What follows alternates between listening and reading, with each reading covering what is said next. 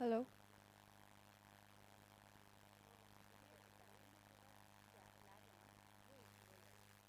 Hello. Hello. Check. One, two, three. Hello. Hello. No, there's a lag. It'll play now. See, because I'm. Hello. Check. One, two, three. Yeah, there's a lag. I can hear.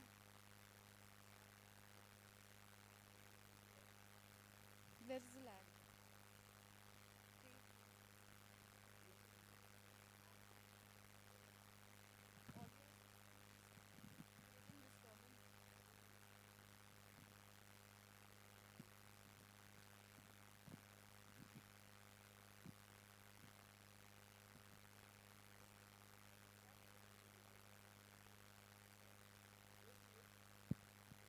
That's not AC. That's audio. AC की sound ऐसे नहीं होती पर. Hello. Hello. Check. One, two, three. Hello.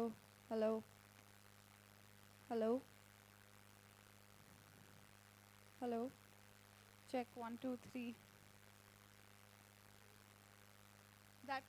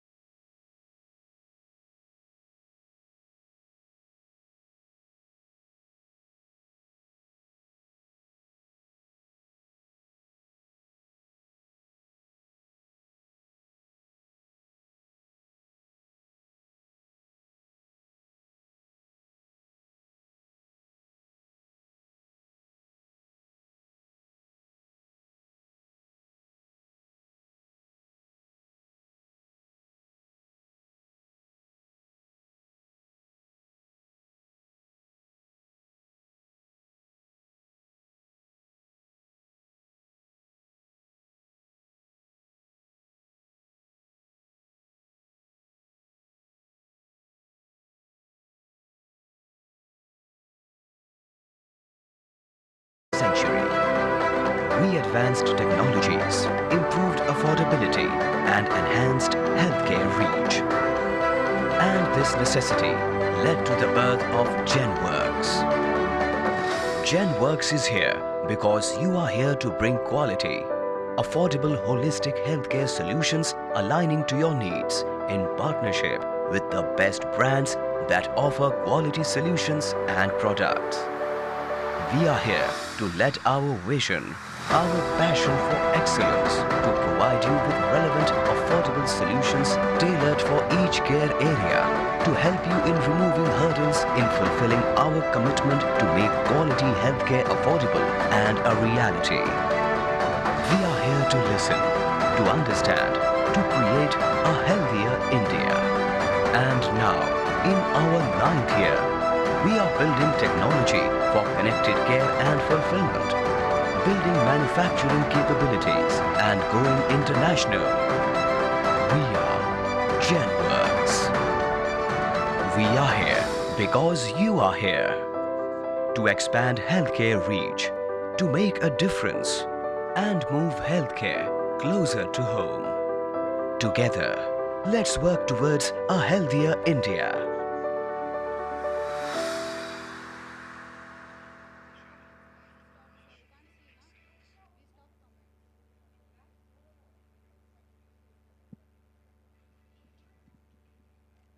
Password? Yeah, that we just tested. Now you guys,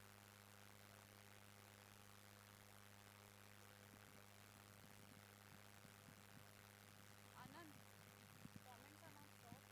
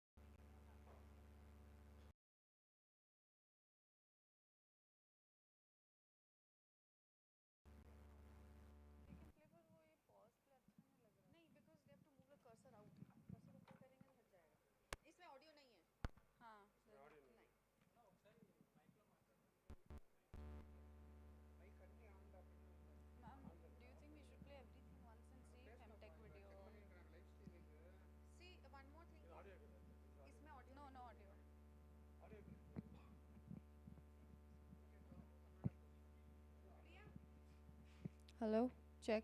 One, two, three. Hello.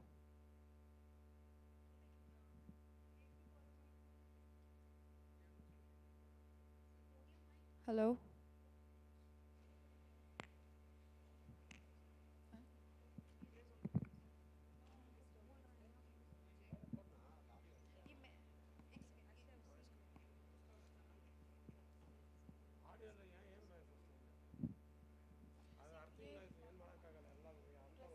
ये pause play जो नीचे आ रहा है वो मिटवा दो।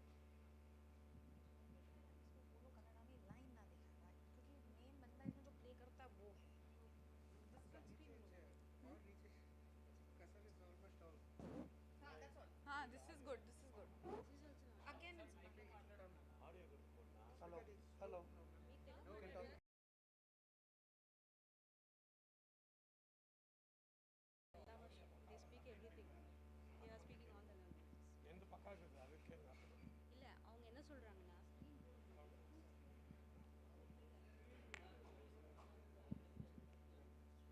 Check, check, check, check, check, test, test, 1, 2, check, check, check, test, check, check, 1, 2.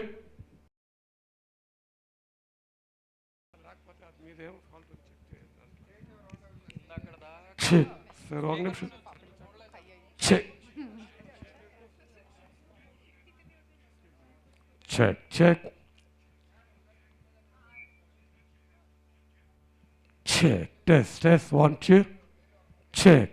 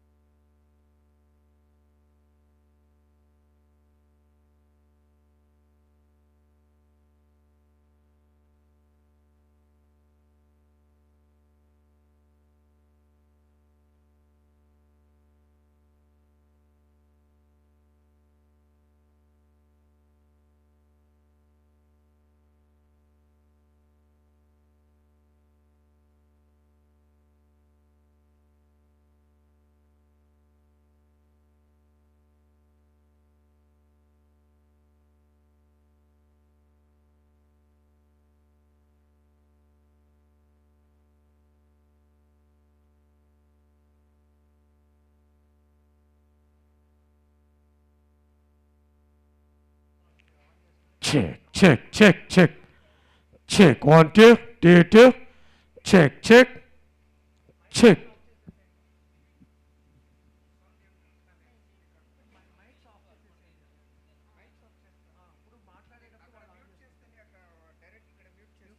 అన్ని mics mute చేసేసి only ఒక మైక్ ఆన్ చేసి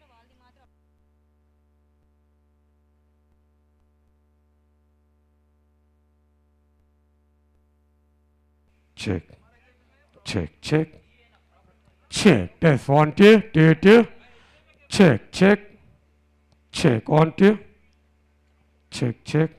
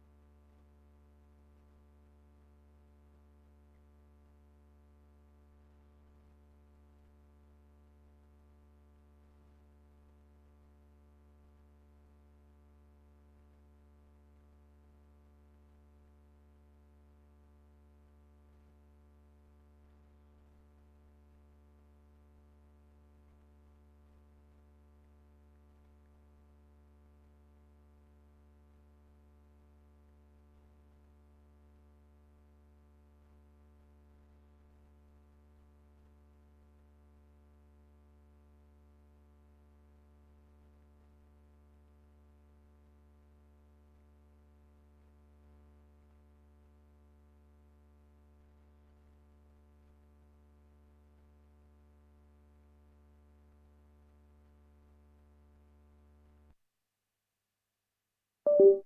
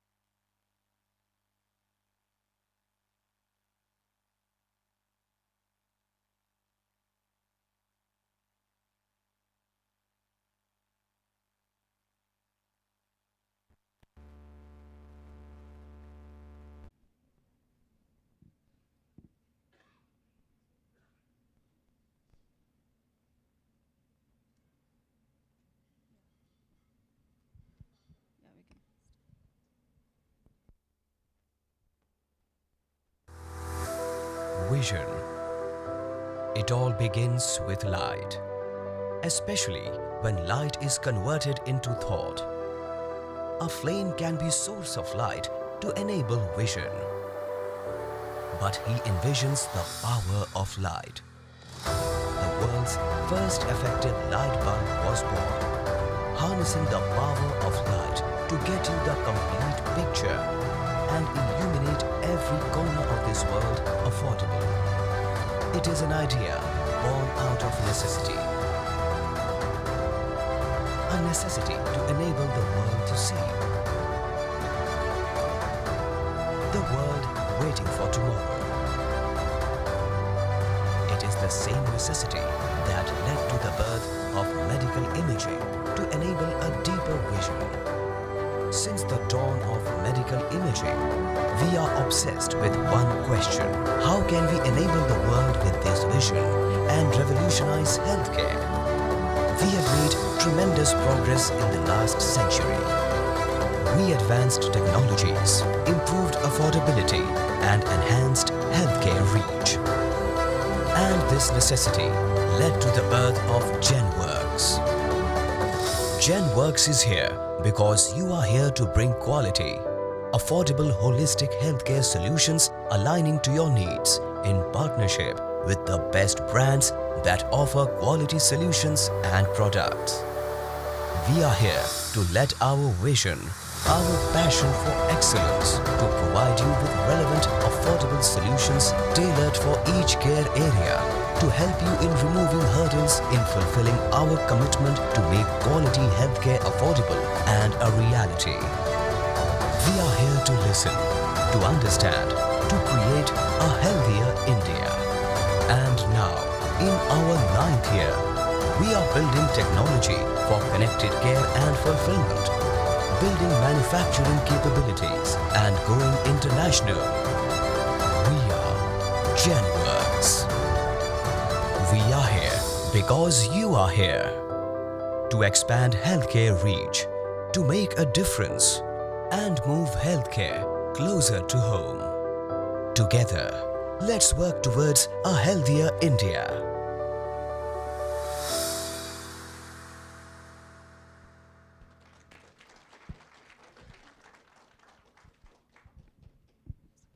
A very warm welcome to everyone on this momentous day. We began on this day on 2015. Our big vision of impacting affordable access had to go through several challenges, the biggest disruption being COVID-19. COVID-19 transformed healthcare delivery, and here we are, leading this journey with you all present here and our customers. The journey this far and our outlook for the future is determined by our view of impacting affordable access. And now, without any further ado, with great honor, I would like to invite Mr. S. Ganesh Prasad, the founder, MD, and CEO, to speak on the GenWorks journey and into the future. So over to you.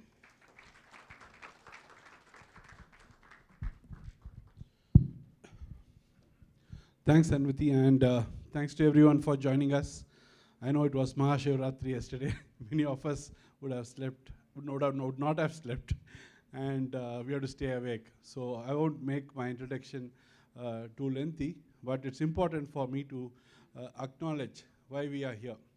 We are here for our customers, and we are here because of our teams who connect us to the customers. We are here because of our partners who bring in technologies, that help our mission of affordable access. I won't say we visioned as much as we wanted to be, or where we are, or where we'll be into the future, but we are very clear about our mission. Our mission right from beginning was not to become another distribution company, but to impact affordable access, to be a solutions company which can impact affordable access.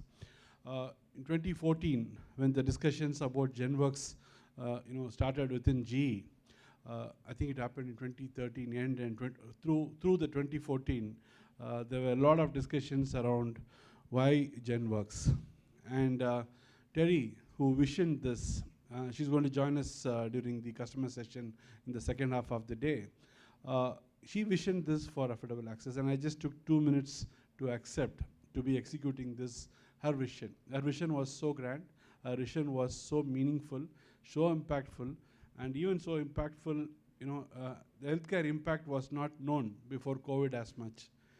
We all knew that we were in healthcare, we knew healthcare, but we never understood. We always underestimated, healthcare. But even in such times, it needed a visionary leader as Terry to vision a distribution channel, not just to distribute products, but to impact affordable access. And that was why GenWorks was born. So we used to have this every year. I won't call it celebrations. No, we used to have a reset for us every year. Right from the day one, we had to reset. We had to reset from the comfort of federal job, like a GE job, and 160 people who had federal jobs moved to be entrepreneurial. And that's where GenWorks was created. So we had to reset to the new life. 2015, interestingly, on February 14th, was when we, was our foundation day. February 14th is when our teams came together, and it coincidentally is the Valentine's Day. So we were started for love of our customers, for love of our employees, and more importantly, for the love for what we are doing to make our generation proud. And we wanted to do something different, not just sell equipments, which we are selling always, and we can sell for life, because there is need, there is demand, and transactions will happen. We right from day one wanted to impact solutions, but first year we wanted to go closer to customers.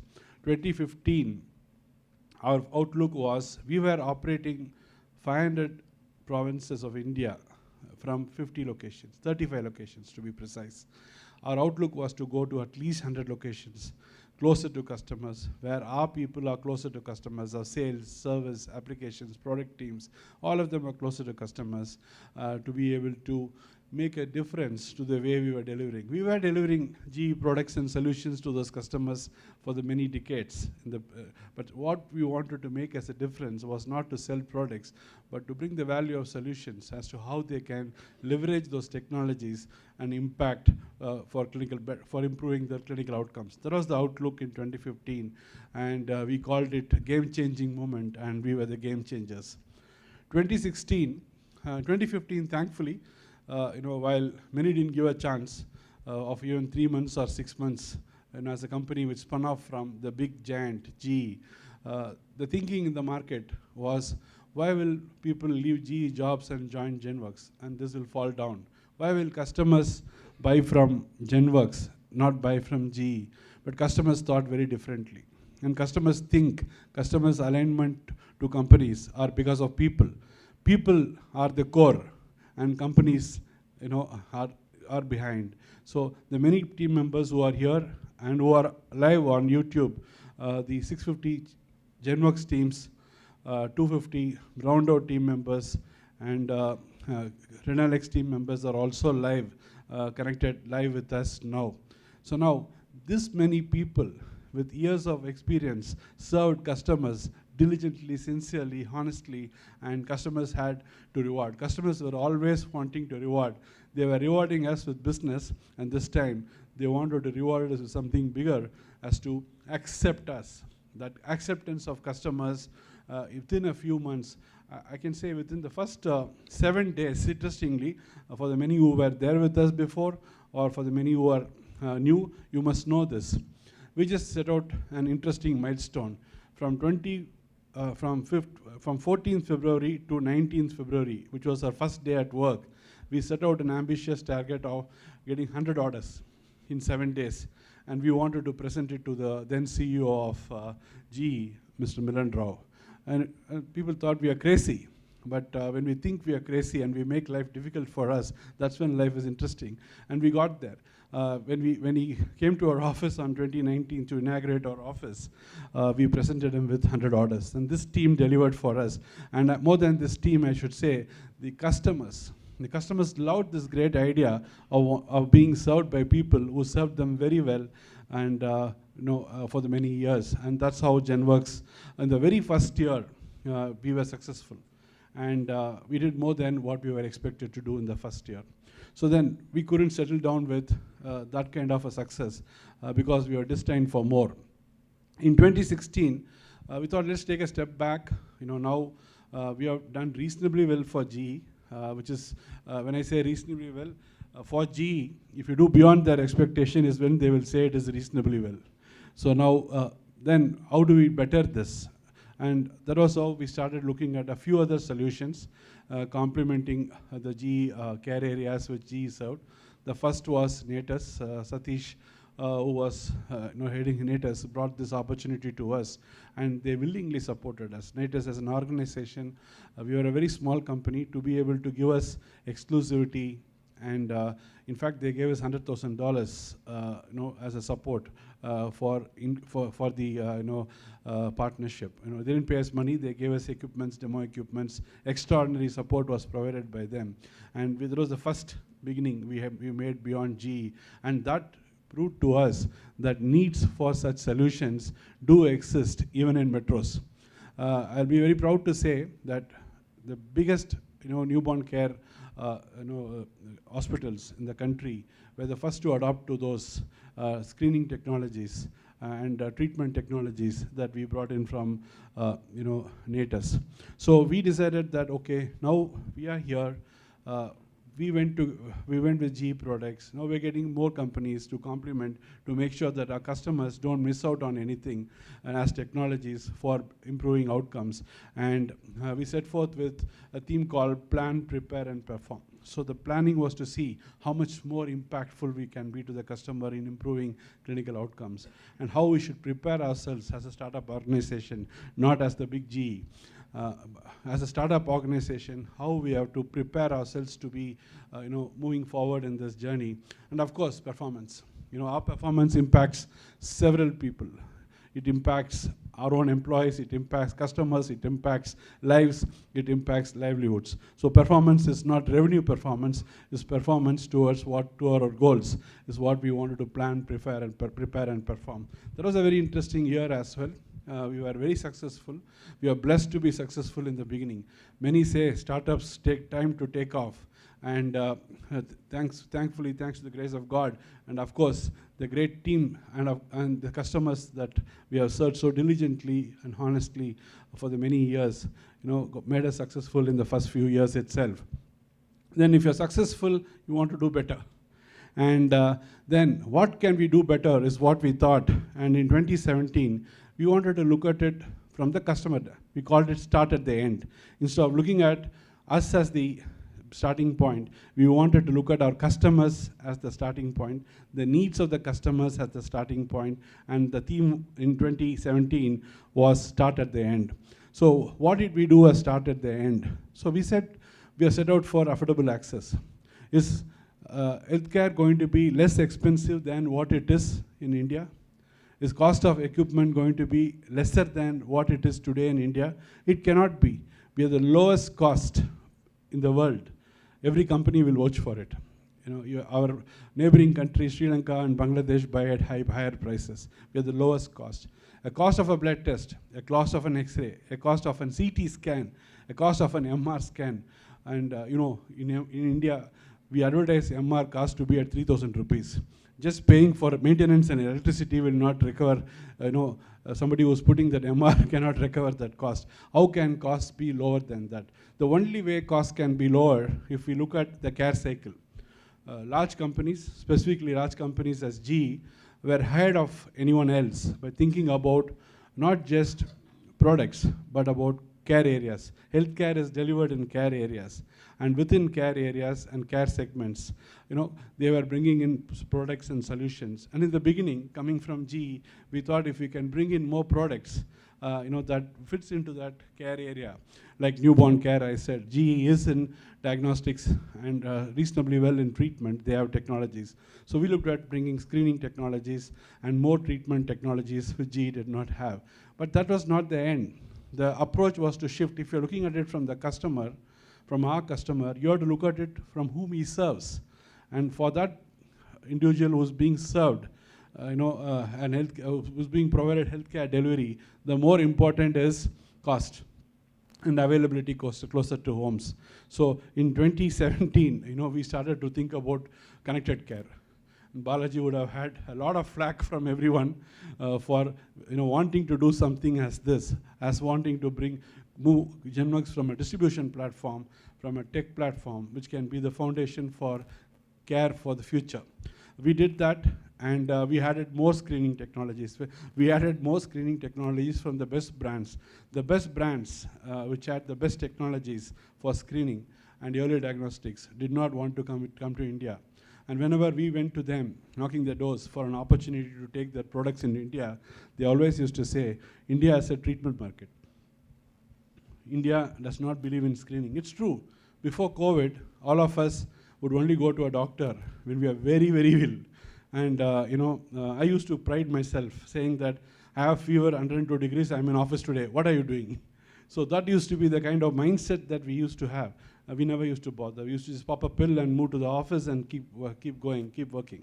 But COVID, taught us, and we are very different now. And that's when we looked at start at the end, we really realized that affordable access cannot be provided just by adding products in the portfolio, but to add solutions that impact wellness, which is closer to homes, and of course, to be able to bring in technologies which connect care and screening technologies which can do early diagnostics or even help in prevention.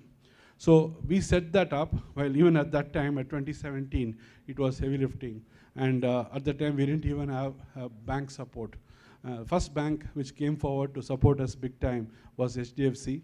And Avinash is here. He's come to encourage us from HDFC Bank. And Mr. Ramphal, when we met him in Bombay, he said that we normally don't fund distribution companies, but you seem to be having a bigger view, bigger vision to impact healthcare, and here we are for you. That was how we could even move towards our vision of trying to impact from a customer standpoint for affordable access. As we did that, we needed heroes. When you do something, when we do heavy lifting, we need heroes. And heroes are not born. Heroes are ones who are passionate and committed about doing bigger and better things and putting themselves in the front and leading to this mission. So our theme of 2018 was superhero. Everyone is a superhero. Everyone has internal capabilities. And how do we call that out? We can call that out. We typically call that out when we have a need. And we wanted our teams to understand that they are not here selling products, but they are impacting much bigger, which is called affordable access. And we wanted to call out their internal passion, drive, and commitment towards doing this heavy lifting exercise for GenWorks. And that was 2018. And we moved on. 2019, we believed that there are too many changes that were happening. Somerset was on the anvil. Ramesh Kannan got introduced to us in 2017. And from day one, I think we had this meeting in the lawns of Oberoi. And within about 30 minutes, Ramesh Kannan said, how much you want? Honestly, I didn't know what to ask. We went for this meeting, and in 30 minutes, he said, do you know how much you want? So I said, I never thought about it. Because we come from GE, and there was the big GE behind us. And the first time somebody asked GE who could back us, as investors came in the form of Somerset, and while the transaction took time, 2019 was when we could get there. And 2019 we thought, now let's become more responsible than before, because we are taking money. We're taking money from investors, and we all know how those investments come in, how those international funds come in, from the pension funds and from the, a lot of hard work of people which comes here in form of, investments to us to be able to give something back in return. So our theme was evolve, but keep the solution in mind. So we thought that let's evolve to solve was the theme in 2019. 2020, somehow in my mind, it hit me that 2020 is that time, because being, affected by cricket, this 2020 was for me acceleration. So I said, okay, 2020 maybe God's time to tell you that you have to accelerate, and our theme was, accelerate, and then that's when COVID hit. And when you wanted to accelerate, and we were all set, we had investment coming in 2019 second half. We had set up for scale. That quarter was supposed to be, the first quarter of 2020 was supposed to be a super quarter, but from February 14th, everything changed. But thankfully, I should say, many that we wanted to do truly to impact affordable access started with COVID. When people realized the value of healthcare, people in metros understood that metro healthcare delivery system, is not the right fit for a situation as that, when it needed mass adoption or mass support. And we completely suffered, and tier 2, tier 3, tier 4, the sufferings were, I can't say that. But it made our resolve. We wanted to stay through. We called whatever I wanted to say as the superhero. All of us, our customers, first fundamentally, our paramedic staff, they were the heroes who kept us alive at this time. The companies which served them, in vitro diagnostics companies, which could help, screen and treat, and direct treatment, a proper treatment, course of treatment, all of them the superheroes. And of course our team members, our service team members, they were there. In the peak of COVID, our service team members were in hospitals, setting equipments, rectifying equipments, our application team members. I should say, if at some point of time we really overworked, was at the time of 2020 lockdown, when all of us were locked down at home. We were always engaged, in thanks to the WebEx platforms. We were connected, we were motivating each other, we were encouraging each other, we were connecting to customers, we were adding value to customers, and in the process, we overworked. When you overwork, you have a reward. And we turned around very fast. When the markets opened up, we recovered faster. Our performance was great, and we could recover from those very, very difficult dark moments of COVID. Then in 2021, with the learnings of COVID, we wanted to step back again and think about not just delivering products, solutions, screening, connected care. We wanted to step back and think about what we can do to define tomorrow today. So tomorrow of healthcare, nobody knew. COVID exposed it. And when COVID exposed it, and from the learnings of COVID, we wanted to be sure that we are thinking ahead of even our customers for the needs of our patients, because healthcare is about saving lives and saving livelihoods. We all thought healthcare was about saving lives. COVID taught us that it's also about saving livelihoods, and how we can plan and execute differently to be in a position to impact healthcare in a much more deeper way, which is not just transaction. And that's why we called it as next GenWorks, the next path of the next step of GenWorks to define tomorrow today. And we went with those thought process again to our investors. In fact, we were a few investment company PE investors came to us, and I went to Ramesh and said they are keen to invest in us. What do you think? He said, he got very upset. He said, why do you look anything beyond us? You said, please shut your doors to everyone. Go do your work. We are here to back you. And they came in with a much bigger round of investment, which is 18 million. And very clearly, as part of that, they asked us not to expand our capabilities, because as distribution, as whatever we want to do to impact affordable access, manufacturing and it's a core element, and they really wanted us to put money into that as well, and they brought in a big round of investment in 2022, and we thought, let's look. We were looking at which business to take to 100 crores. 100 is an interesting milestone. I always personally love 100 because I never got that 100 my father wanted.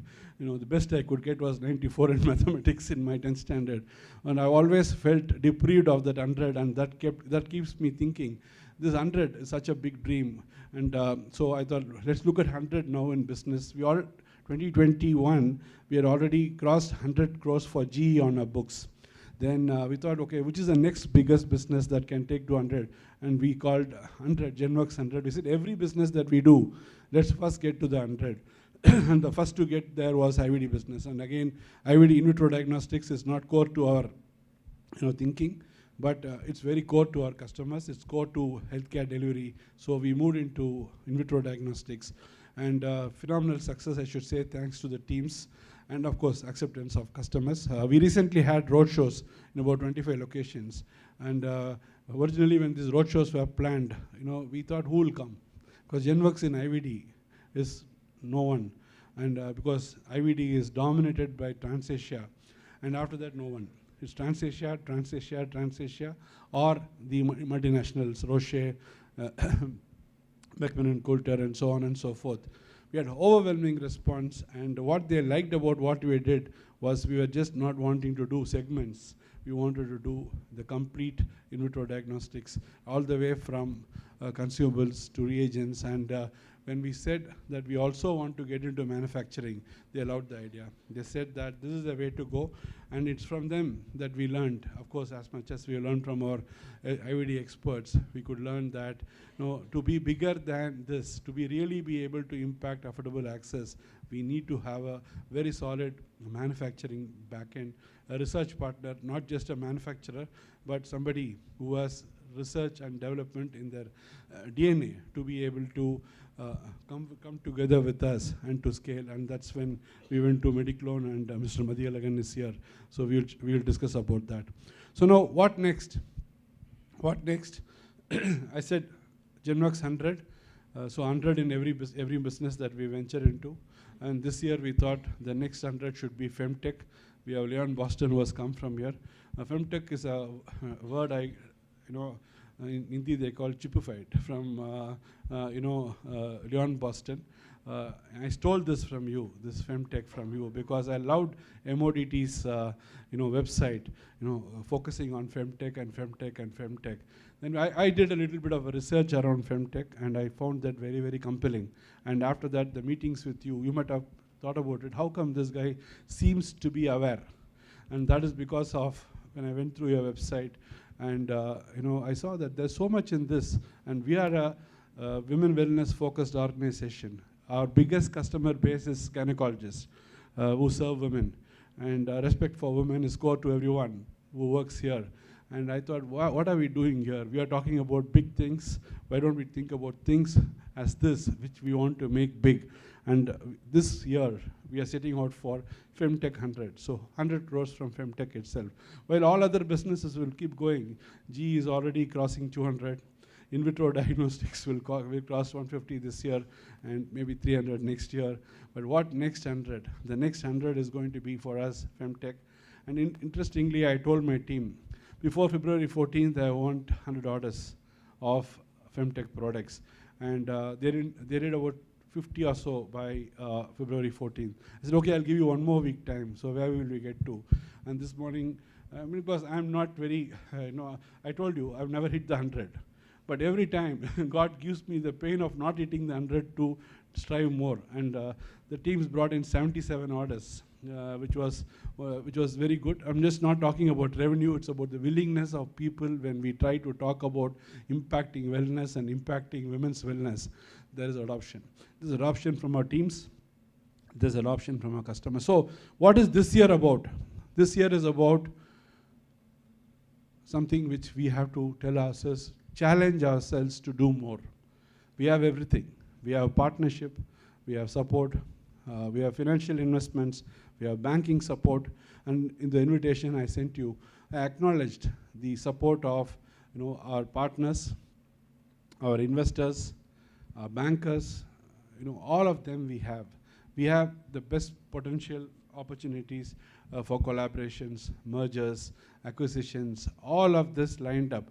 But then what do we have to have? We can't be thinking about, we can't be having a feeling of accomplishment. This is a time to tell ourselves that we need more. So the theme for this year is going to be Dil Mange More. Dil Mange More, all of us know, is a Pepsi ad. Pepsi popularized it, but truly it was a war cry from a warrior who had that big heart to be able to step up when he was being attacked for his country and for his team and for his people to be able to win for us. And that's the spirit that we should have. And that's why this Dil Mange More as the theme for this year, as you see in the screen. Because we are not doing small things. We are into our 9th year, and 9 years is just a few years. A few years from, in front of the 25 years of Mediclone and 25 years of Brown Dow. Where are we? We are just 9 years.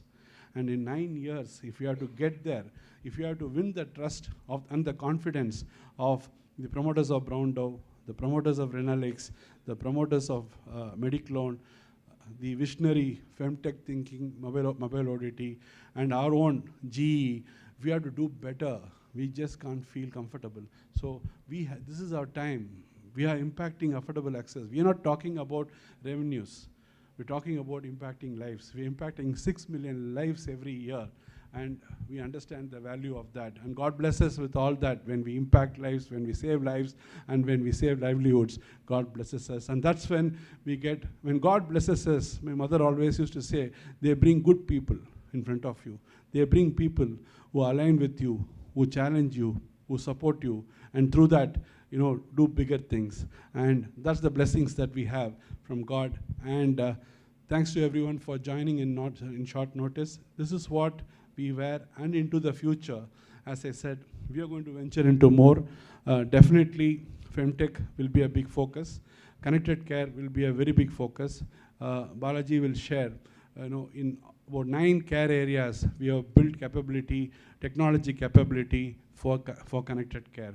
When I say connected care, we are having a device at the hands of a primary healthcare worker, a paramedic staff, which has AI, machine learning, which could triage, which could isolate, and which could identify problems. And when there's a problem, the image shifts to the specialist remotely, who can look at that image, guide treatment, and help prevent even very, very dangerous diseases like cancer can be prevented. In the women's wellness segment, cervical cancer can be prevented. And a big effort from Mobile OT comes there, and we have a huge responsibility. My heart can't feel limited. My heart has to be unlimited. And that's what we say by Dil Mange More, my need for wanting to impact not just a few, but every woman in India, through technologies as this in Femtech, through every human being in India, with the solutions that we are bringing from in vitro diagnostics and from nephrology. Nephro is another area. Oncology is another. I think Mr. GVS, I don't know if he's here. They have created one of the best-in-class connected care, IoT-enabled radiotherapy machine, just from Bangalore. So we have good partners. As I said, when we do well, we have blessings of God, and blessings of God comes with willing partners and willing support, and of course from investors, bankers, and the big help from each and every employee who works for us. And as much as I do believe that I am the first employee of this organization, and the spirit of wanting to do bigger and better is going to take us very far. Thanks once again for everyone who has joined us, and a warm welcome to all of you.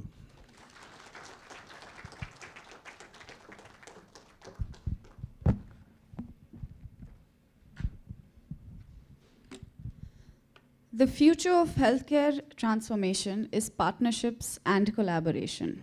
Femtech, women's wellness, is not just another agenda. It needs a huge transformation which has to begin with an understanding of a woman. Here is a company which understands technology and focuses on Femtech as its core. building solutions that impact women positively. It's my pleasure to invite Mr. Leon Boston, CEO of MODT, to give his vision on how Femtech can transform women's wellness and about his experience with GenWorks as a partner and very soon a joint venture. Over to you, Leon.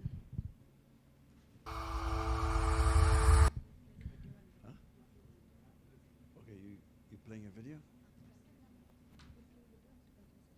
Okay.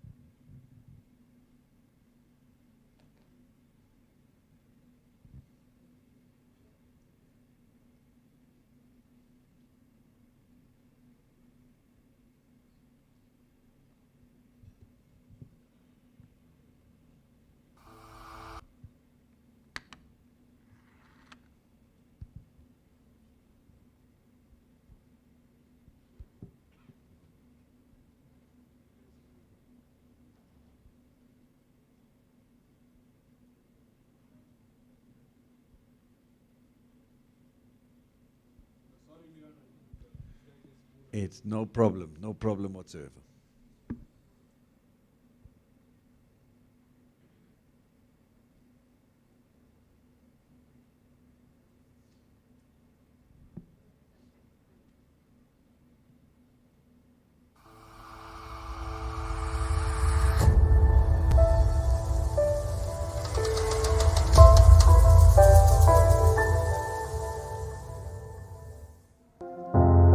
The future is female.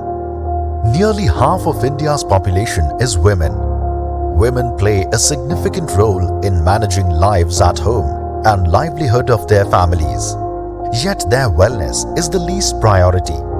The key to enable wellness thinking is to provide care closer to homes or at home. The health of our women is important. Finding a solution is the core. Every problem has a simple solution. GenWorks launching Femtech solutions. Femtech is about testing and treating closer to their homes and at the same time so that women have no more excuses for neglecting their health. Technologies that help self-test at home, support testing in a neighborhood hospital, and provide specialist connect remotely for diagnosis and further treatment. Femtech solutions for women have to be simple and affordable. There are many such on the anvil, and GenWorks is leading this awareness and adoption. GenWorks Care for Women's Wellness is evolving and getting better by the day.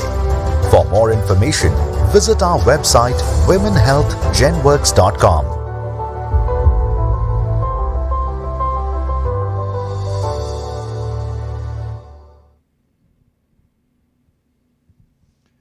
So, first of all, I want to thank you for inviting me here, to be here on this important occasion. This is 9 years of impact that GenWorks is bringing to the Indian healthcare market. So this is a great honor for me to be here.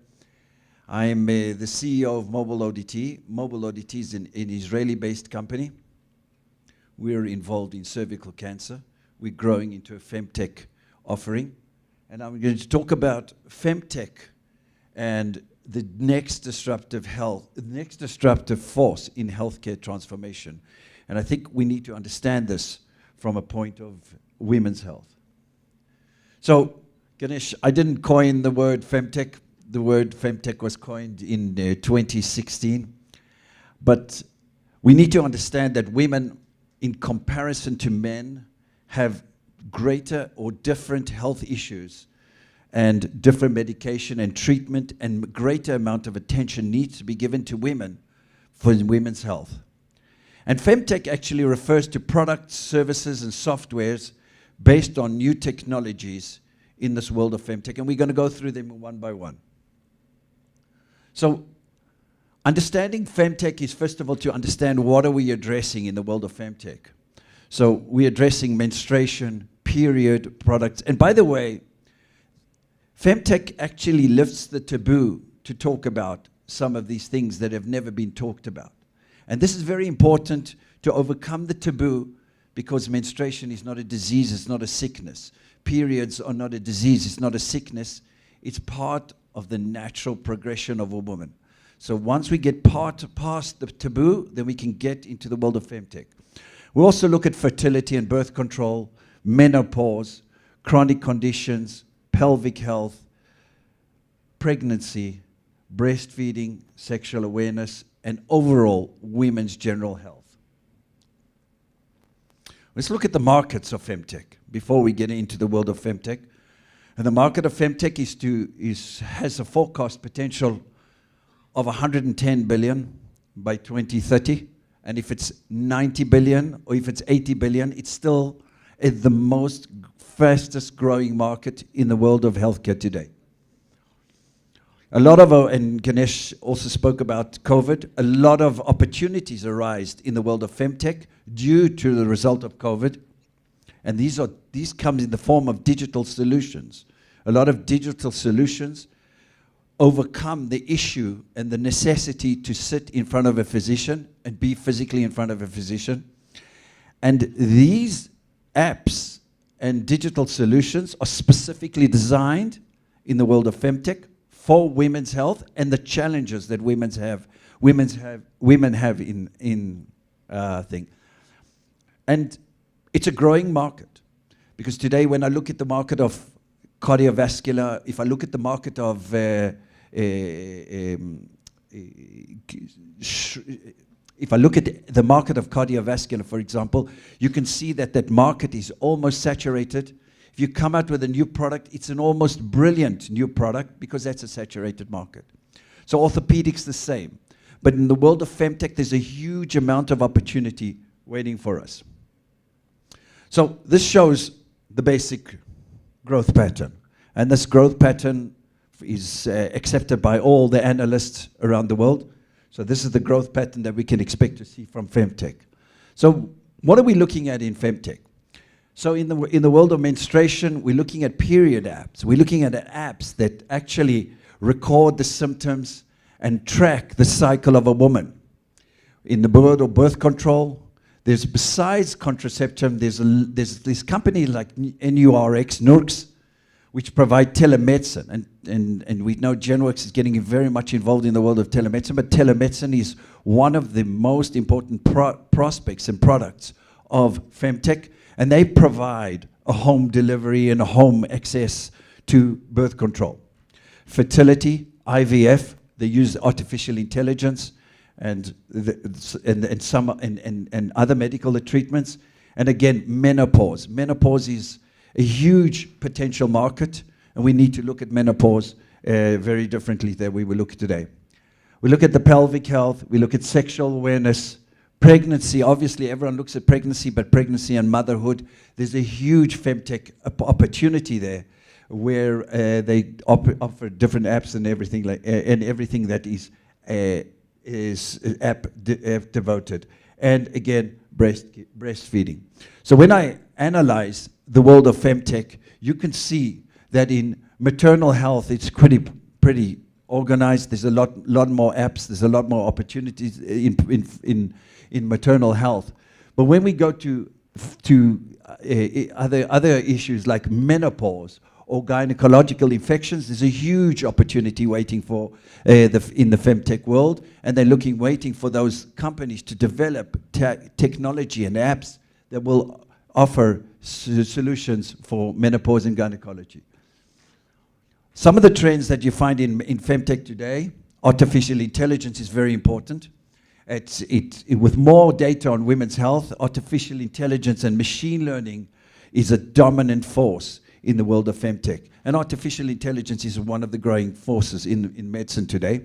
As I said to you, menopause is a good opportunity to get involved. And then at home and remote patient monitoring. Remote patient monitoring is very, very important for women that are undergoing fertility treatments, because fertility is an ongoing. It could take years. It could take years till there's a result for fertility. So what they actually do with this type of home monitoring is lessen the amount of actual visits that the patient has with the facility. And that they've reduced it to 3 times less. And breast cancer, besides early detection, we need a better treatment model for breast cancer. This is an emoji. This is an emoji that is an accepted emoji for menstruation. And menstrual blood will give us a lot of information. There's a lot of studies coming out with menstrual blood today.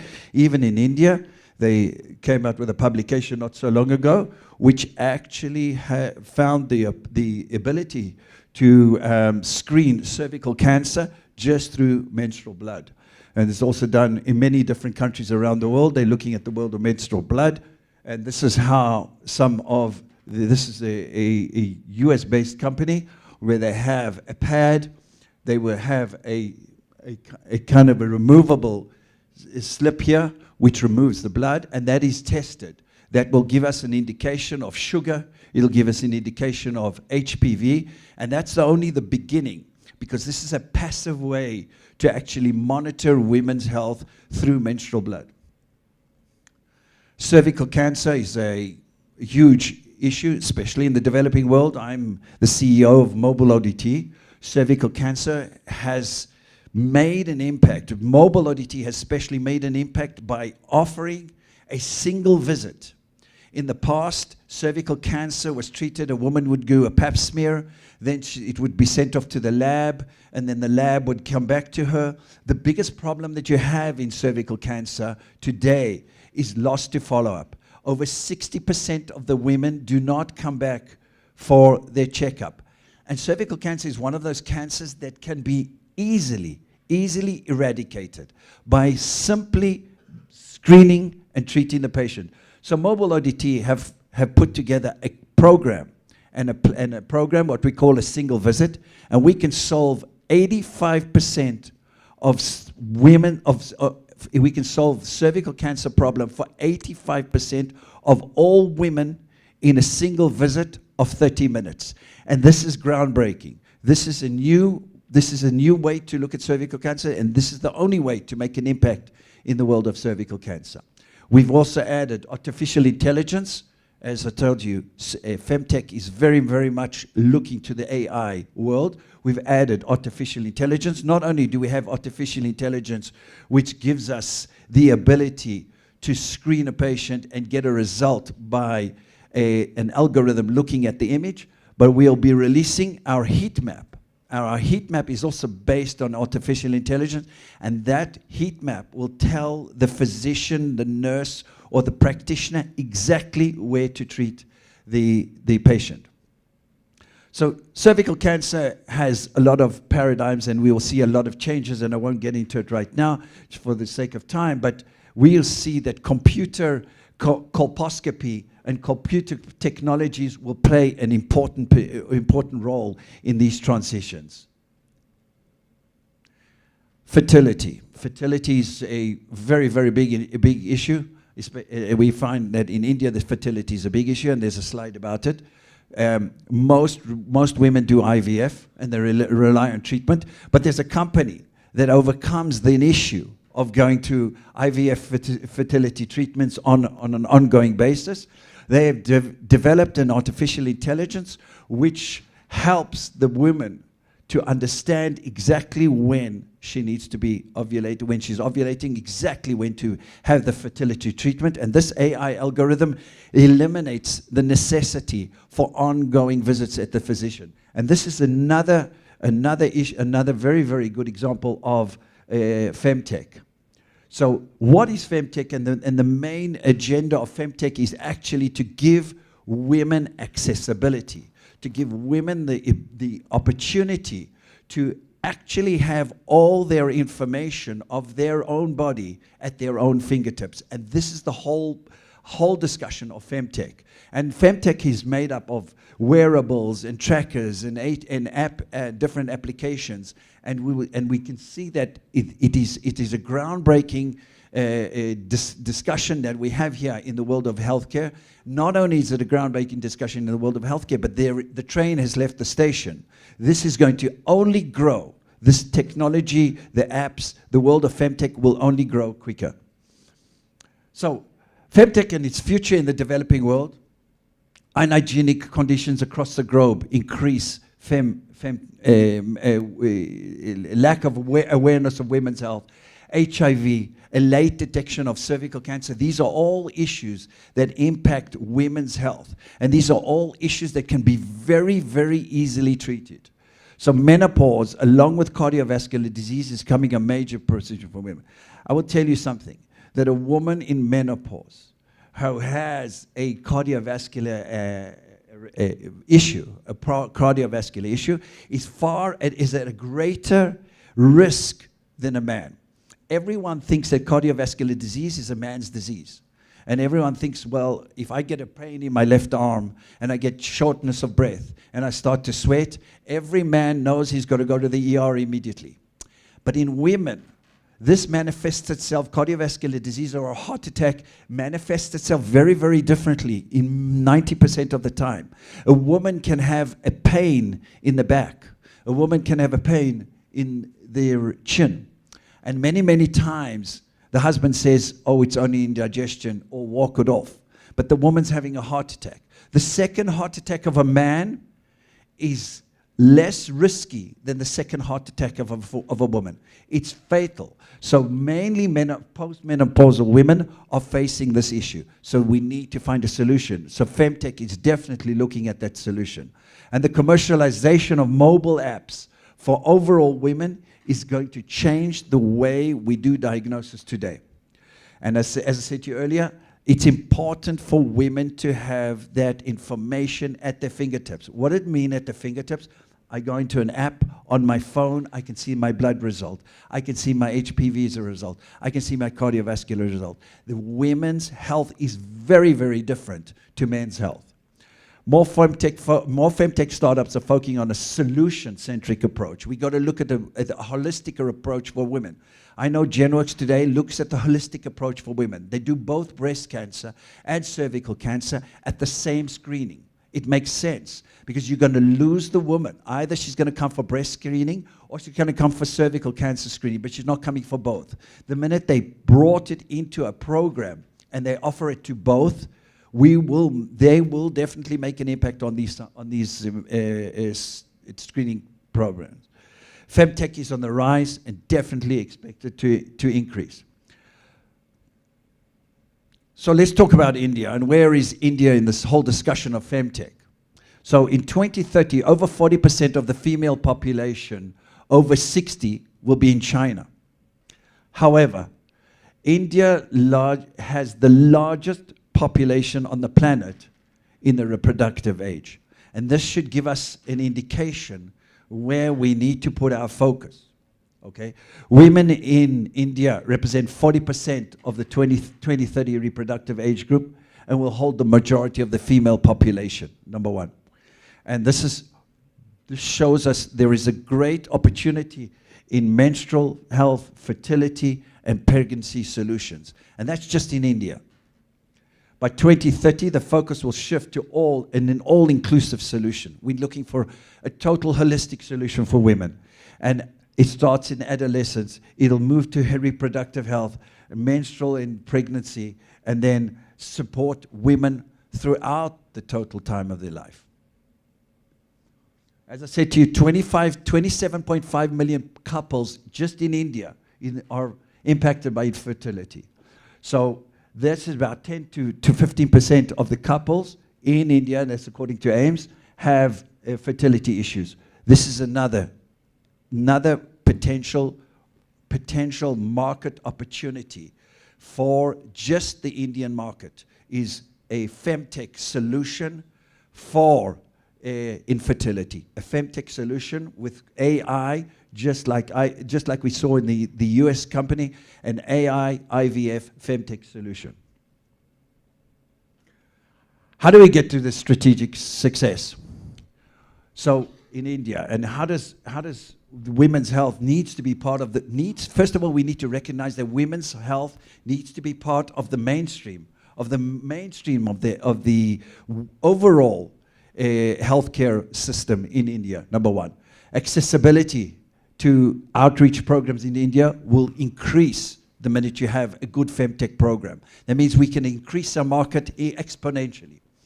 Driving adoption and adherence through government policies. This needs to become, we need to bring the government on board. Nothing can be done on a large scale, especially in a country like India, without them understanding the importance of femtech. And B2B partnering in large public hospitals is a must. And we also, to work with the NGOs is very, very important. And personalized medicine is one of the other things that we need to. People need to understand that femtech is more or less a personalized medicine. So our definition of healthcare needs to change. The definition of healthcare absolutely needs to change. So we need to involve the women. We need to bring women back into the healthcare. Health is, we need to, as Ganesh said earlier, many people see India as a healthcare solution and not a proactive solution. We only deal with the disease. This is not cost effective to only deal with the disease. So health is more than the absence of disease. We need to be proactive. Proactive in health as both men and women. Focusing on the disease will not be profitable or sustainable for a long time. We need to get to the disease, screen the patients. Just like we're doing today, together with GenWorks, we're screening. Once we screen those patients, you will see that it'll make an impact on the profitability of and the sustainability. Femtech is designed to make changes in women's health. So why is it important for India to get on board? The use of digital technology to manage women's health is very, very important. It helps the sustainability of such a huge, huge market. Digital health is the way to move forward. Improving access to women in remote areas and developing countries. So when you make an impact on women's lives in the developing area, many women are the breadwinners in some of the developing areas. So that impact is very, very important. Because when a woman is down or when a woman is sick in some of these families, it makes a huge impact. So we need to improve our access. The high burden of chronic and infectious diseases is among the female population. As I said to you, the female population has a different medical way of looking at it. We should look at women very, very differently than we look at men. And from an investment perspective, as I said to you, it's a high growth sector. This is the only sector today in medicine that's going to grow exponentially. Cardiovascular disease is there. We've covered it. Orthopedics, strikers covered everything. They just keep creating a different screw and a different knee and or a different hip. But femtech, there is a huge gap in the market and there's a huge opportunity. So, the most important point that we need to take from this slide here is that femtech actually reduces gender inequality in the world of medicine. It's not only India, it's in Israel, it's in America, it's in everywhere in the world. We need to get back to the gender equality of healthcare. I think, Ganesh, do you want to come up and say a few words?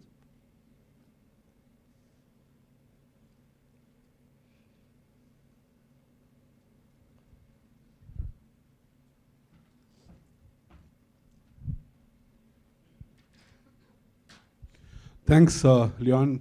It was, I'm sure many of us in the room, we are in healthcare, but we would not have visualized care for women as much and as what is available as technology and trends. And that needs an expert. That needs a passionate expert. And the passionate expertise comes from Leon Boston and his team at Mobile ODT in Israel. So what we want to do with Mobile ODT is, again, I should thank Leon for accepting us as willing partners. While they can go to anyone, Balaji smiling, but Balaji knows this. There are big players, I don't want to name them, big MNCs. When we started taking mobile OT devices in the market, and we were able to just get some first few successes, immediately they had calls from many MNCs who are in this space, typically in the HPV space, to take their distribution. And of course, they offered them a lot more than what we can as small business volumes at that time. But the vision and the alignment of purpose and the ability to be able to impact, women wellness through a team as GenWorks is what they trusted. And thankfully, our teams have delivered reasonably. I think we should already have about 1,000 boxes of mobile OTT devices with various gynecologists in India, and with the new products is going to get more. The more it becomes, we say the more is better, but the more needs even more solid partnership. And that's when we can commit to customers, and to make sure that our commitment to customers is at the highest level of integrity and our ability to, which depends on our ability to deliver. It's important to have partnerships, and we will very soon have a joint venture with Mobile ODT. And for Femtech, they will be the technology sourcing and the technology backend, which brings in Femtech technologies, and we will be the distribution partner, not just for India, but for many parts of the world. Today, we are also launching our international business, and Mobile ODT was the first company to sign with us for about 40 countries in Southeast Asia, Africa, and Middle East. And now they're talking about 160 countries. They want to go with us through this joint venture. Ramesh has been a very big support of this Femtech, and of course this partnership. And even within Somerset, I don't know, he had to fight the battle for us, because things when we do ahead of time, needs a lot more to be able to take that leap of faith and trust and move forward. And this partnership, which will very soon move into a joint venture, is just the beginning. And we just have a few products of Femtech. But as he said, the universe of Femtech, as it is evolving, and from a tech front, will be available to our customers and to women at home, because we believe healthcare, to be affordable and accessible, has to be closer to homes or at home. The best is at home. At home, if we can find solutions, and specifically for women, if we can give the privacy, that comfort, technology that can help them self-test and to be able to remotely connect and get treated, is when they will really focus on their health. And we believe these solutions will get us there. And once again, I'm looking forward to all of you, and I want you to give a big round of applause for Leon Boston, Mobile ODT team, for doing this big effort and for the trust and faith in GenWorks. Thanks, Leon. So, thanks, Ganesh. I look forward to this joint venture. It's a challenge, but I feel that we're with the right partners, at the right time, with the right products in the world of medicine. So thank you very much. I'll end off with this slide. I know there's, every single man is saying, oh, he's from Israel. Doesn't he know that men play cricket in India? Yes, I know men play cricket in India, but today we are all about Femtech today. So this is a great, unbelievable example of Femtech in its best. So thank you very much.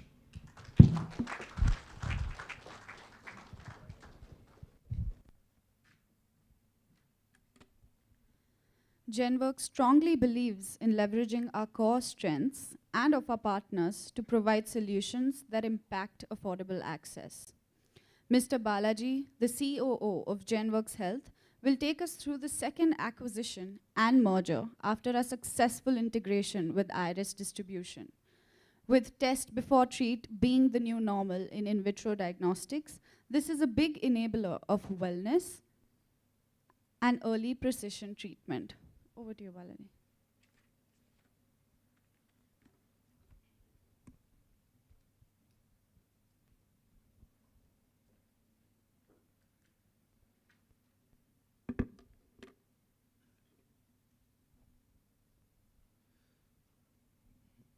Thank you.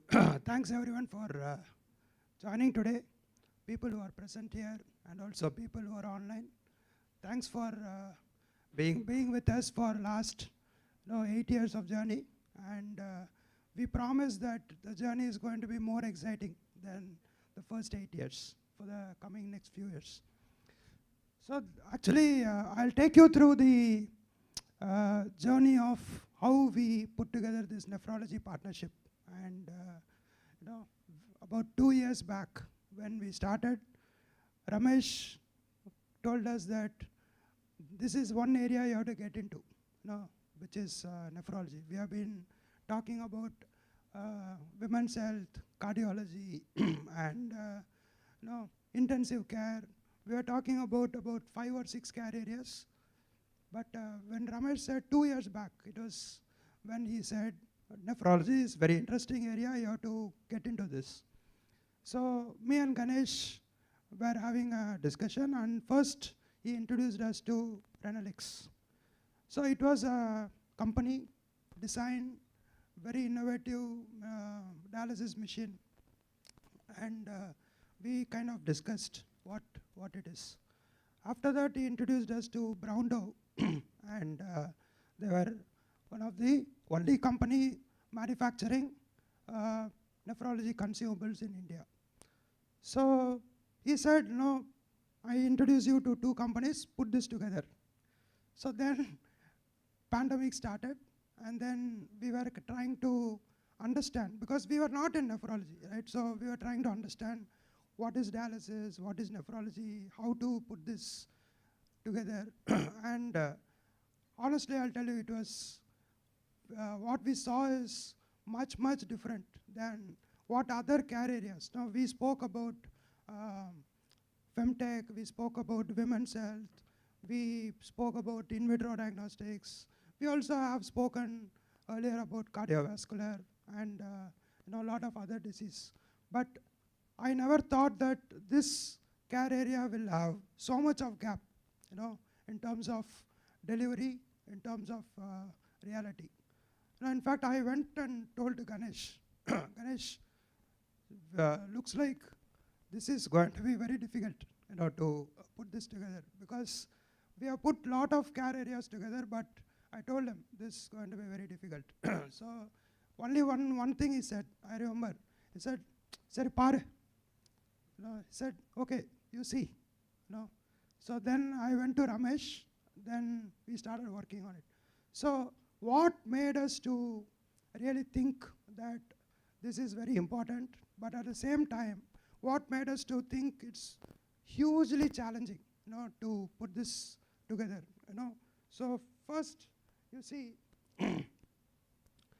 there are about 2.2 lakh patients getting added at ESRD every year. ESRD is end-stage renal disease.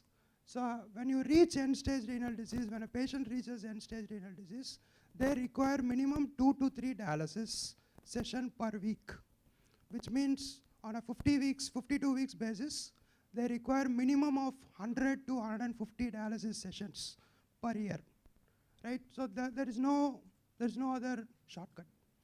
So there are 2.2 lakh patients every year getting added to this ESRD. So which means that at a 2 to 3 dialysis session per week, at 2.2 lakh patients, which is 0.2 million patients, you require 34 million dialysis sessions every year, right? So that is the capacity which is required. So what we have is, we have a market which takes about 6,000 to 7,000 dialysis machine per annum. So each dialysis machine, for example, if you take one dialysis session, it takes about 5 hours. After that, you clean, disinfect, all this.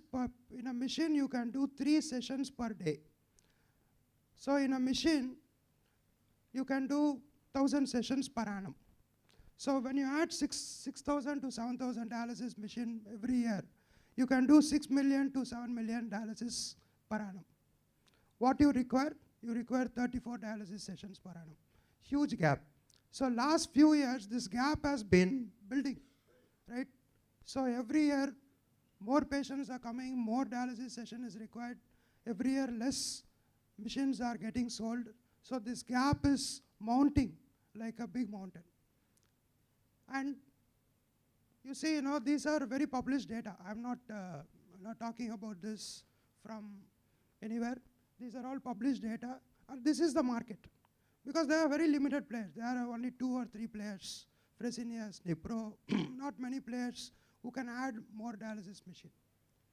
So the supply versus demand is increasing every year. And if you extrapolate this for next 3 years, you're going to end up in huge supply-demand problem, And the cost is also high. Just imagine, for every session, the patient need to pay 2,000 to 4,000 rupees, depending on where the patient goes. If the patient has to take 100 sessions, 150 sessions in an annum, so the cost of doing dialysis is very high. And government is only reimbursing certain amount of money. So when you see the average cost, almost 25 to 35% of the cost of dialysis goes to consumable. About 20% of the cost goes to the equipment, and remaining goes to clinicians and a few other things. So in fact, in April 22, even government increased the dialysis session cost, but still it is nowhere near what actually the care providers are charging, mostly in private. So if you look at this overall challenge, there is a lot of opportunity, but it's hugely challenging to put this entire thing together, because we again don't want to be a player who will sell 100 dialysis machine, be happy. If we want to do something, we have to disrupt this entire thing, and we want to ensure that at least 20-30% of the population who requires dialysis get dialysis on time and at an affordable cost. So this was fundamentally the challenge, what was staring in front of us, which we were little skeptical to get into this. But of course, with the support of Ramesh and Ganesh and the entire team, we started putting this together. So if you see what we had to do, as GenWorks to overcome this challenge, right? We put together 4 broad things. One is we have to bridge the demand-supply issue, because you need at least 20,000 dialysis machines every year to meet the demand of the patients. So which means that we need to put together a partnership which can produce or which can help us to get so many dialysis machines. That is number 1. Number 2 is we need to go to large hospital. So GenWorks has more than 10,000 nursing homes, small hospitals, 100-bedded, less than 100-bed hospital, where we can approach to put affordable dialysis care. But it is not so easy. It will take a lot of partnership to get into this. Also, the challenge is limited availability of nephrologists. There are only 1,800 nephrologists in the country. Out of them, 1,200 are in cities. There are only 600 nephrologists in tier 2, tier 3, or small locations. Again, it's going to be very difficult to bring nephrology. We can't change this overnight. So we need to connect the smaller centers to bigger centers where nephrologists are available, and help them to provide the remote care. That is the second challenge we have to overcome. Third challenge we have to overcome is the quality, because here, if you see the blood going out and coming in 100 times a year, it's not going to be safe, right? So the quality of dialysis has to be at a highest level for the patient to survive. Typically, if it is a low quality dialysis, they survive 2 to 3 years. high quality dialysis, they serve 10 years. They survive 10 years on dialysis. So the quality of dialysis is very important, for which you need dialysis machine at a high quality, dialysis consumables at high quality, and also the way dialysis is done. The technician, the protocols, the clinical aspects, all this has to be providing high quality dialysis for the patient to survive. The last is the cost. We have to somehow help to bridge the cost. When the government is only reimbursing 50% of the cost, we need to bring down the cost of dialysis so that more people can benefit out of this. So these are the challenges, which were staring at us. So what we did is, as a plan, we put together 4 things. One is, we need to get best dialysis machine with remote monitoring built in. That is what Renalix was doing. So we thought that we should work with them more and get this out. Second is consumable, because 30% of the cost of dialysis procedure is consumables. Sorry. Yeah, 30% of the cost of dialysis procedure is consumable. So we need to get high quality consumable at a low affordable price. Third is the hub and spoke model, where we put together the partnership and create more dialysis centers for patients to get dialysis closer to their home. Fourth is build that ecosystem. Equipment, consumable, the treatment providers, clinical service providers, that's also very important. We can put 10 dialysis machines in a small hospital, but who's going to run the dialysis center? So we need service provider, we need nephrologists, we need hospitals, we need, almost all the partners in this ecosystem to come together. There are lack of technicians, you need skill development, you need tie-up with the universities to train more nurses, to train more technicians. So all these are required to put this thing together. So what we did is, we started putting 3 pieces, main pieces together.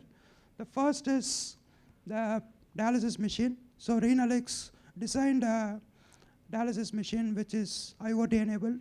So we had a lot of discussion to get this out on manufacturing. So there are 2 partners who are currently starting to work on manufacturing this. I'll come to that later. Second is Brown Dove.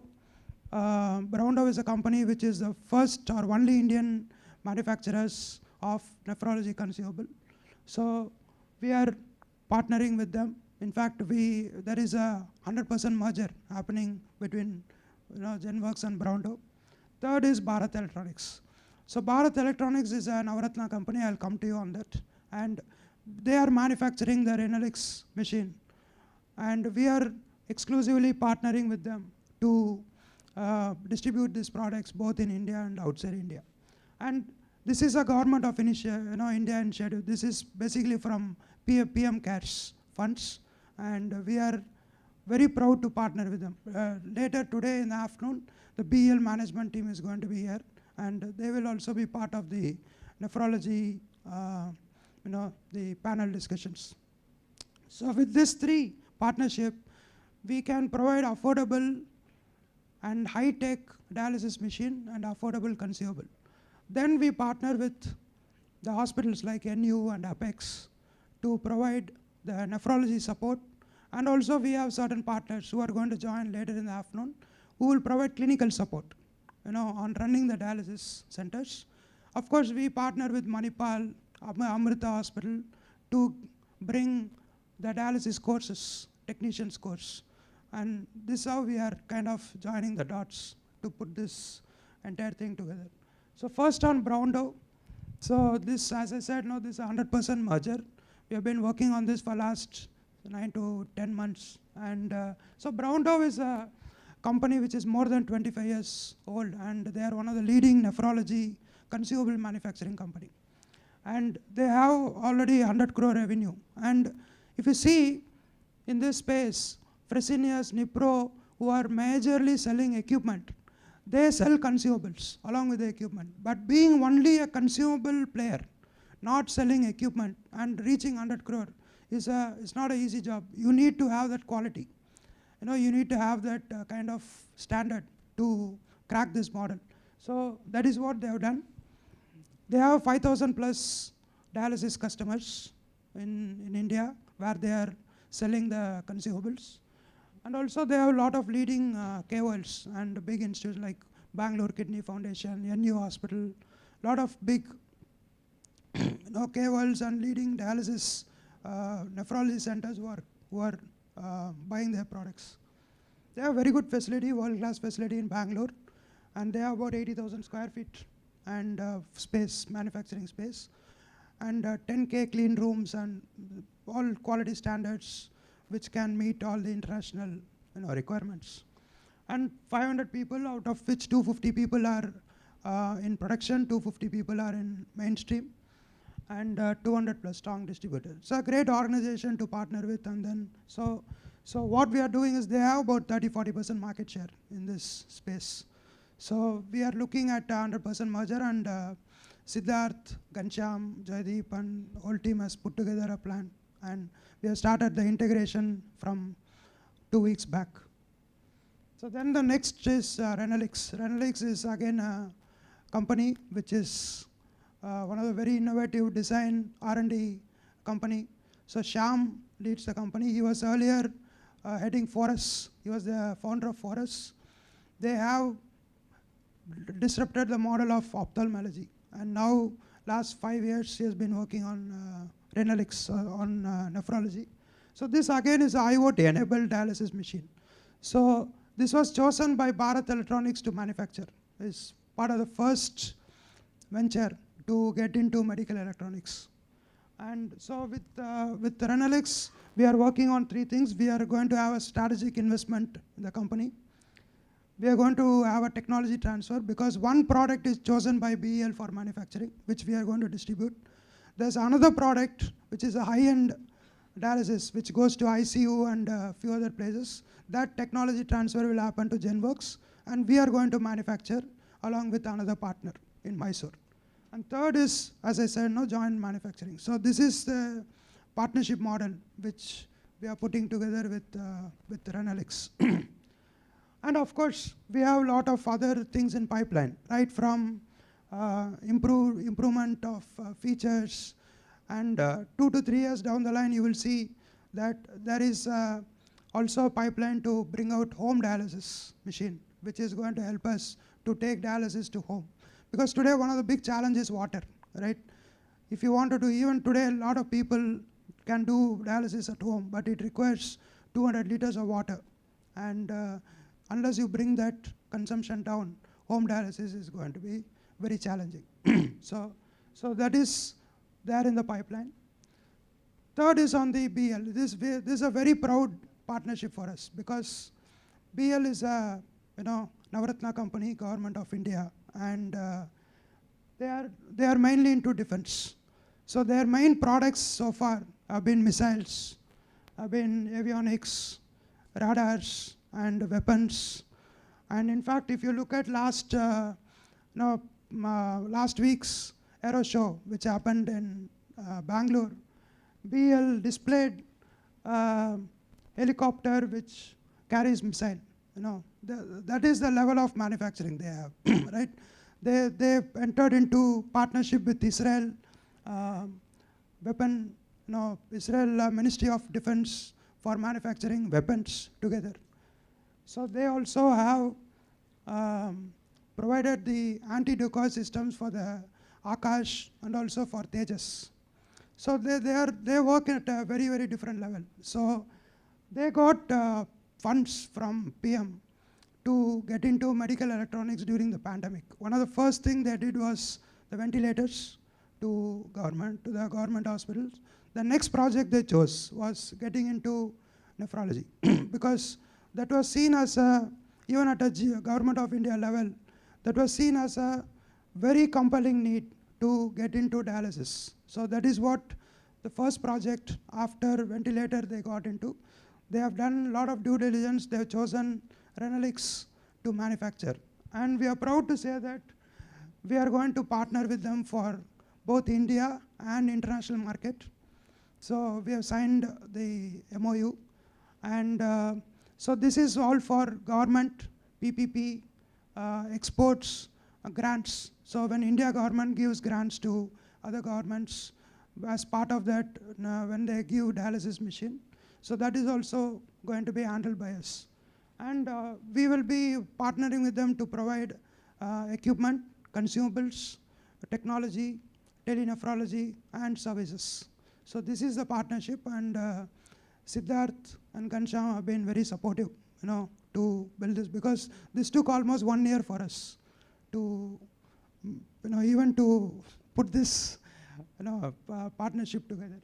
So even during the Aero India, they displayed the dialysis prototype. They have already made prototype, and the first 20 machines are going to be out in March for clinical trials, and full-fledged production will start sometime in May. So we expect by first half of this year to get at least 100 to 200 machines out by before June. So these are the main partnerships we have put together. So now we feel confident that we have come to a platform where we can say that we are ready to take up the nephrology challenge, right? To solving the problem of dialysis, meeting the demand, and trying to bring down the cost. So that is what we are trying to do. And with Brown Doe, yes, very clearly we are working in 4 pillars: legal, lot of discussions, and final closures of legal documentation, and structuring is happening. On the manufacturing, we are working on reducing the cost and investing in some capex and other things. On the channel, already our people started working.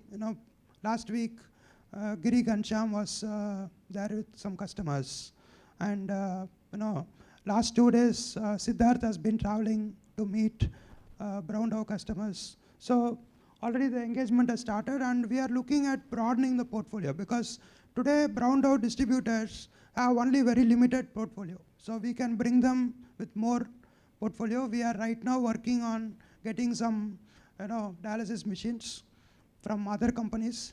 As a stopgap, we can get them going. And finally, the engagement, like marketing, customer communications, letters to customers, town halls.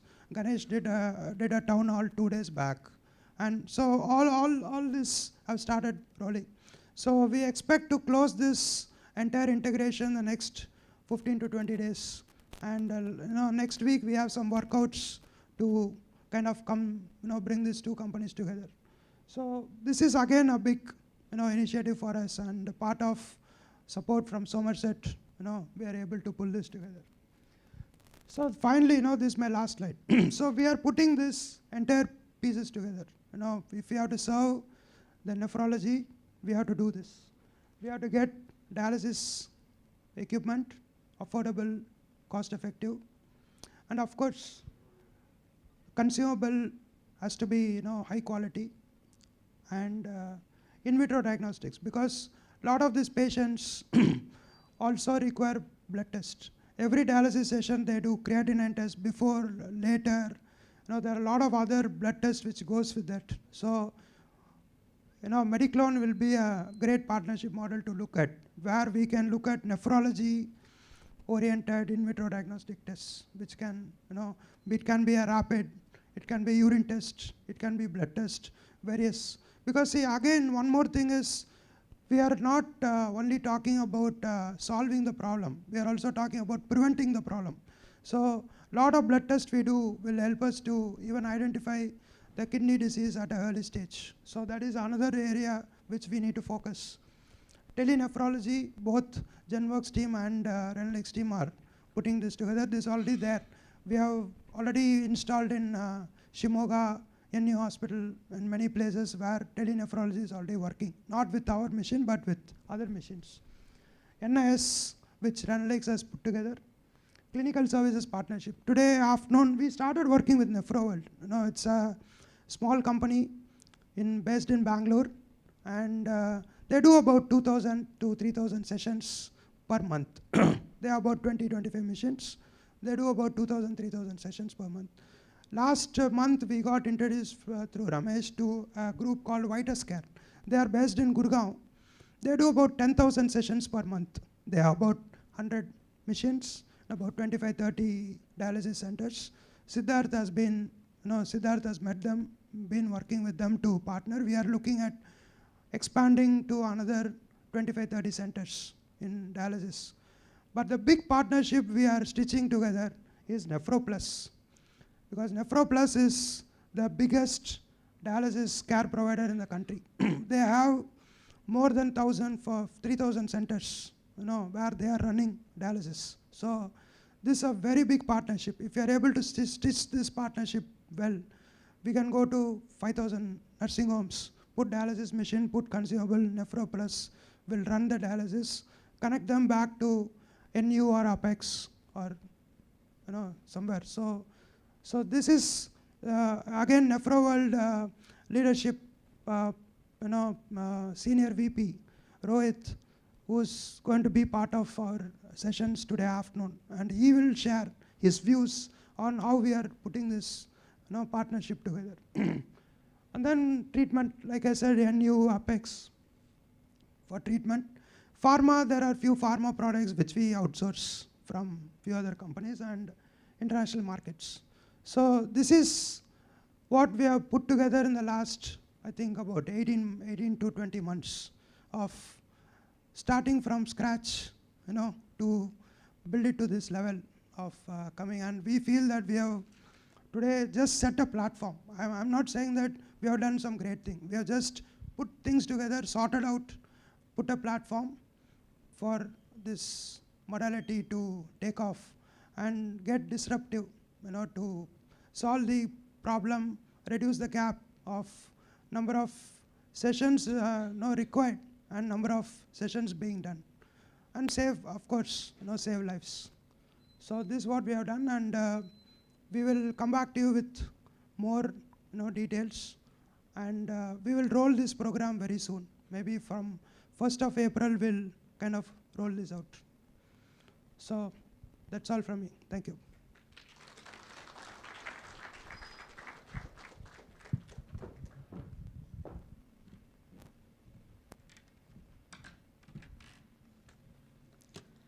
With test before treat being the new normal in vitro diagnostics, this is a big enabler of wellness, early and precision treatment.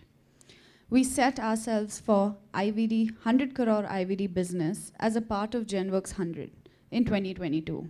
We are there, and we believe to grow to scale and align to our vision of affordable access.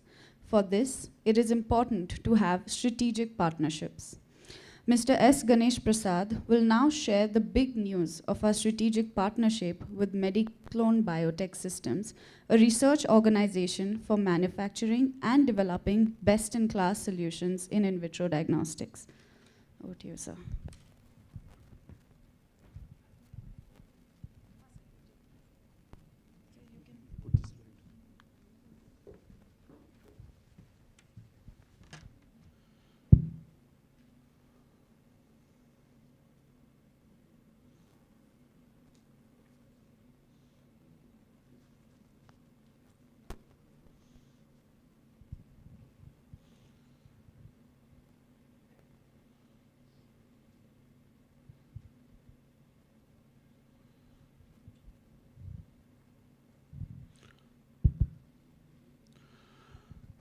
So interestingly, Madhi sir and me were talking last week, and I said, sir, today's February 19th will be our foundation day. We want you to come and be part of the celebrations where we want to launch.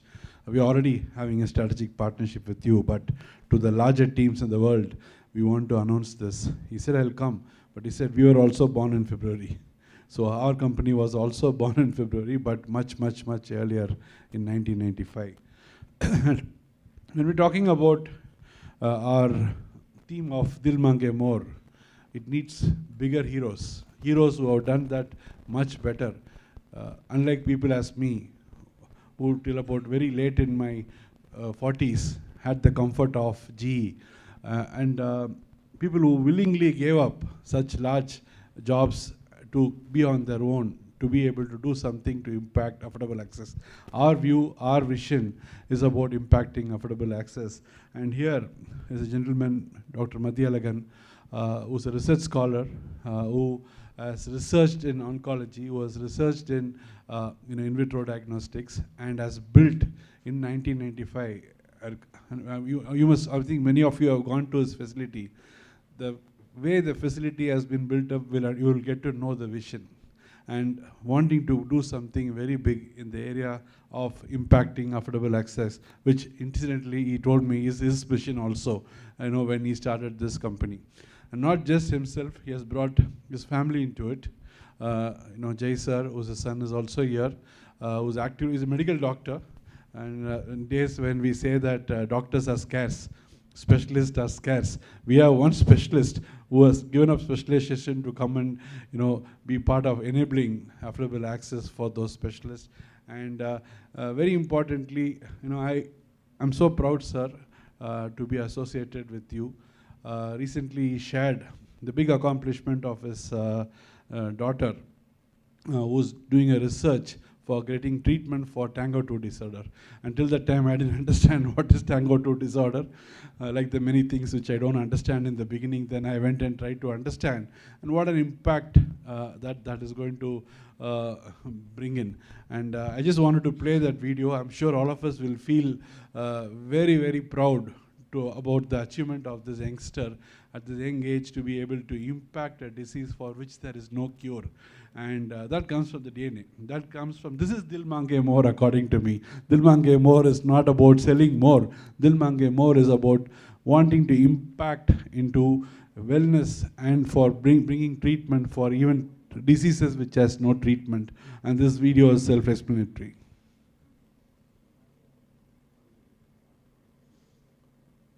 Tango 2 Research Foundation's mission is to lead the way in finding a cure for Tango 2 related disease. They will do this by helping to fund, coordinate, and guide scientific research that leads to a better understanding of how Tango 2 mutations affect people at the most basic cellular and biochemical pathway levels.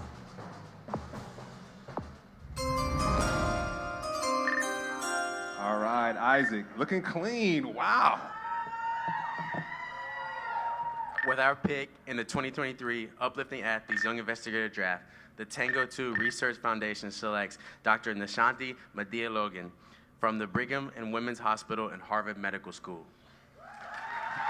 All right. This is a big-time pick.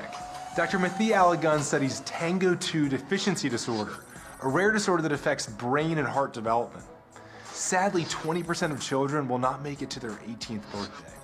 But let me tell you what gets me excited about the potential impact Dr. Madhi Alagan can have on this disease and rare disease research more generally. Dr. Madhi Alagan's work involves both developing animal models of Tango 2 to identify novel treatment strategies and also ensuring that patients from diverse racial backgrounds are included in rare disease research.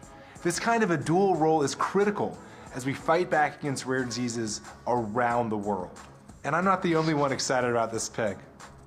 We are very excited to have nominated her for this award because she is a very talented researcher and very personable, and she's exactly the type of person that we want to join our network.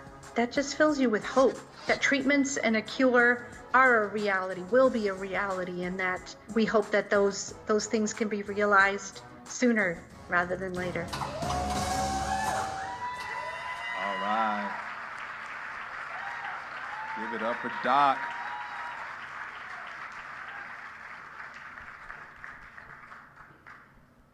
Looking great, looking great. Amazing. Good evening, everyone.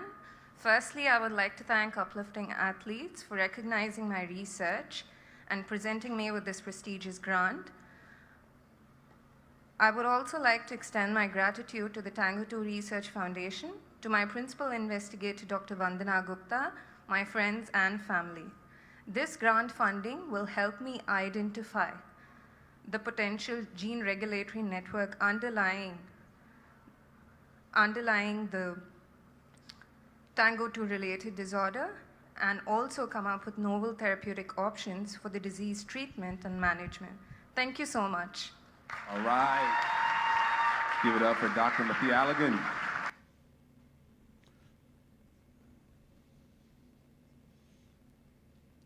Thank you, sir. We are proud of her, and please allow us to share the pride of this young lady, who is going to impact saving lives for the many who would not see the light of the day. Many children who will not see the light of the day through the metabolic disorder, which has no cure. So, proud moment for us, sir. I feel very honored to be part of your family, and more importantly, to welcome you into GenWorks family, because we are aligned to the same cause, same purpose, and we believe, we clearly see as what you have brought, what your whole family has brought, as an ability to research, identify, and more importantly, have solutions for many that this country needs and this world needs. And I'll request Mr. Madhyalagan to come forward and share a few words. I didn't give him a preempt on this. This partnership is very strategic for us. They will be completely the in vitro diagnostics backbone of GenWorks. We believe that in vitro diagnostics to scale and to play to scale and to be able to support affordable access, we need a solid backbone, and that backbone for in vitro diagnostics in GenWorks will be Mediclone Biotech, and of course the wisdom of Dr. Madhyalagan and Jay Kumar, and of course his team, who has created a world-class facility. When I first went into Mediclone factory, it felt like my first visit to Wipro GE. Mr. Prasanna will be with us this evening. Visioned that facility for us in Kadugudi. When I first entered for an interview, I think it was in 1997. When I went there for an interview, I was like amazed. I was thinking, where am I entering? Is it India? And he visualized that, and thereby the Jack Welch Center and the many. And this evening he is going to be with us, chairing the panel discussions. And when I went into Mediclone, I felt the vision, the design, and an ability to be able to set up something as large as that needs big thinking, big efforts, and the real Dil Mange More thinking is what will get us there. And we're very proud, sir, for being part of yours. And we want to promise you that everything that you have built with your hard work will now truly reach its destination, which is doctors and patients that will be served by that. Dr. Madhyalagan, please.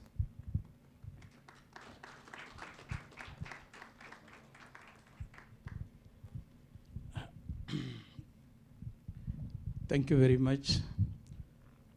Thank you very much for giving this opportunity to be, part of your 9th, inauguration day. Or, of course, I am not prepared to speak at the podium today, but an emotional touch for me by playing this video over here. So not much to share, but the mission we are going to accomplish. That is what I would say now. So whatever said and done, we are close. So this is what I told him, nearly 3 months before, or even before my wife's demise. So we are stand with that, and whatever purpose we started, the same purpose GE as well as GenWorks is also having. In fact, as he mentioned, I am somewhat jealous with Mr. Prasanna, because he is also one of the instrumental person to bring in the technology development through GE in India to cater for the affordable healthcare. Affordable healthcare is possible if it is cost-driven. Otherwise, it is difficult only. The cost-driven, not only in the business-oriented one, it has to be on cost-effective manufacturing systems also with the right quality. GenWorks at the 9th year of this moment, they are getting into a lot of alliances which is required and which will definitely destine to the desired affordable access. That is what I would say. Affordable access in real term, through this kind of joint venture when they are the marketing giants or marketing strategies when they implement at the market, and simultaneously if you build the capacities to provide right product at right cost, then definitely it is going to reach as affordable health. So for that, Mediclone is so fortunate to associate with you, sir. Even though, we have been thriving for last 25 years for so many developments and other things, all those things can be put into, place, whether it is your nephrology networking or your oncology networking, where Mediclone has a lot of potential to support. We will do that. Thank you very much once again to give this opportunity. I will speak to all of you in some other occasion. Today I am somewhat emotional. Thank you very much.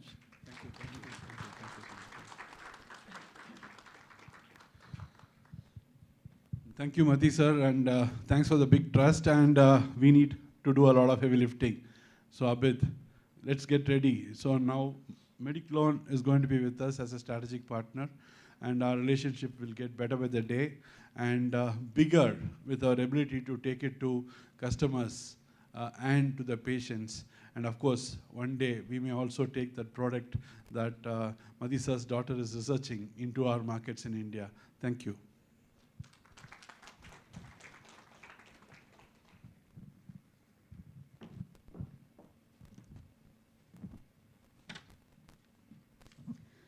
Continuing on strategic partnerships, I would like to invite Mr. R.R. Balaji once again to introduce more partnerships that will propel GenWorks towards its mission of at work for a healthier India, impacting access and affordable care. So.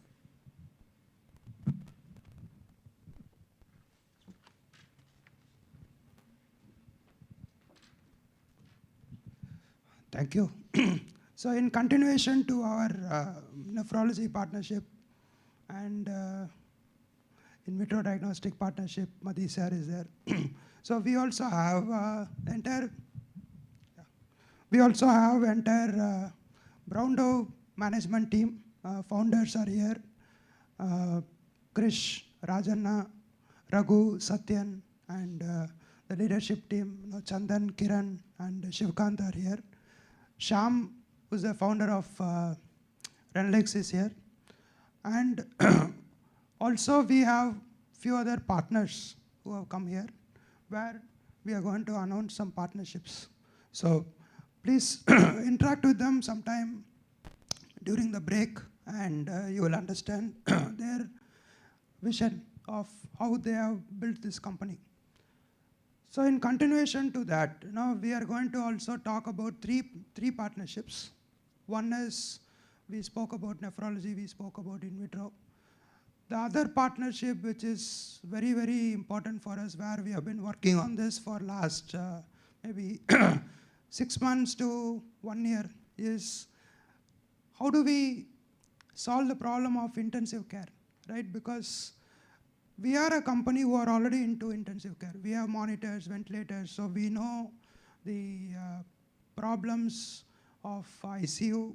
We know the problem of being in an ICU in tier 2, tier 3 location, or being in an ICU in a small hospital, where ICU, anything can happen, right? Because if a patient is in ICU, they can develop neuro problem, they can develop cardiac problem, they can develop nephrology problem, they can develop anything.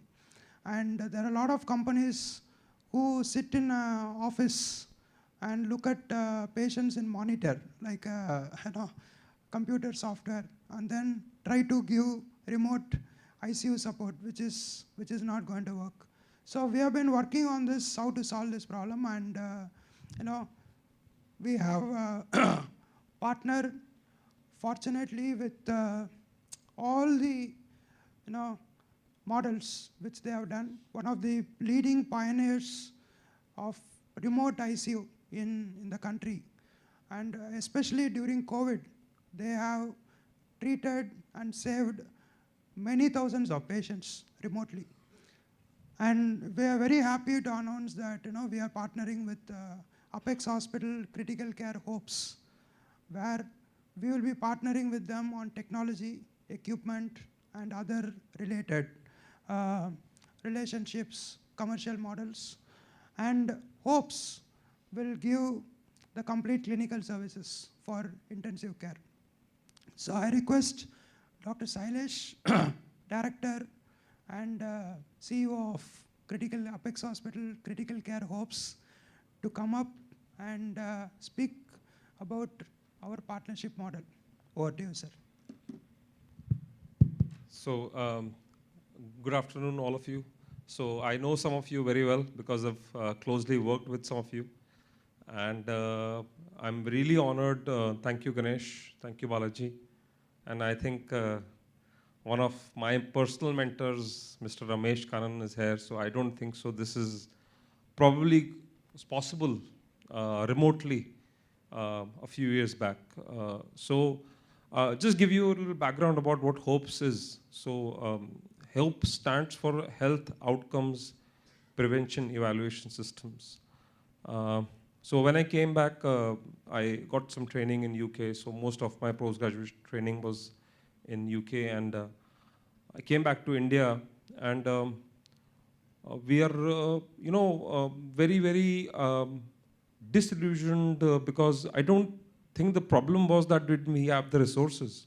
We were using the same ventilators that we were using in UK. We had the same drugs, but the challenging to treat patients was very, very difficult because standardization of care was not there. I was in a tier 2, tier 3 town, or if I was in a metro, the care delivered was very, very different. So we thought we'll try and standardize care through some form. So that is how the birth of HOPES happened. So we tried to have about 38 points where we will look care for each ICU. And then I came to Sir and I said, how do we do this? So he just said, with anything else, that technology is the only solution. I think a lot has been said about partnerships today. The couple of things that I think are very, very important for partnerships, and I'm very grateful for the support the GenWorks I think has given us, and obviously Somerset, Ramesh sir. One is that I think the great thing is that you can build for the future together. I think we've already seen the disruption that the pandemic caused. We were not ready. And I think millions of lives were saved, but millions of lives were lost also. So there is a data that about 40 to 50% of the patients don't even get to the hospital. That's in a normal time, not even pandemic. So I think when we are building for the future, the most important thing is how can we strengthen our core. You cannot do everything. So we try to address the entire ecosystem of critical care, because as Balaji just mentioned, critical care is not just sitting in a room and like looking at AI, ML algorithms. Unfortunately, humans are not designed like that. It would have been very, very easy if humans were designed like that, and you could just put an algorithm and treat people. There's a trajectory of care, there is a trajectory of disease, and you can only predict certain things. You cannot predict everything through that. And that is why we, tried, failed. But one thing I firmly believe is that you have to address the entire ecosystem. If it has to be the expert, this is a photograph from one of our command centers, try and build the technology. And the thing with technology is just an enabler. But I think with technology, you used to also have to remember is, who are you making this technology for? This technology is not for me. I think this technology is for what I think again, for the customer, for the patient, for the doctor, and that even too designed to deliver in his ecosystem, not in my ecosystem. So it's very, very easy to take the best technology in the world and put it in a tier 2 town where internet bandwidth is also a problem. So again, I think with working with Balaji, so Balaji is very good at attention to detail. There will be, I am a medical doctor myself, and there will be an Excel, very detailed Excel that he asks me to prepare and never get to the end of it. So my lot of learnings are there from everybody that is here. And I think, and the third thing is that what are we good at? So our core is clinical care. We are a out and out clinical services company. We are very strong on data. We are very strong on delivering care. Very strong on skilling. And I think GenWorks is very strong in equipment, in the kind of the network, in terms of having touch with people. So I think building for the future together with two people and who are committed to build a stronger core. I'm very grateful for this opportunity. I'm very thankful for GenWorks team, the entire team, Pankaj, Dhrumil, everybody has been working very hard with us. So thank you very much. Thank you for this opportunity and all the best. Thank you, sir. So what we will do with this partnership, is now we have ability to go to a small hospital and tell them that don't worry, you can put an ICU.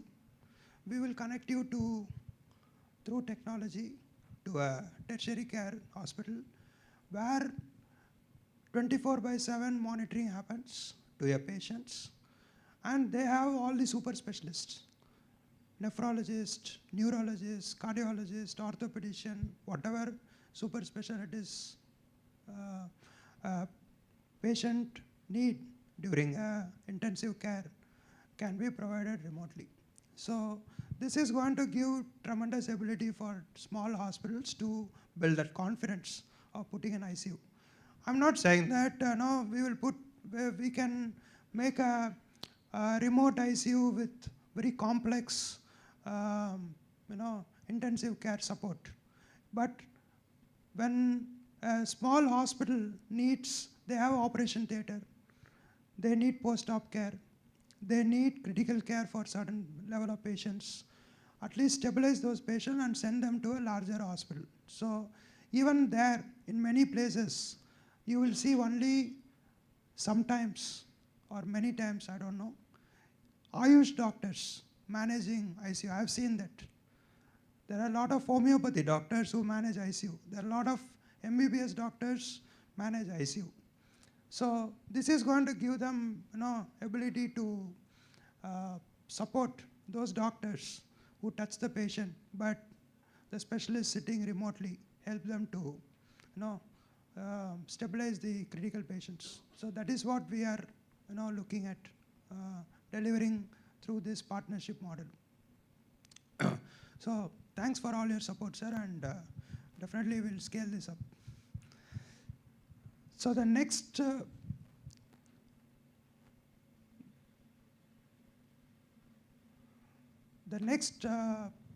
partnership we are talking about is, we have been again working on this for quite some time.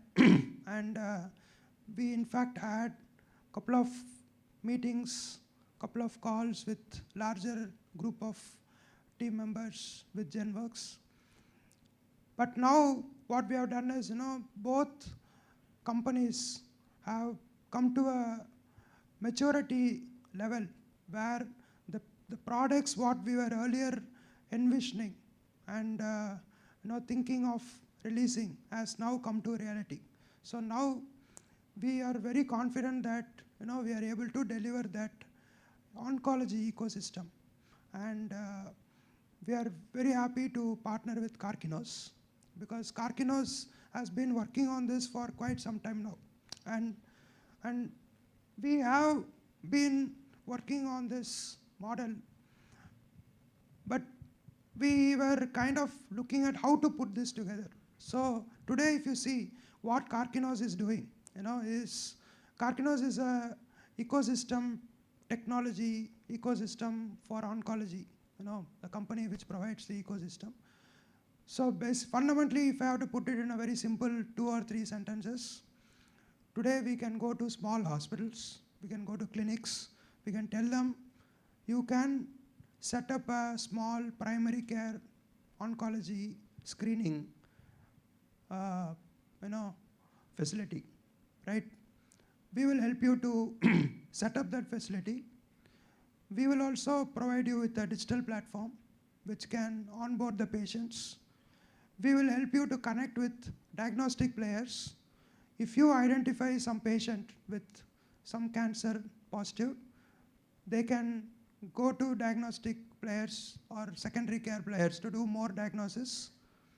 And then in turn, if they found positive, we can take them to tertiary care players for treatment. And all this are connected through a digital platform.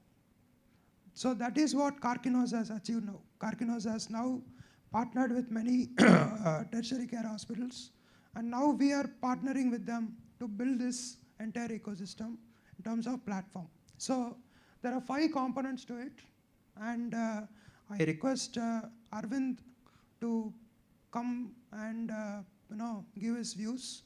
So Arvind is CIO of Karkinos, and he was earlier CIO of Apollo Group of Hospitals. So very well known in the C-suite information technology industry in healthcare, and he has been sought after even by Ayushman Bharat advisory and a lot of other government policy advisory with this kind of experience and expertise in information technology in healthcare.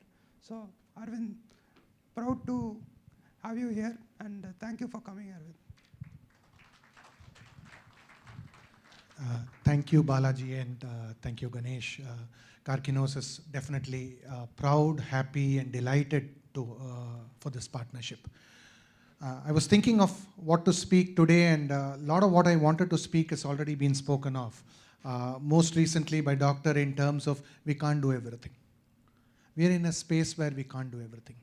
We are in a space where we have to work on partnerships. We are in a space where physical capacity is just impossible. It's not about rallying up the capital. It's about scaling it to execution. And scaling it to execution in time that really matters for these modes of treatment. At Karkinos, we believe in a 4D model. A 4D model that starts with detection, goes into diagnostics, and then gets into delivery, and then above all, the discovery. Karkinos is a platform, a purpose-driven platform for digital oncology, where we strive to work from delivery to discovery, because that knowledge coming back into the ecosystem is what makes pristine the delivery and the efficacy of clinical outcomes. And we need to look at it in a wholesome manner, and that's why the early detection, where we will be partnering with GenWorks on how we start assessing these top 5 cancers, that are affecting a majority of our population. And rightfully, as was told by Leo, this is also in the age group of the most productive population of our society and our economy. And that's really what the whole early detection comes into place. Early detection, not just in the cities, but in the towns, the villages, the panchayats, all of them, and thereby spreading the network for healthcare accessibility and availability at quality that is just not compromised. And then we get into diagnosis, where GenWorks has tremendous capabilities, and we will be looking at riding on those capabilities, including critical science on molecular biology and genetics that really start enabling precision medicine. And this precision medicine, when it gets into cancer treatment, you start looking at it at a molecular level, at a genetic level, and then the surgical options really go to the root of the cancer and possibly get outcomes that are extremely delightful, potentially even eliminating that whole disease. And there into aspects of treatment planning and tumor board, cancer is not a single person treatment. We'll have to do a wholesome aspect where we bring in multifarious experts, and the tumor board is all about that partnership. The care navigation.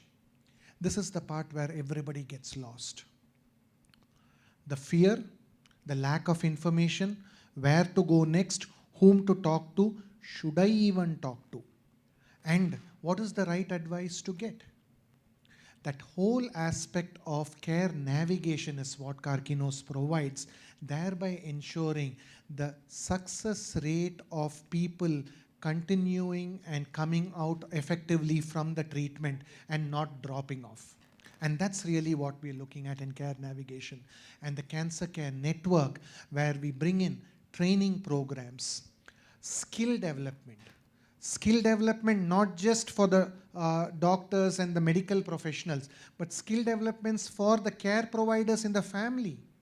How to deal with this and what to deal with this. And we just heard what we go seeing us going on in nephro care if it has to come home. Very similarly, you look at it in terms of cancer care. So that's where looking at, and then the cancer registry. And that's where comes the discovery of information, powering very powerful insights. Thank you very much, Singh Balaji and Ganesh, for giving us this opportunity for bringing all of this together. And this, in essence, kind of sums up for you how our partnership will work, how we are leveraging each other's strength, and how this combined strength can genuinely be a force to reckon with as we battle a pretty adverse enemy in the format of oncology and cancer. And that's where all our expertise comes together. Thank you very much for giving me an opportunity and our organization an opportunity to partner with you, and a wonderful anniversary and many more years to come.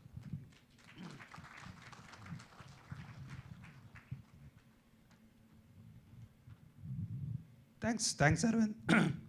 I'm sure when we start putting together, in fact, when we started working on this last 1 week or 10 days to put this digital solutions together, I feel that we can bring in much more clarity to the customers, because very clearly we are trying to align our strengths, because we bring in strength of customers, we bring in strength of the coverage, penetration, we can bring small hospitals, we can bring diagnostic centers, we can bring tertiary care hospitals, and we have certain solutions like teleradiology, telepathology, lab information system, we have screening devices, we have other devices for in vitro diagnostic tests.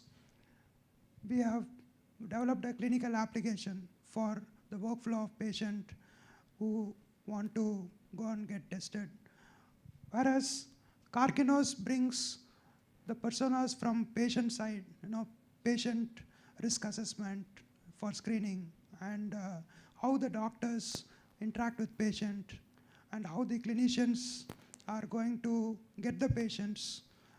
Those things are coming from Karkinos side. On the other side, once the cancer is identified, once the patient is identified, then completely it is on the Karkinos platform, because they have strength, they have developed the platform on how to navigate the patient from one place to another, how to get the records, how to refer the patient from a clinic to a hospital to a tertiary care to therapy. And of course, like Arvind was saying, the tumor board, cancer registry, and skill development, and all those things. So putting this together will nicely become a bigger solution to get the oncology ecosystem built. So thanks, thanks for the partnership, Arvind. And in continuation to this, the next partnership is on, once we have this ecosystem built, and once we have the screening, we always talk about treatment, right? Because what we have built is a model where we kind of look at building that screening, diagnosis, treatment, care cycle. So in this, partnership, we are very proud to, talk about therapeutic side, where again, there is a world-class company in India, based in Bangalore, who have built best-in-class linear accelerated therapy. And Panacea is the company which has been there for last many years, and they have over 100 installations in the country on the oncology therapy side. And if you look at the technology, what they have built is, there are only 2 companies in the world which has built a similar technology, and they have built the same technology at affordable cost. So today there is huge interest when government is talking about oncology. There is huge interest on making India affordable, and I think this partnership can go many places. So I request Mr. G.V. Subramaniam, founder MD of Panacea, to talk about our partnership. Thank you, and good afternoon, everyone. My name is Subramaniam. I represent Panacea Medical Technologies. We are a company located in Bangalore, and we have developed the radiation oncology technology grounds up within India. So this is done with one single machine that we want to increase the access to radiation oncology. That is, we want every patient who needs radiation oncology to have access to a machine like this to get treated in time, and also to make it affordable. These are the 2 founding principles on which this company works, and it is from 2000 we have been working on these 2 founding principles.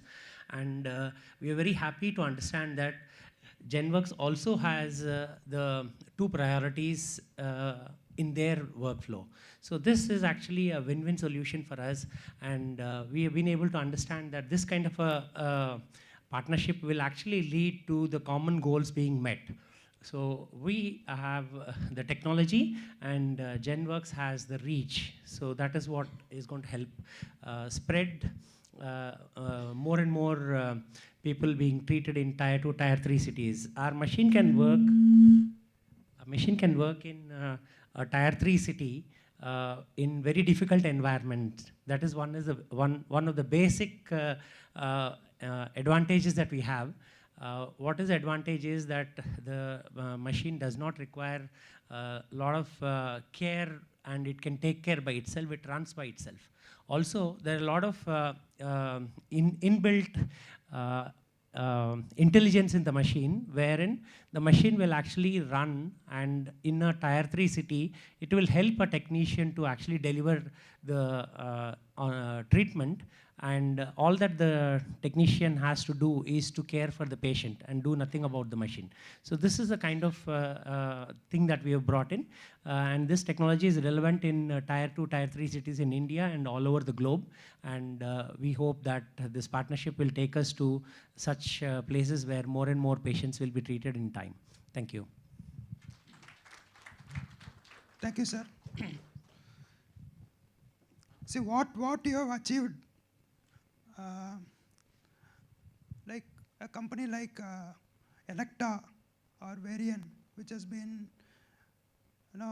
working on this for last many years, 40 years, 70 years.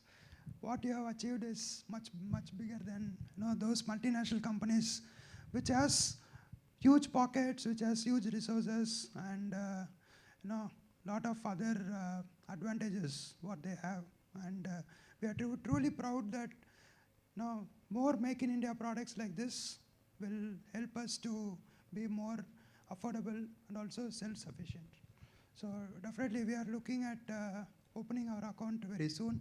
In fact, Silas sir is here. We wanted to discuss about 2 projects with him. I sent him some details yesterday, so we will discuss on that. Thank you, sir. So So that's the end of these three important partnerships which we wanted to discuss. I request Ganesh to come out. Yeah, it's the beginning of the three big responsibilities we carry with these partnerships, and I thought it will be good to have a photo moment with our partners, Madhi sir, Jay sir, Sailesh sir, GVS sir, Sham, Krish, Rajan, Raghu, Satyan. Please come on the stage. Arvind, all of you, please come on the stage. Leon Boston, please. You're part of GenWorks. You can't wait for my invitation. Okay, so please come forward. Balaji, please come forward. It's Ramesh's wish to have this, so we wish that he is also with us on the stage to be part of this great moment where great beginnings happens with great people who have the view of bigger vision and dil mange more. So thanks Ramesh, thanks. Forward.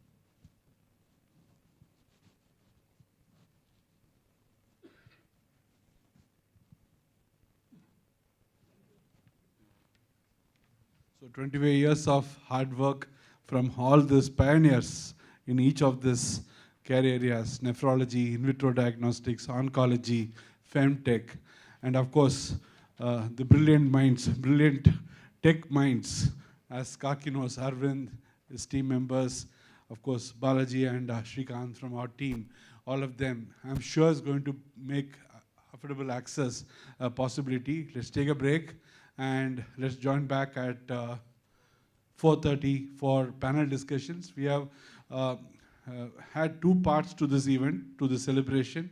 The first part is more internal, where we have our internal stakeholders and partners.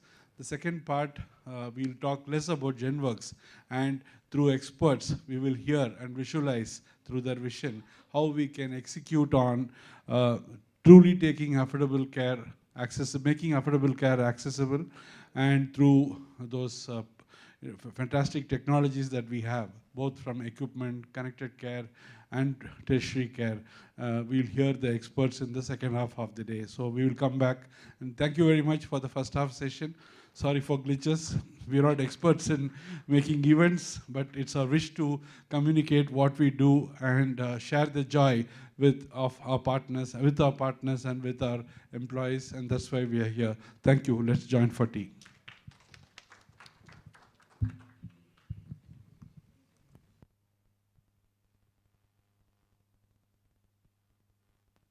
Mr. Ganesh to come here and welcome the guests, please.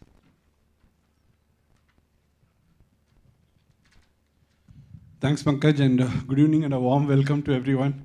I'm proud and privileged, I think, my day, to have such eminent guests and visionaries with great vision for healthcare. Affordable care was visioned by this great man. He brought everything that we spoke this morning about what we are all trying to do. This man did it about 25 years back.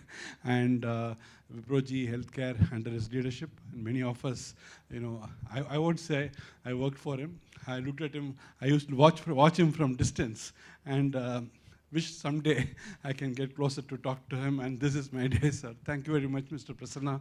And Mr. Prasanna is a veteran, a leader, visionary, and we always talk about vision and execution. This is one man who can vision and execution and motivate teams to be able to achieve great things. And it's a great privilege for us that he has agreed to be part of our event and chair the panel discussions. Welcome, Mr. Prasanna. And of course, the delegates whom we have invited and requested: Raghavendra Rao, who's a GE veteran and CEO of GE. And today, despite our struggles during COVID, if we are alive, a big credit goes to him. for having backed us relentlessly within GE, which is not easy at all. And Hari sir, we have worked very closely during Manipal times, and of course, he's doing much bigger. He's just saying we have to do things more impactful. So look at this. This is the Dil Mange More. The wanting to do more, the wanting to impact and make a big, effort to expand access and affordable care. And Manipal Foundation, under his leadership, is doing great work. Mr. Arvind, CIO of Kakinos. I always remember him as CIO of Apollo. I'm sure Venkat is going to beat me up for that. But Dr. Pratap Reddy, in anything about connected care or healthcare IT of the future, always will talk about him. And he was part of many of those Ayushman Bharat, which the IT infrastructure, healthcare IT infrastructure that they are trying to build up has been part of that. And of course, we have our own Pankaj, who's going to be also part of the panel. He also comes from Apollo. He was leading telehealth for Apollo. We have Krish, the founder of Brown Dow, the company that we are merging with. And we just this morning announced that merger of Brown Dow and GenWorks to be able to impact nephrology care. We can't just impact nephrology care with consumables. We need equipment, and we're talking about affordable access, talking about taking nephro care closer to homes, or maybe to homes in the very near future. And Shyam Vasde Rao, who is the founder of Renalix, has created a platform, a product. We have eminent guests from Bharat Electronics Limited. Bharat Electronics Limited, we all know, no introduction. They know they are the Navratna company, and the recent Aero show, and I'm sure has showcased enough and more of what they are contributing to our country. Mr. Prasanna forged the first partnership for GE with Bharat Electronics Limited. GE Well was his vision and execution, and we are very thankful that you have considered us as your partner to take nephro care, and specifically those IoT-based devices that you're going to make, and we're going to put it in the length and breadth of the country, closer to patients, is going to dramatically change care for us. Thank you, everyone from the BL team, for being part of our today's discussion. Of course, we did speak about Madhi sir, who is our strategic partner for in vitro diagnostics. He's a research scholar, Mr. Prasanna. He likes you. He always we talk about you. And in fact, sometime when you are in Chennai, we can go to his facility. It will remind you of the Viproji original category, visioning it into a research organization, and of course, building manufacturing capabilities. They're a strategic partner for in vitro diagnostics. We have Kunal Makar from DG. Okay, we have Kunal Makar from DG, who should be joining us any moment, who's also going to be part of the panel discussion. And we have Saurav from NAF. Sorry, am I missing Saurav? No, Saurav is here. We have Saurav from NAF. NAF is invested in GenWorks through Somerset as a fund of funds, and Ramesh got us access. Of course, if I can say about the many who are here as our partners and well-wishers, they either came from GE or they came from Ramesh. So our world is very small. Our world is very, very small. It is GE or Ramesh which brings access to us. And of course, the many partners who brought in financial access to us, not just as private equity investors, but we have Avinash from HDFC, a big supporter of us. In 2017, when there was no bank to even think about a relationship with us, they wrote a big check for us. And many of what we have been able to do is thanks to the big help from HDFC Bank. And of course, we have other NBFC partners also who along the way helped us to get to wherever we are. And this evening is going to be interesting. I don't want to take away much time from that.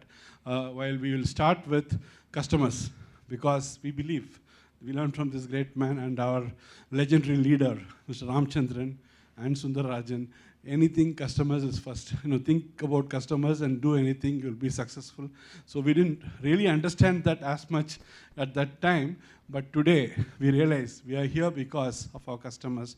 And I want to felicitate two I should say three very, very important customers. One is Dr. Ajay Thakkar. Ajay Thakkar from Jupiter Hospitals, Mr. Prasanna, introduced me to him. I don't know if Mr. Prasanna remembers, it was an Orchard meeting. They had bought GE acquired this Israel company, Elsint, and he had an Elsint gamma camera. And that was the first time that I got a chance to meet Dr. Ajay Thakkar. And ever since, he's been a great supporter. He wanted to be here, but he has a board meeting, unfortunately, tomorrow morning. So he said he couldn't come. I requested him to come online, but he didn't. He said, Ganesh, my wishes are there. Consider me present. But I thought it's important for me to mention about him. The first order for GenWorks came from him. I went to tell him about GenWorks, and he said, tell me what of GE products you want.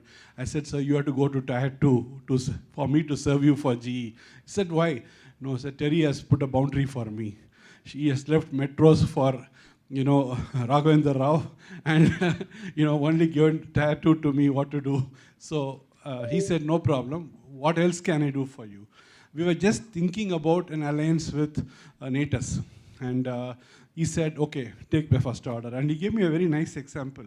He said that the way customers reward in their community, the suppliers or vendors, is they will, on one day in a year, they will call all the vendors and suppliers to them and tell them, name your order, name your price, take the order. So no negotiations. That's one day when any price you can say, and if you have served them well, you said, think about this moment for you as that. You have served me well, your team has served me well, and I want to give you this order. And I thought it would be great to be felicitating them today. I thought quickly we will show Anviti.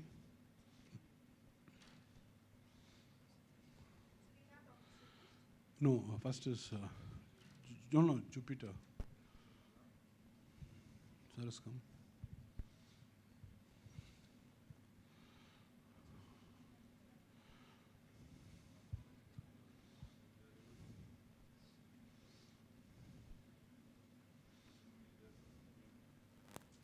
Sorry, this coordination is always a problem. Put Ajay there.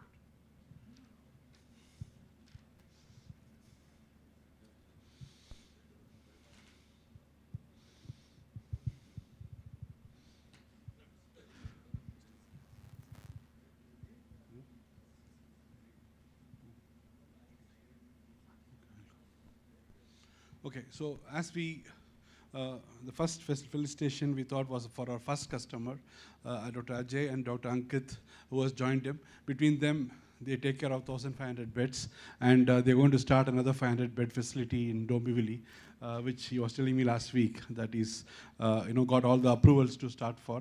15 years into tertiary care. They were in diagnostics for a very, very long time, being a radiologist, Dr. Ajay Thakkar. And I think I'm here, this company is here because of those good wishes that came on even before we started as a beginning, as order for us. And I wanted to thank Dr. Ajay Thakkar for this. We also want to bring in Dr. Shitish from Indra IVF, a very, very young entrepreneur, a phenomenal doctor, phenomenal visionary in in vitro fertilization and in expanding IVF care. I got to meet him about 12 years back.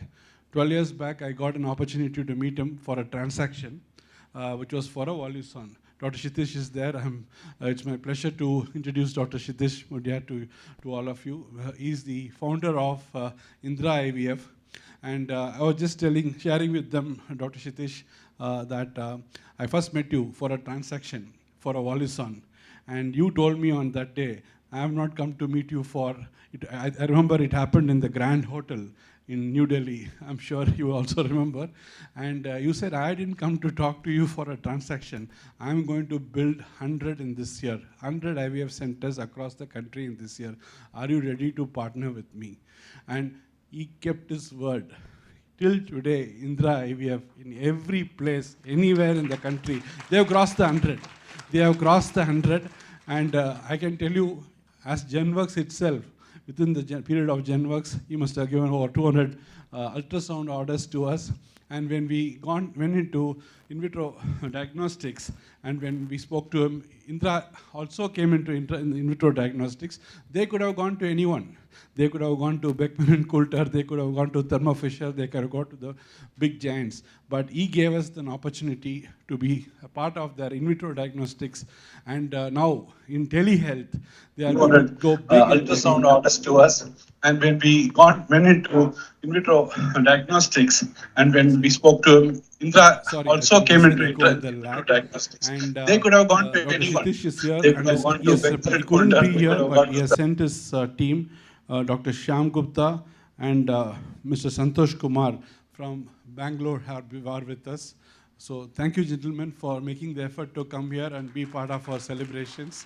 And the phenomenal partnership, and I can only thank you, and I can only be grateful for whatever you're doing to us in this journey of GenWorks. And of course, it started with, as everything, it started with GE.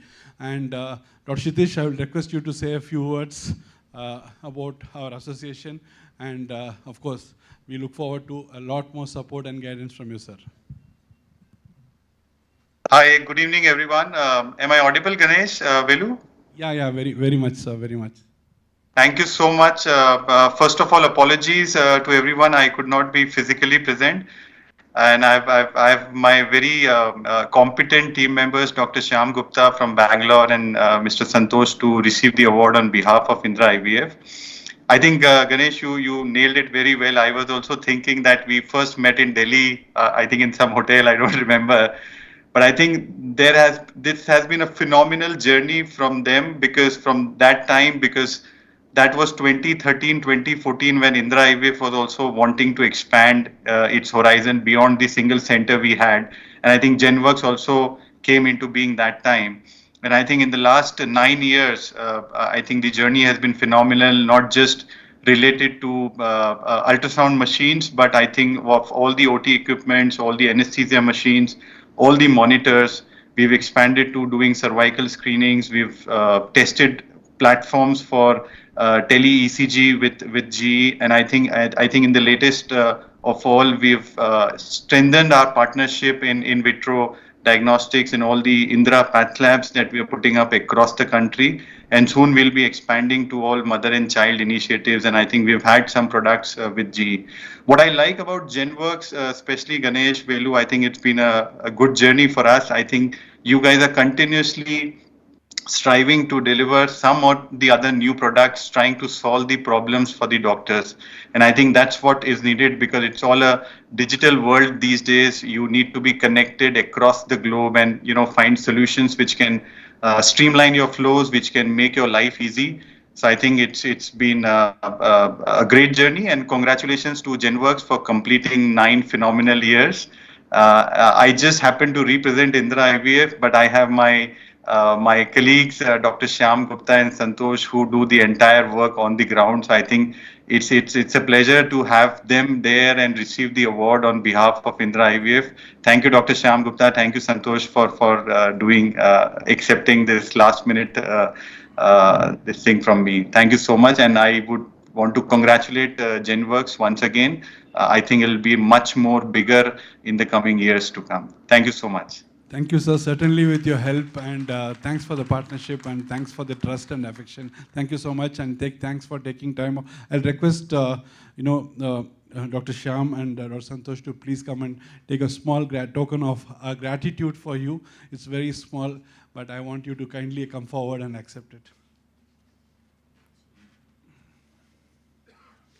Gift.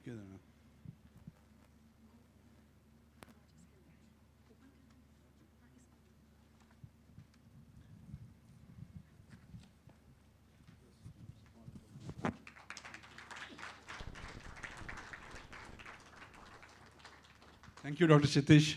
I'll come and see you. Thank you so much. Thank you. Please feel free to be part of our program as much as you can spend time with us. It's a pleasure for us always. Thank you, sir. Pleasure. Thank you so much. So With this, I think without much ado, we have Terry on the screen, the person who visioned GenWorks. You know, if somebody thought Ganesh Prasad could think about something like this, it's almost impossible, and many of you know that I can't think as much. And this is the vision of Terry Breshenham. And you know, vision needs execution, and she found me as the execution man. And I very gladly accepted it because of the purpose. I remember Terry met me in Fortune. I remember Fortune. She called me for a dinner, and in 10 minutes, you know, she was talking about many things. And she said, Ganesh, how about doing something as GE? So I said, as GE, what do you want me to do? She said, no, I want you to do an entrepreneurial venture. I said, what do you mean by an entrepreneur? I had no entrepreneurial thinking at all. And she said, no, you can do it. I said, yes.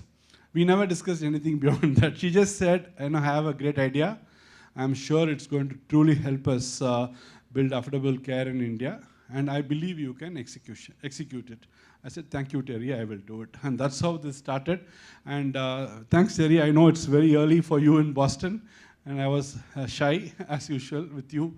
I can only be shy. I can't ask you many things. And there was some help which I could not ask. And I was thinking and thinking. But then I texted her. I texted her and said, is it possible for you to do it? She said, yes, I will do it for you, Ganesh, no problem. And then for GenWorks, she's very integral to GenWorks. She's been in the beginning of GenWorks, right from the thought process to the beginning, and of course through the many years, and continues to be a well-wisher of us. And without much ado, Terry, please, what you wanted as GenWorks, could we get somewhere there? And if I could hear it today, that will certainly help make me motivated to do much more. Over to you, Terry.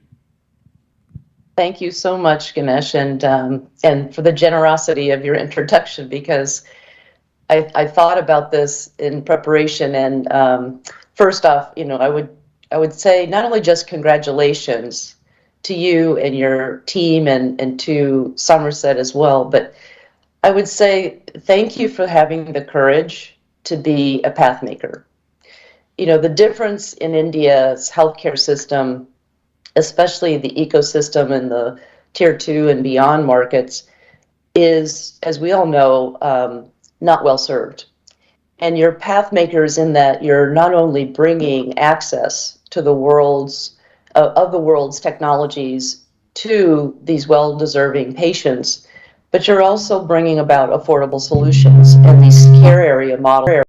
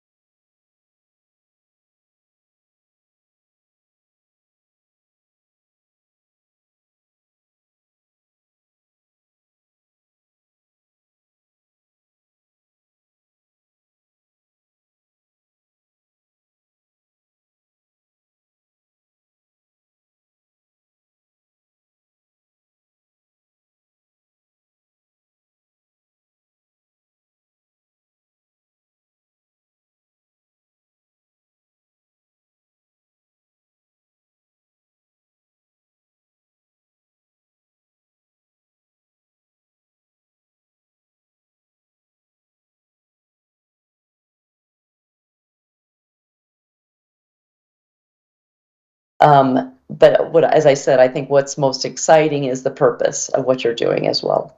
So Ganesh, I wish I was there in person to see to see everyone and to celebrate with you, but to give you a hearty handshake to say thank you for all that you've done.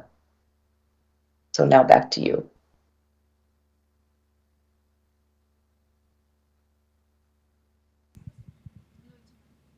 Thank you, Terry, and thank you for the kind words and, of course, this great affection that you have for GenWorks and for the teams, and always forthcoming. And even during COVID times, when we were almost lost, I should say, not knowing what will be the next day, this constant guidance and motivation really helped us to stay through, and I'm sure we will do better and make you proud. I promised you only one thing, I'll make you proud, and that word I will keep. Thank you so much, and on behalf of the team, I am assuring you that. Thanks, Terry, and you can stay through for as much as possible. Your time permits, please stay through for the discussions, and it'll be a pleasure to have you there. So, the next part of the discussion obviously is the panel discussion. And before the panel discussion, when we are talking about the healthcare journey, the past, the present, and the future, there's only one man that I know in this industry who has impacted all the three. Today, healthcare is a 12 billion market. And when we all thought, Mr. Prasanna, who laid the foundations of this for the industry, and I'm sure for many of you who have read this book, you will understand how he visioned this and how he created partnerships, how he built infrastructure, how he brought the great GE research to India in our Jack Welch Technology Center. He got almost everyone from Jack Welch to the President of United States, and almost everyone. The destination in India those days was only Karnataka and only Bangalore, and in Bangalore only Whitefield. And this man could kind of bring in, through his vision and his passion for affordable access, bring in the greats to bring a great facility for us in India. And in his journey post-GE, in his ventures with Akunova, which he created for along with Manipal, and of course his own entrepreneurship venture that he has created. And very recently he hosted an event, and that event we all thought is going to be about is the past and the present. And he never spoke about past at all in that event. And I'm sure his book has spoken enough about past as what we should have as learnings for the present and for the future. That event was futuristic. And today, this event, the motivation came from that event. When I went and sat in that meeting, I thought, what are we doing? We have to do something. When we learn something, we have to execute something to make these great people proud. And that's why this meeting, I got into two parts. One part was more internal for GenWorks as we announced partnership and alliances. But the bigger part was to really showcase the capabilities that we have put together for affordable access, which is futuristic at this point in time. But I'm sure from what we hear from him, we will learn more, and this is going to make our resolve much more, and of course, dil mange more even for all of us to be able to put that extra effort to make it happen. And these are heavy lifting, he always says that, but we need to have that passion and commitment to do that. We have seen them doing that. We have seen legends who are in this room, Sundarajan, Ramachandran, Hari sir, Ramesh, of course, always thinking ahead of time and motivating everyone to do this. And this is a proud moment, sir, to host you. Please, please come, and everyone is looking forward to hear you and not me. So it's the privilege for all of us to hear you, sir.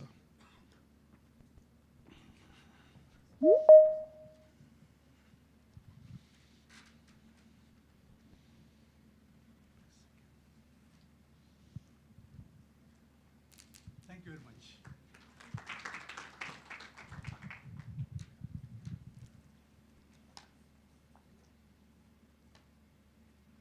So, dear Shri Ganesh Prasad, Terry Brissenham, esteemed panelists, and friends. The volume is a little bit reduced, okay?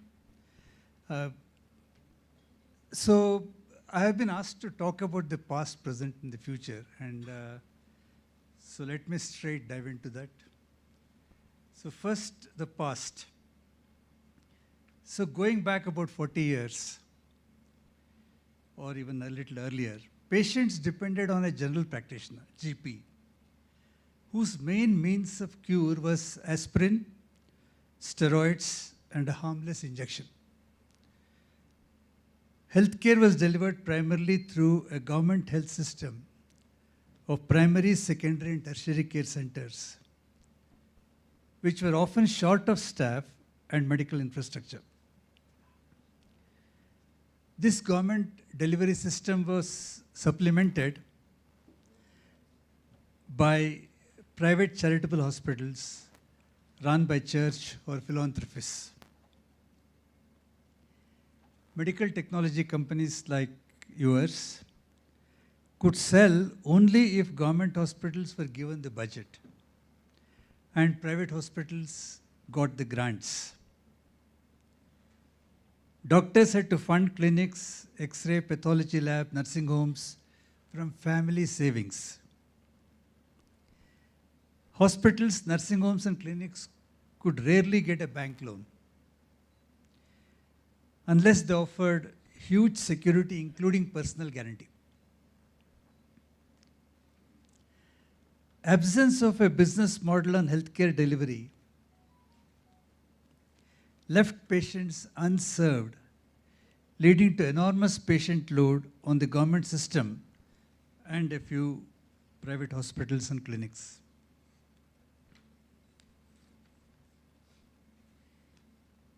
First pioneer to think of healthcare business on lines of financial viability was a banker educationist, doctor. It was Dr. T.M.A. Pai. He evolved the model of patient fee in a teaching hospital, plus medical school fees by students, plus capitation fee by parents, should make it sustain on its own income generation. This was the first time outside the government, in private sector, in India, a self-sustainable model was thought by this visionary Dr. T.M.A. Pai. And this successful model led to creation of a large number of teaching hospitals in South India. And this has been a great generator of healthcare personnel. It's not only Manipal, it's so many institutions came up, and we could not have had the number of radiologists, number of surgeons, but for this expansion of healthcare infrastructure which happened. And we should be grateful to him today.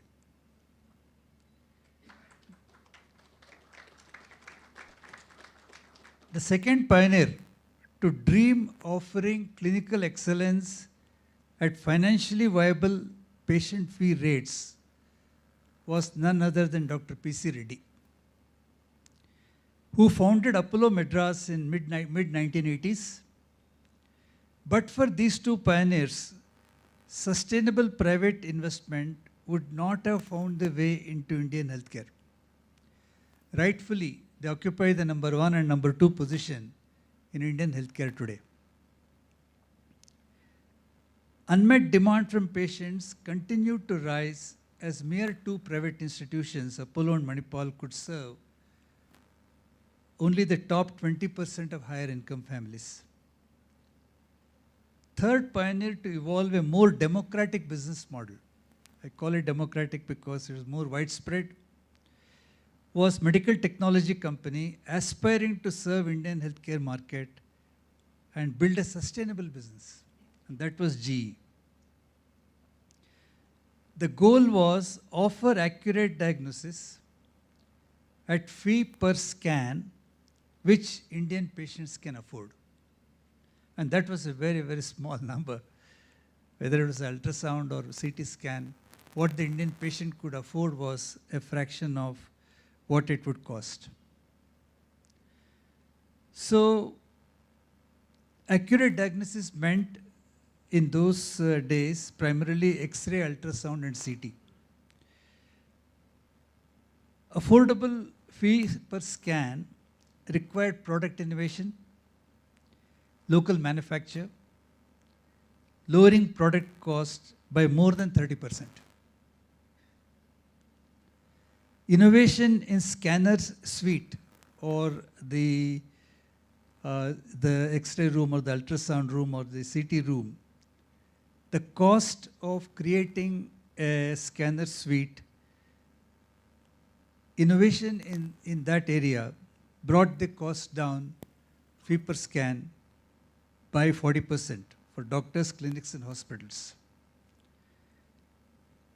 And the clinics and diagnostic centers played their own role because they took the responsibility to pay the installments through the income generated through patient fee, which was already low.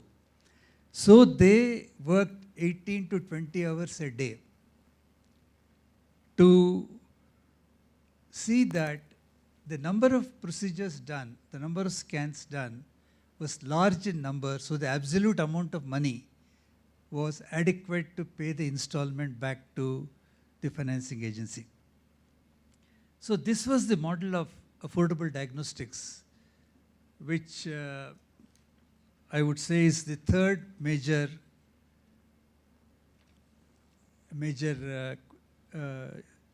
initiative which brought quantum change in the healthcare field. Innovation in financing medical centers was the next step to create large cadre of medical entrepreneurs into the interior India. Even in the early 90s, the banks would not budge from personal guarantees. Personal guarantee meant if your business was not able to pay installments, you have to sell whatever you pledged, and the biggest assets the doctors and others could give was their house or was their clinic. So basically that would be taken over by the bank and they would be on the road. And so very few people dared to take bank loans. So this is the time when Wipro Finance and GE Capital took the pioneering step and the risk of financing medical equipment on the basis of patient fees paying the installment. Till then it was security-based financing. It was the first time Wipro Finance took the lead to finance medical equipment on the basis of viability of the equipment generating enough surplus for the doctor or the hospital to pay back the installments for the equipment. And later, GE Capital played a very big role. And this was the third game changer. By the end of last century, most medtech companies adopted the model to serve economy markets like India. And this was the, I would say, the foundation of affordable and accessible care. Now I come to the present, and present I have defined for my talk as post-2005. So patient experience and service in the government health system continued to be unsatisfactory. In spite of huge investments in diagnostics in government hospitals, they operated at low utilization for one reason or the other. Either the equipment would be down, or they would not have the electricity, or they would not have the radiologists, or they would not have the health support personnel. So the utilization was low. So this was the time when business model innovation was done, which led to progressive state governments pushing the envelope, pushing their IAS officers to accept a new model. What was this model? It was a public-private partnership where the services would be rendered of diagnostics by a clinical service operator. And the government would basically give access to the medical facility, medical infrastructure which they had created, and the patient load. And the clinical service operator had to mobilize his own finance, which was backed by people like GE Capital. And clinical service operator had to negotiate and fix a fees with the government that both below poverty line patients who would pay only the for whom the government would pay only the government fixed fee, and the center would also do private patients who would be charged the market fees. And a combination of this would give viability. It was a risky model. It was a huge risk to the clinical service operator. There was a huge risk to the financing company.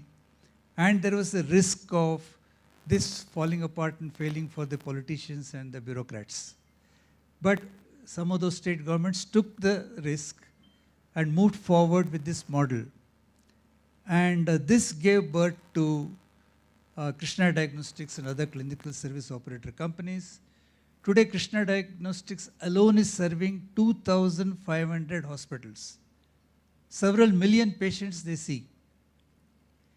And the model is so successful, Niti Aayog has prescribed it as a model to be followed.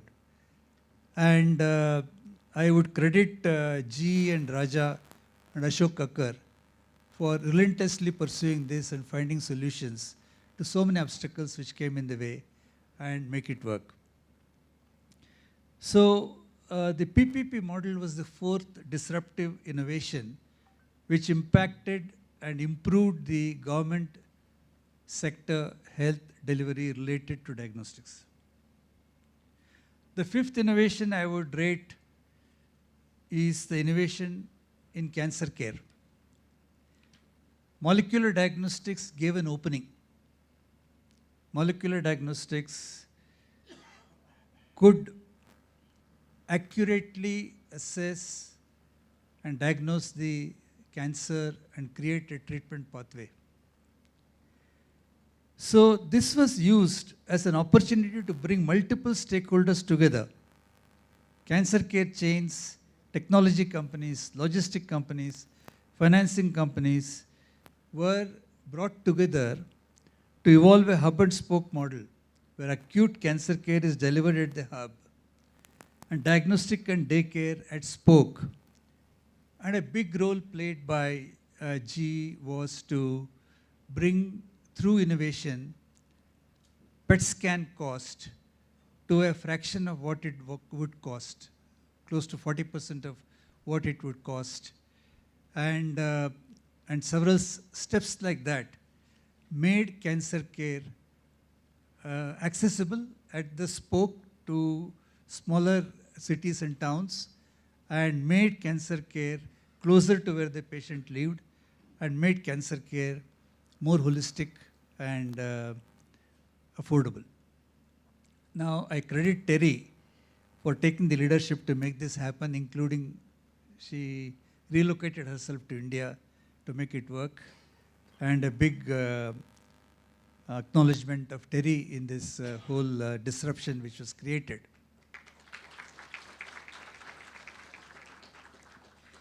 There is a lot more to be done in this area because affordability is still far from desirable. And unless the daycare centers do chemotherapy, unless the daycare centers do the radiotherapy at again a fraction of the cost of what it is today, we cannot say that affordable care has reached the people in the country. So I'm keenly going to listen to the oncology panel and find out what you have in mind in GenWorks partnership there. The sixth path-breaking innovation is the insurance. And this has come from government. health insurance sector was open to private and foreign investment right in the late 90s. But unfortunately, it made impact only to top 30% of society. And little impact at the bottom.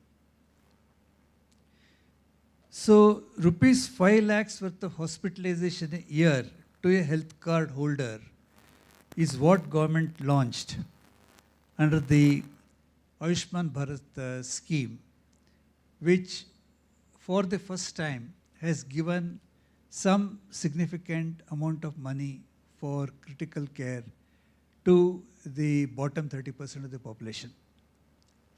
And this card can be co-branded with the state schemes, in which case this 5 lakhs can go to 8 to 10 lakhs, because the states also have their own scheme of additional subsidy. And I think this is a great, earth-shaking move for India. Now, you may know because you are in the field, but it's amazing that 24 crore card holders are there today. 240 million health card holders are there, and they consumed 43,000 crores of medical service, $5 billion. They're stimulating a huge demand for the healthcare sector.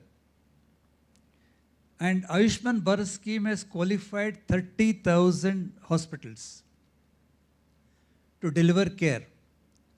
14,000 of them, 45% of these hospitals are private hospitals. And 40 million patients, 4 crore patients were served, admitted into these hospitals. And more than half, that is 21 million, were admitted to the private hospital. For a company like GenWorks, this is a golden opportunity. Serving under the Ayushman Bharat scheme, the empaneled hospitals, which are by and large located either in the remote areas or located to serve the urban poor. So the ability to serve these 30,000 hospitals, out of which 14,000 are in private, I think is a big opportunity a company like GenWorks should grab. The seventh path-breaking disruption is digitization of healthcare. This again has happened phenomenally due to government initiative. COVID transformed India's smartphone penetration. Can you imagine there are 1 billion smartphones in the country today? 1 billion. The remote education delivery and need of a smartphone to register yourself under Arogya Setu forced citizens to go after smartphones and buy them.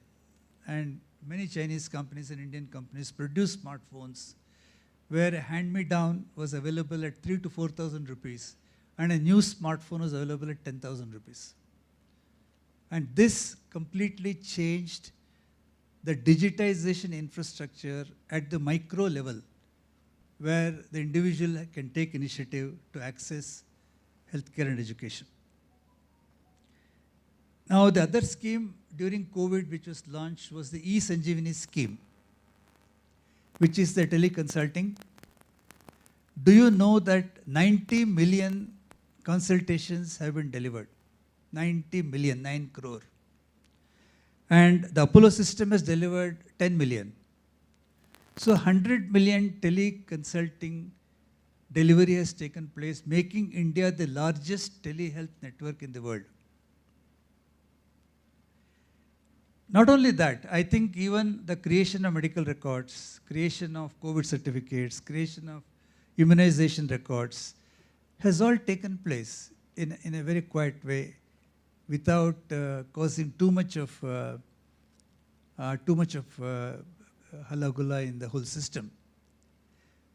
See, an urban or a rural person could, using Arogya Setu, find out where he can get the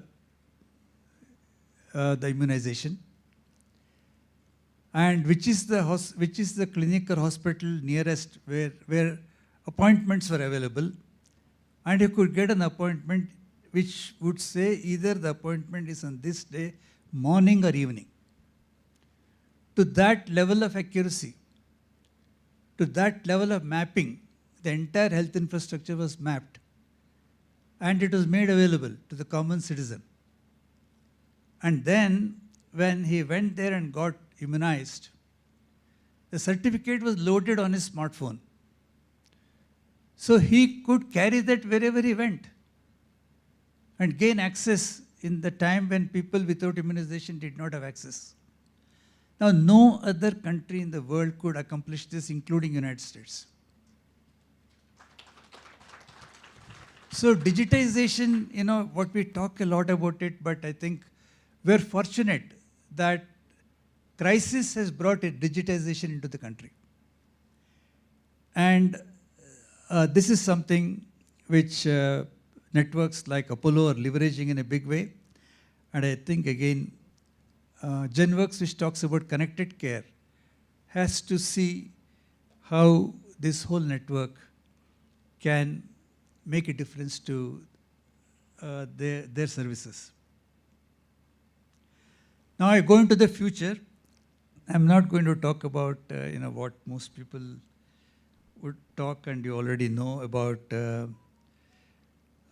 the technologies which are impacting. But I would like to draw your attention to three things which will make an important difference. And these are not technology based. I think we should start with our primary customer, who is the patient. What is patient looking for?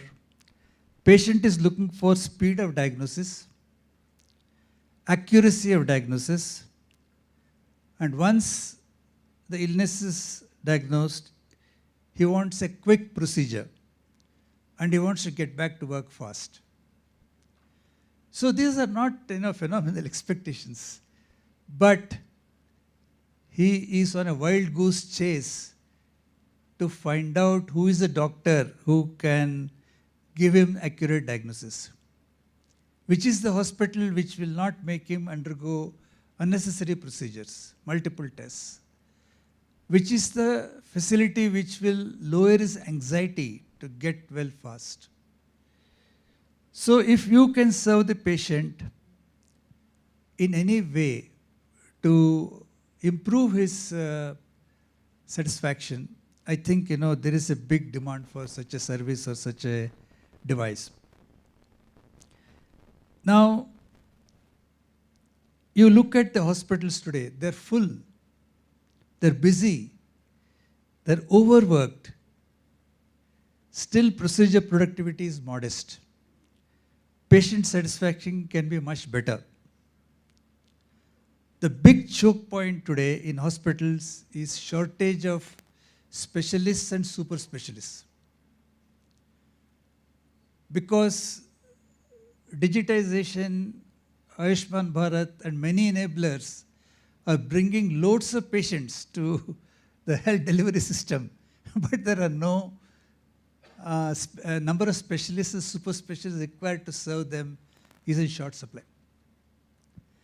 And so I think what is the hospital's number one priority is, can they increase the procedure productivity? If they're doing 10 heart surgeries a day today, can they do 20? Can they do 30? And if they're doing some other operation X, can it be made 3X, 4X, 5X? So if a company can contribute to this, solving this problem, even partially, or even in one segment, I think you have a huge opportunity. There is a lot of people who will come after you. Some of the ideas are that, triage the patient in the local secondary hospital and deliver specialty care from a super specialty team remotely using technology as a solution. I'm just giving you a concept. I know it's being practiced through robotics, this, that, and the other, but it's not easy in execution. And I'm looking forward to the tele-ICU panel discussion today to understand what you are thinking and how you are delivering in this area. The second productivity improvement that is coming in this area for procedures is single specialty chains. We saw Dr. Kshitij, 100 plus IVD centers. Can you imagine? You know, in my early days, there was only one Indira Hinduja. And there was only one Kamini Rao, who we thought knows what IVF is. Now, single specialty centers, like what Dr. Kshitij has put together, 100 centers to manage it and to deliver service there, is increasing procedure productivity by doing clinical workflow as an assembly line, applying all modern management methods, they may not be calling it, but applying Six Sigma to remove all defects and to improve accuracy, to improve speed, and improve the number of procedures they can do locally and remotely. I think these single specialty hospitals, it's not just IVF, you take the care of eye care. Arvind Eye Hospital, Shankar Netralaya, and many of these people have adopted. And so I would say that at least they're able to double the procedure productivity. So I see that like CDR CT Center in St. John's Medical College Hospital in 1992, where the St. John Hospital gave away the radiology department to CDR to run all the procedures. And later they also gave therapy to Curie Hospital. Now you're going to see more and more of this. Multi-speciality hospitals will not be able to mobilize the number of specialists to manage the patient flow they're getting. A multi-speciality, let me tell you, has a lot of other advantages. But they will not be able to find the number of specialists. So a lot of such hospitals will be taken over, the departments, specialty departments, will be taken over by the single specialty companies. And they will be delivering service using the multi-specialty hospital infrastructure. So the question to me, to GenWorks, is that are you geared to make these chains successful in the hospital ecosystem? Having run health systems, I can tell you, one of the most complex workflow and most formidable and intimidating process and flow is in the hospitals.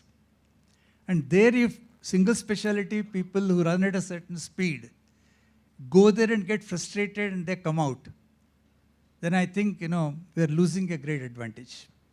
So if GenWorks can play a role of making them successful there, it's another opportunity. Now let me shift to a field where there is exponential growth, where I do not know whether GenWorks is playing. And this has grown exponentially in the last 5 years because of COVID and because of video calls. Video calls are done by grandmothers with grandchildren to patients with doctors to Zoom calls in the corporate sector, everywhere. And so everyone wants to look attractive and presentable on a video call. This is a global, huge demand. So facial aesthetics has become a multi-billion-dollar business. Fillers, abrasion, peels, home repair, and remote medical guidance. Is GenWorks into LED, RF, or laser-based devices for this segment? Do you market the magic wand? Have you heard of the magic wand? There's a company called Shani Darden, which makes this magic wand, which is one of the most popular devices being sold in the world today. What it does, it makes skin tighter and makes your face toned. So what a great demand for this device. So I think, these are some things which are happening which will make a huge impact, because when we think of medical care, we think of rehabilitation, we think of old homes, we think of mental dementia village, etc., etc. But look at the other end of the spectrum. Aesthetics is the big field which is opening up.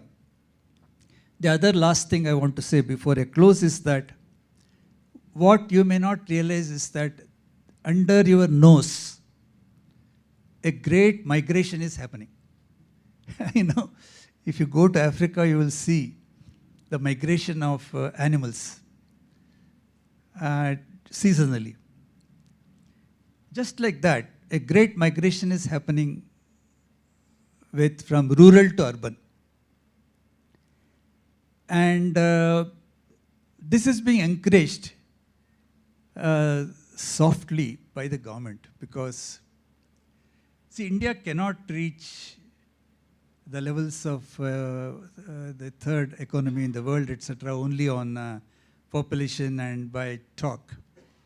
It has to happen by reallocation of resources to the sectors which need them. The sector which does not need so many people has the highest number of population focused on it, which is agriculture and villages. So I think agriculture contributes to only perhaps 15% of the economy today, but has 35 to 40% of population engaged in it. And the only way economically wealth can be distributed is if this population can be engaged better in outside where they live today. And for that, urbanization is important. For that, creation of jobs is important in the urban area. And all models of economists has not been successful in creating those jobs in the urban area for them to move at the pace at which it's required. So, before they move to an industrial culture, the intermediate stage where they're able to earn a living is construction. So a massive investment is being put in construction by the government so that create jobs to move from rural to urban. And so this is happening already. And this is changing the architecture of India. And the greatest disruptor of this is Gadkari. By creating so many highways, by reducing the space and speed, he is creating a flood of people coming from remote areas, from Tier 4 cities, Tier 4 towns, into Tier 2, Tier 1, Tier 3. So if you are thinking that you can create a market in Tier 4, rethink. See, just look at the Mysore-Bangalore highway. It has disintermediated a lot of Tier 2, Tier 3 towns. Nobody will go to Mandya or Ramanagara or some other place in between. People from Kushalnagar or someplace will come to Mysore and from Mysore to Bangalore. So is the GenWorks delivery infrastructure recognizing this pattern which will shut down a number of health facilities in Tier 3, Tier 4 towns where the migration of population is not attracting. It may not happen in 1 year, but it's definitely happening in 5 years. So another person who is also contributing to this disruption is Vaishnav, an ex-GE person. He's again starting all these fast trains.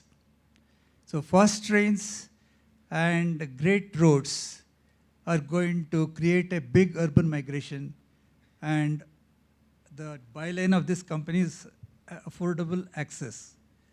And so affordable access has to also be examined with this factor. So with these words, I leave you to think. It's exciting times for the healthcare sector. Agility, flexibility, agility in the business, flexibility to not just continue with the same old models of past success, speed, because that's what patient is looking for, innovation can help players to remain 1 year ahead of competition. If you want to grow and survive, what I have learned in the business is that all you have to do is that stay 1 year ahead of competition. Do something different. That differential should give you the additional zip. If you can constantly innovate to be 1 year ahead of competition, I think you have a great future ahead. Thank you.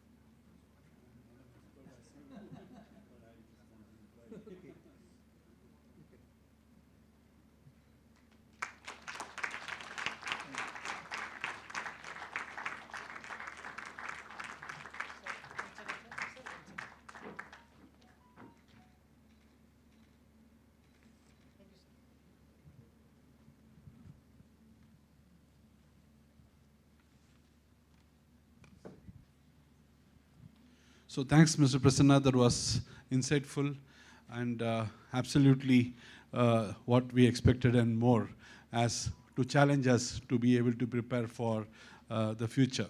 And without much ado, let's go into the panel discussion. Thank you so much, Ganesh. And thank you, Mr. Prasanna, for such an enlightening and informative session. It was really, really very, proud for us to hear to your thoughts of how the healthcare scenario has changed, what are the future challenges, how do we, move towards the future with agility, flexibility, speed, that all is required. We look to go deeper into this topic now, and that is where our next panel discussion comes in, on the same topic of healthcare, past, present, and future. When we deep dive into what we are trying to do and what exactly do we need to figure out, to what Mr. Prasanna said with respect to how the healthcare would be delivered to the future, what are our present challenges, how do we overcome them, what are the solutions, is technology an answer, is technology the answer to everything? Or is there a combination of technology, delivery, and new innovative business models that we need to look at? Coupled with also how it can be financed so that it can reach to the patients much more closer to where they are. So it's my privilege to introduce the moderator for the session, Mr. Ramesh Kannan. I guess I don't think he needs any introduction as such, but still he is a partner with Somerset Indus Healthcare Fund, a visionary himself, a specialist and into multiple areas, including healthcare. Mr. Ramesh Kannan, over to you for the panel, please. Please have a seat.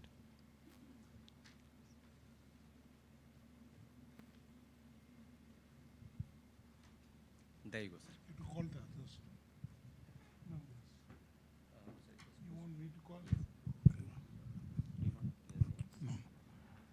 Yeah, thank you very much, Pankaj. Without wasting any time, I would like to invite the panelists, Hari Narayan Sharma from Manipal. Then I have Raghavendra Rao from GE. And Kunal Makkar from DEG.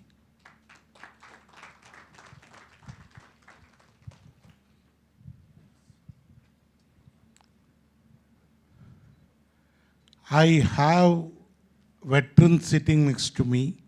Hari Narayan Sharma is a veteran at Manipal. Raghavendra Rao is Mr. G, as I call him. and Kunal Makkar is the face of DEG in India. All three of them are veterans in what they do. So I don't want to spend too much of time introducing them. I want to ask them questions which hopefully will leave us to think and maybe learn and improve and be better. To start with Hari Narayan Sharma, I'll call him Hari for short. Basically, this has been a discussion since ages. How to make healthcare affordable. Prasanna touched very pertinent points today, where government is involving itself in making these initiatives to cut down costs. But based on your huge experience, what are the various other options we should consider in optimizing cost?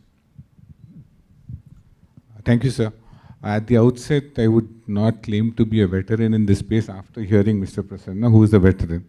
We have been on the peripherals of healthcare, and I would like to acknowledge the fact that we have a lot more to learn. We did discuss earlier also on the subject. Apart from the facts of the distortions which Mr. Prasanna mentioned, there are, in my view, three stumble blocks in the journey forward. The first is our care system, with whatever has happened over so many years, is still a fragmented one. There are multiple stakeholders, multiple formats, multiple single specialty to multi-speciality, the whole works, diagnostic centers which are independent. So there's nothing which is common across. Some have been done by doctors, some have been done by medical schools, some have been done by groups like ours, some have been pure ventures. So as a result, what has happened is, there is no commonality in the way business is managed. There is some sense of madness which has found its equilibrium, but there is still a lot of distortion. Now, what this fragmentation has done, in my view, it has also created a big skew in the availability of skill. Because the higher paying cities and towns have been able to afford the best of talent is not willing to serve in the tier 2 and tier 3 towns even now. Though there has been a significant shift since the 80s, still then the gap and the need for skill in the lower levels of townships are still missing. Third, in my view, is there has been still no rationality in the pricing of services. I mean, if I would ask my question, why should an MRI cost 12,000 rupees and why should it cost 7,000 rupees or why should it cost 2,500 rupees? Honestly speaking, there's no answer. Fundamentally, unlike manufacturing industries, I don't think we have had really an activity-based costing implemented in the healthcare system. As a result, whatever price you quote, whether it be for the government scheme or for an insurance scheme or for a private payer, there will always be a question that it is not appropriate, because it's not a value for money play. So I think these three distortions are existing, and which we will need to address if we are to address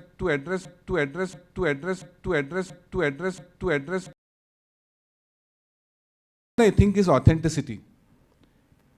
Even if I have the best of equipment down in a small tier 4 town, how sure I am that I am getting the best quality? The access to authentic care is still a missing element. And if I address all these three, which is access, affordability, and authenticity, there's one more missing element, which is the asymmetry. And that has a function of the pricing. There is a significant asymmetry between what a cardiac surgery will cost in a tier 3 town and in a tier 1 town and in a super metro. So this asymmetry in terms of availability and price also needs to be addressed.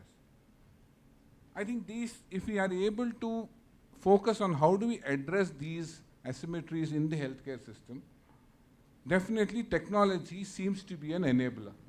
This fragmented piece that is happening today in the brick and mortar business, possibly technology has a role to play to integrate. And that's where I see the opportunity for players like GenWorks to really make a difference in the way care is delivered today. Thank you.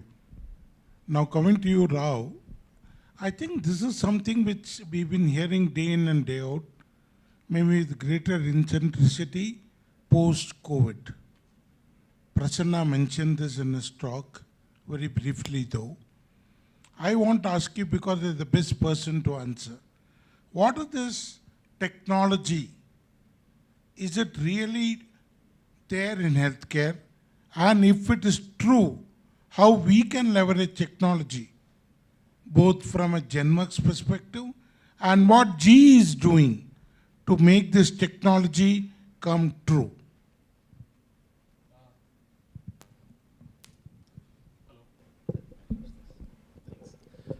Thanks, Ramesh. Couple of pointers that I would want the audience and everyone here to note.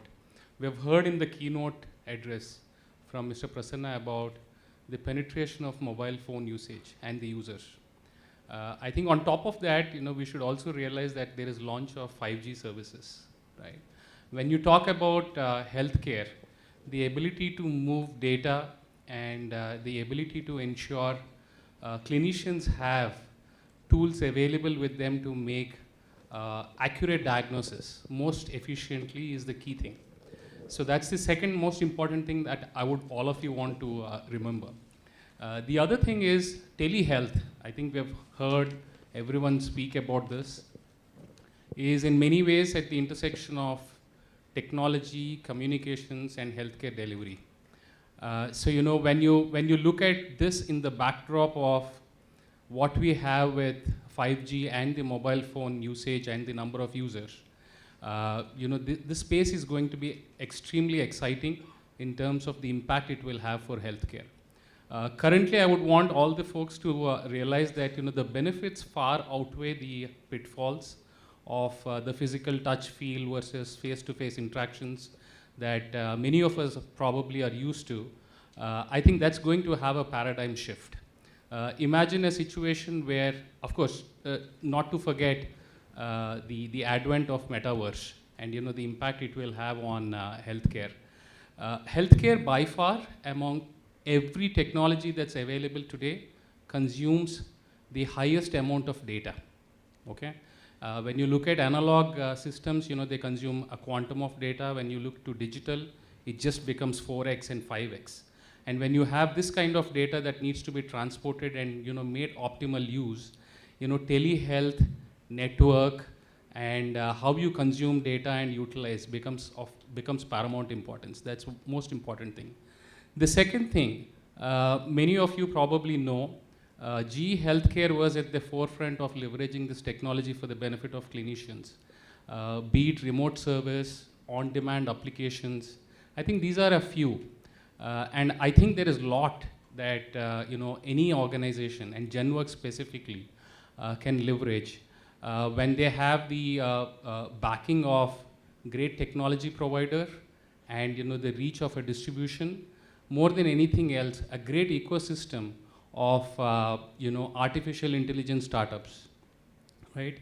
So when you have all of this come together, what you can drive out of technology for clinicians who are based in far-flung regions and ensure healthcare delivery at the beginning, is identified and accurately diagnosed becomes that much more important. And in my view, having a vertical that's focused on telehealth, which GenWorks is doing, is a great start.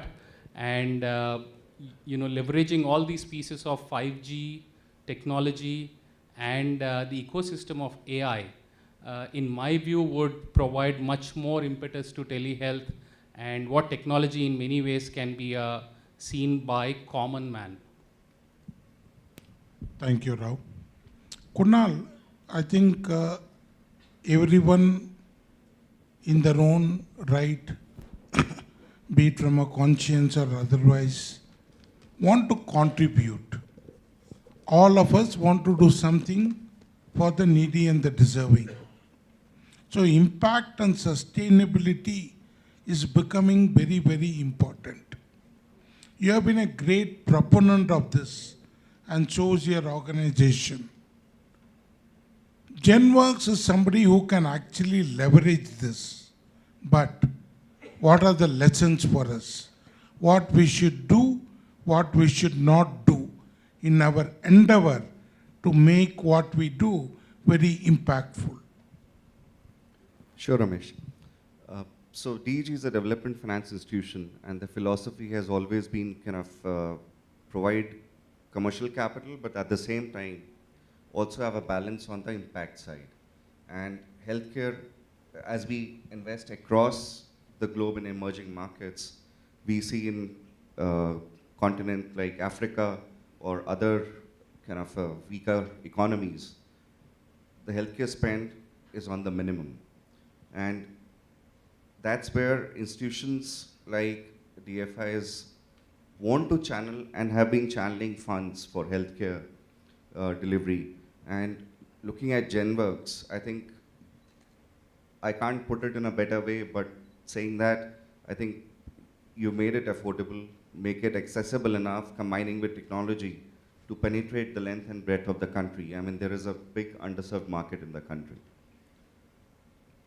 In terms of what we have kind of seen across the healthcare sector in India with our investments, I think the big takeaway has been, I mean, you are asking a finance person, so I'll give a finance answer, right? So have the right mix of capital structure, not only chase the bottom line, not only chase the top line, but also focus on the bottom line, and to focus on your kind of capital flows as well.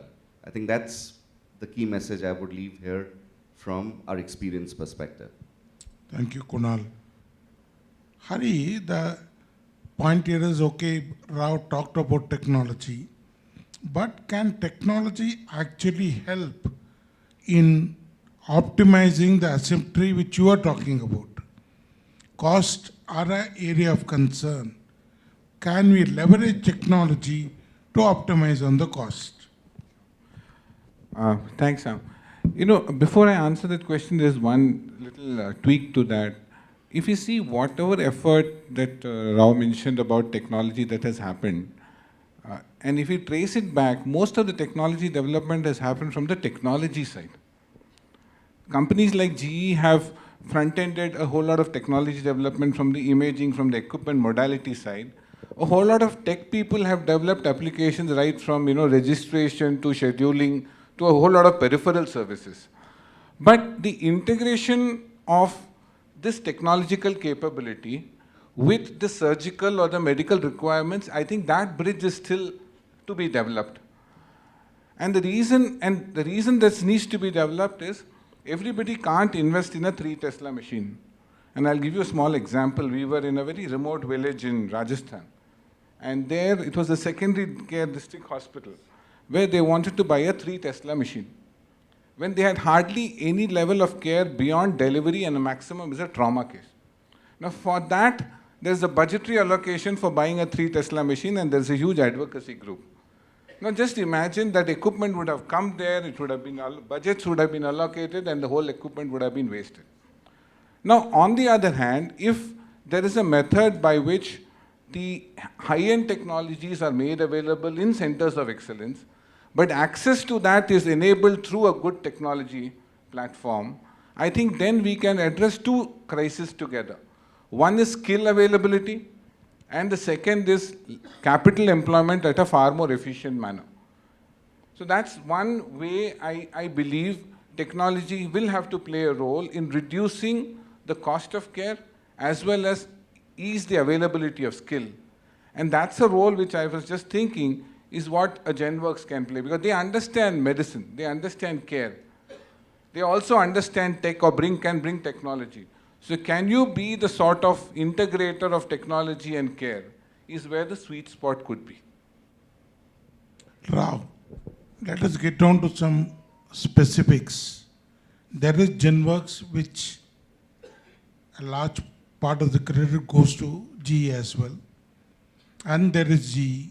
You are pursuing a certain business objective, so is GenWorks. I've been a great proponent of leveraging the strengths of GE and GenWorks to make it bigger and better. Now that you are here, I want a honest answer from you as to how we can leverage the strengths of GE and GenWorks so that the net impact on the people is far better. Thanks, Ramesh. I think you're straight putting me on the mat, but let me try and see if I can answer that in a manner that everyone is happy about. So I think the genesis of GenWorks predominantly is based on how two centers of expertise come together. One is product and technology leader, and on the other hand, you have commercial intensity and distribution strength. I think these two put together is the genesis of GenWorks. In many ways, for the last 8-9 years that we have been together, I think we have done many right things to ensure that we make a big impact for healthcare within this country. Be it the underserved markets of the 700 plus districts that GenWorks covers, or be it the top line growth and the number of people that we have built here who are in many ways ambassadors of accessible and affordable healthcare in this region. I would strongly believe that when you're looking at a country like India, where the population is huge, the disease burden is fast growing, and the coverage that we need to provide is about 700 plus districts, and relaxing in the night thinking that we are doing a good job, I think that to me is something can make people sit up and think whole night and many quarters and months and years in terms of what's the right recipe. And if I could take a figure out of the point that you had mentioned, I think what we probably should do is how effectively we work together to build talent management program. I think the terrain that the team operates in, the skill levels and the competencies with which the clinicians are having as a baseline, I think there is a lot in my view that we could do both to our teams and the external world as well. So in my view, coming together and creating plans that are around talent management for GenWorks team and also competency-based programs to make an impact with clinicians are probably two important things that we should do, which will make us be seen more as a partner who is invested in growth of the internal teams, and more than anything else, also as a partner with clinicians who are looking for something over and beyond just the transaction or the product or the service. Thank you, Rao. Kunal, the challenge always has been, do I get optimal money? I wouldn't say capital, it can be debt also. So long-term, low cost, moratorium, so many things go into play to make finance more affordable so that the end product can also be affordable. How can somebody like DG actually contribute to this endeavor and what all it can offer? I think a good understanding of what DG can do generally and for GenWorks would be real useful. So we heard Mr. Prasanna talking about financing not being available, though things are much better now, right? But at the same time, if you look at it, this is a sector and industry which needs a good breathing space, a good gestation period. But if you go in the private banking space or private foreign commercial banking space, you don't get the adequate tenors. So what we see the market as being, who the banks are providing these facilities are either public sector, or then the space is filled by the multilateral and bilateral finance institutions. So we have a longer runway to provide to the companies based on the business model requirement, rather than fixing the tenors the other way around. We look at the necessities and the requirements of any business and accordingly provide those adequate tenors with adequate moratoriums. Now, pricing, or you said some discounted pricing, that's, I think, in the present scheme of things, as the world looks like, is going to be a challenge, because all of us have been now in the interest rate rising scenario. But here, the role of DFIs is not to maximize the profits, but also be self-sustainable for their own balance sheet. So these are not really exorbitant interest rates that we charge. They are largely in market terms. But I think the big benefit is that you get long-term financing, and that's what we are looking at with GenWorks as well, right? Which I think gives the runway also to the company to grow at a balanced and a stable pace. Any other sectors you have funded which you think you're very happy with? Financial services, automobile, what are the sectors you have funded? So we are actually across all the sectors: infrastructure, financial services, manufacturing. Since we are here talking about healthcare, we've been in healthcare sector directly and indirectly through also our private equity funds. And I would say success rate has been 100%.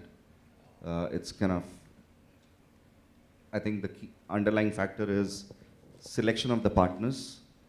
And if you talk about GenWorks, kind of two good things meeting, I'm sure that it's a success has already been proven here. Thank you. Hari, the point is you have the government on one side.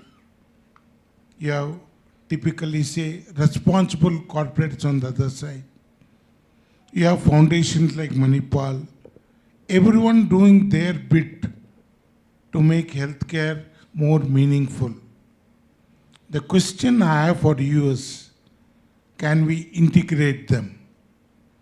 By integrating all our efforts, can the impact be far more? Sure. So, Ramesh, there are two parts to the integration.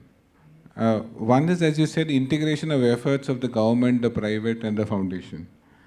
The other is the integration in the care delivery system itself. Because I think if we address the first, which is, and through technology, if we can integrate the care continuum, our effective cost then becomes supportable irrespective of who pays for it. Now, as Mr. Prasanna mentioned, Ayushman Bharat schemes are there which cover 30,000 employees, 30,000 hospitals. But the price at which that care is available is not sustainable by the care provider. So we have a very peculiar dichotomy here where somebody is willing to pay, but the price is not enough for recovering the cost of capital at least. So we need to first find out how do we streamline the cost structure of delivery, and then through a combination of sponsored care, which is what foundations like us can do, through the government-sponsored schemes which are there for insurance, is how we can possibly bring in a more affordable care platform. Just to give an example, and Mr. Prasanna will recollect, we did an insurance scheme way back in 2008-9 to cover about 300,000 lives in the southwest coast, right from Goa to Kannur. It was completely covering all the people in that region through common organizations like churches, trusts, temples, to cover their community at a fraction of the cost. We were maybe about 300 rupees per head for a 50,000 rupee cover. But that was possible only because the cost of care was affordable in the teaching hospitals. So I would like to correlate both of these. Are not independent processes. Affordable care can get sponsored through charitable organizations, through government-sponsored schemes, through private insurance network, provided we are able to reduce the cost of care by integrating the care delivery model. And that's where I see, again, a role for a company like GenWorks to become a sort of a multi-plug adapter. You be that platform where multiple people can roll out their technology for imaging, for drug delivery, for pathology. What happens is then you reduce the dependency on multiple equipments to be, to be spread across all the care platforms. That is the way we can reduce the cost of production in a manner of speaking. Thank you. Rao, as a part of our various expansion plans for GenWorks, there's a plan to start offering products and services outside the country.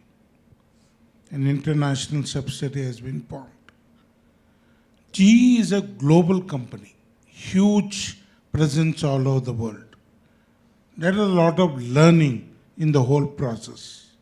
What are the few learnings you would impart GenWorks as a step out of India to deliver services outside the country? Okay. Few expectations or opportunities that GenWorks has as on today. I think in the startup healthcare world, companies that are less than 700 to 1,000 crores in terms of top line have a unique opportunity of being in the sweet spot of strong commercial intensity, great relationships, and a strong governance framework. And I think GenWorks has a unique opportunity to be on top of the charts because the DNA with which the team has come towards setting up GenWorks in many ways in itself will be the tailwind. And I would think that would be the most important factor as you expand outside the country. India is a terrain that all of us know, and once you cross borders and go to territories that we haven't operated in the past, two things that can really trump anyone. One is culture, because you're dealing with people whom you haven't, and they come from a different ethnicity. The second most important thing is the values and the governance framework with which you conduct business. And I think these two learnings, if implemented well, I don't think there is any blockage to the growth of GenWorks outside the country. Kunal, I think the question is a little more specific. In healthcare, you said you have worked on multiple players. What are things you think GenWorks should do to make this business more meaningful? That's not an easy one, because I would say that we've worked across hospitals, different regions. They've been regional players. At the same time, we've been into the pharmaceutical sector as well. I would say if I look at from a financing perspective, the key ingredient would be the business model itself, which whether it's in sync with the requirements of the markets. Second, you have enough financing to operate that in a very stable way to be resilient as well. And third would be governance standards. I think I mentioned governance standards in the end, but I think that stands number one because everything starts from there. Okay, before I come to an end to the session, I want to pose a question to all three of them, and hopefully we will take back a very strong message and action plan. Your Manipal Foundation is GE and is DEG. And there is GenWorks. The question is, can you come together in some form or other which can meaningfully do something to business which we'll be proud of?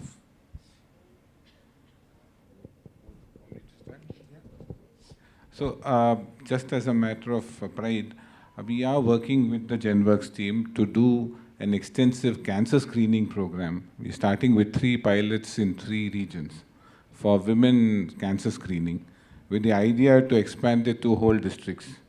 And this screening is being funded by the foundation on a pilot basis in Karnataka, Jharkhand, and possibly Sikkim, where we have medical colleges. The whole idea is to see how through minimally invasive technology and a cost-effective screening mechanism can we accelerate the screening process. And the conviction that our medical team has had is that the faster we screen and the accelerated screening will actually prevent the disease progression better. So the whole effort is to prove a point that if you screen early and in a regular manner, you will be able to arrest the disease from becoming a very cost inefficient for the family, debilitating for the family.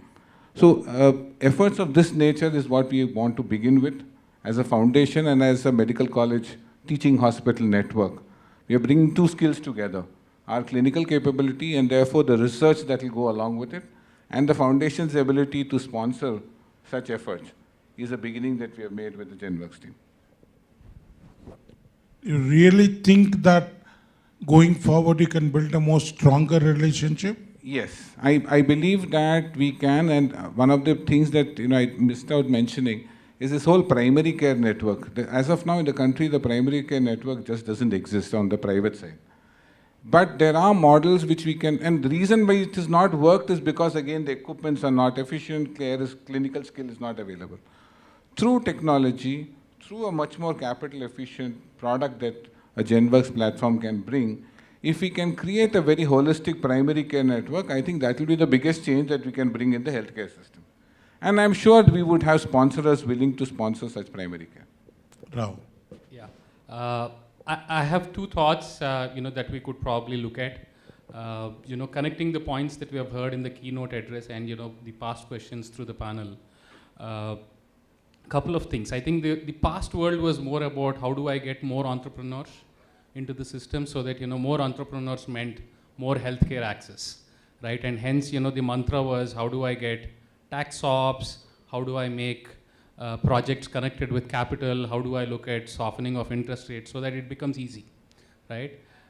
When you start looking into the future, when you have a large pool of healthcare facilities, I think the mantra is more about how do you build capacity and drive efficiency. How do I make people do more with the same, and how do I make that as efficient and accurate as possible with the same, right? As I look to this, the technology provider like GE, what they could do is, provide opportunities for scalable solutions and OpEx models. And I think a financial partner like DEG could definitely come forward and do something for us. And GenWorks being at the center and responsible for an installed base, which is largely in tier 2 and tier 3 markets, is probably at the core of getting the maximum mileage out of this initiative. The second thought that I have is, I don't know how many of you know, nearly 20,000 crores annually is spent as a CSR budget by corporates, and 80% of them are listed private entities. And the patient needs that they tap into are into tier 3 and tier 4, where the patient needs are very vast. They lack clinical providers' expertise, they lack financing, and most importantly, they lack someone who could spread the awareness of what technology could do and help them adopt that.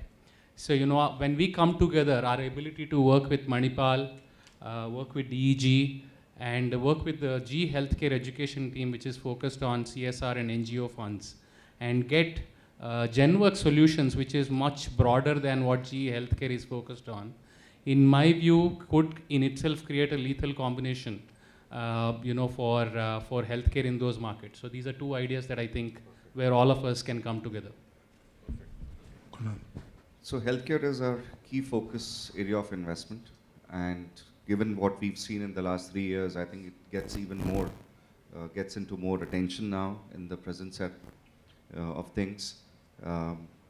So I would kind of say that we are very much keen, and we are evaluating GenWorks. We've been following them for a couple of years now. As we get comfortable, as the company is growing, I think, of course, we have to, I'll be selective in saying that because of my organizational requirements, but it's until it's not done, it's not done. But we are really keen to work in this sector and work with partners like GE and Wipro here. Thank you all. Thank you very much. Thank you so much for the esteemed guest. I would request, please stay back on the dais for a moment, please. I would request Mr. J. Sundararajan, Chief Mentor GenWorks, to kindly felicitate the guest here, please.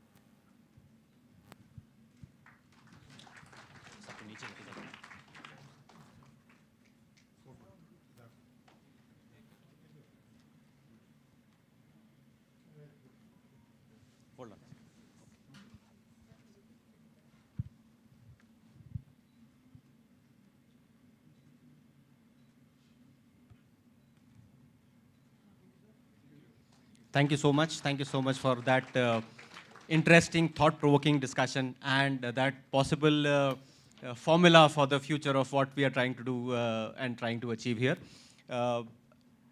After this power pack discussion, delving deeper into the discussions that have happened, starting from Mr. Prasanna, for Terry said, and then again in this discussion in terms of what is required for systems like GenWorks to kind of move forward into the future. I would now talk about the next panel discussion, which is disrupting nephrology care. The growing burden of CKD is a well-known fact. There are more than 2.5 lakh people who require dialysis that are added every year in India alone, if I may say so. And right now, the current system is catering to, I would say, approximately around 1/4 of the demand that is there in the market, leaving aside the people who are still remaining undiagnosed. So the gap is huge. The gap is increasing. That is where the next panel discussion on disrupting nephrology care of how we can, increase the access to nephrology services, what are the various business models, how finance can support it, and what are the various ways clinically the skill gap can be addressed. So we have all the ingredients in this beautiful panel that we have put together, and all our esteemed panelists have agreed to join in. I would request the moderator, Dr. Shyam Vasudeva Rao, to kindly come on the dais. Dr. Shyam Vasudeva Rao is a scientist, founder and director of Forus Healthcare Private Limited, technical director of Maastricht University. His list of accomplishments keep going on and on. It would be, the evening would finish if I start reading out all his accomplishments that are being there. Dr. Shyam, the thing I can say is he's a visionary. He looks at things, developing, inventing, finding out things which can affect patient care in a manner. Earlier in the day, we saw what he had done with Make in India concept of Renelix, the dialysis machine that is there. Apart from that, there are multiple things that he has done. I would like Dr. Shyam to kind of take this opportunity to introduce the panelists, please. Thank you. Thank you for this opportunity, Ganesh and Balaji and the team here. It's my pleasure to be here for to discuss this very, very interesting topic, or a topic which is very close to my heart. So nephrology is a very complex and one of the most, neglected ologies, I would say, even though it's very important. There are various reasons, and we'll discover that today with our eminent panelists. So this is one area where there is a whole, chain of partnership what is needed. We have technology, and then we have the consumables, which is one of the most important aspect here. And then, we have the manufacturing, because that is something which is very important. This is one machine, which runs almost, 18 hours a day, continuously, because there are people waiting for dialysis, and this has to continuously keep working. And this is one of the workhorses, in any hospital. And we also have a policy which is very important. We have the National Dialysis Program, and we have PM Care and all that, which is been rolled out since 2015. And we have, that's one of the very important things, because government is very much, involved in this making policies for this field. And we have the most important, that is the nephrologists, who are the backbone for this entire thing. So we have made the panel accordingly. So first I would like to invite Mr. Krishna Swamy.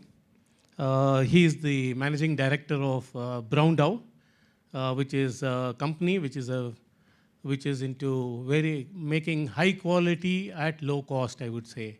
So they make consumables for dialysis, and he has a rich experience with the aerospace industry. He had earlier company which is into aerospace, and has made a lot of success with that. And it's nice to have you here, sir. So the next, I would like to invite Ms. Devika. She is a Senior Deputy General Manager at Bharat Electronics. She is pioneering this effort of making, manufacturing these dialysis machines. And she heads the R&D for medical devices there. And it's a challenging task which she has taken up. Of course, she has more than around 20 years of experience, but in that, for the last 2 years, they have been into medical devices. They started with the ventilator program, as we all know, and oxygen concentrators, and this is one device which they have taken up at a, on a war footing, I would say. So welcome, madam. And then we have Rohit Singh. He's from NephroPlus. So Rohit is in the management team of NephroPlus. I know NephroPlus is the largest dialysis service provider in this country, and also they are there in the neighboring countries, and they are growing very fast.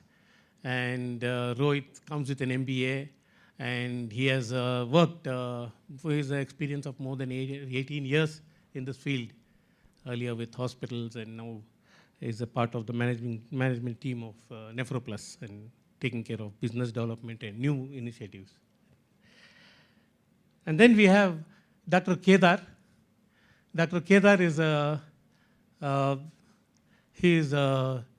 retired IAS officer, of course, and he has been very instrumental in policy.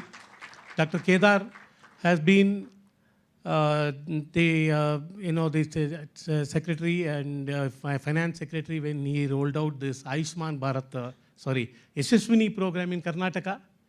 And later on, he is also with CGHS when he was in Delhi. And he has been very closely associated with the policy making of the country.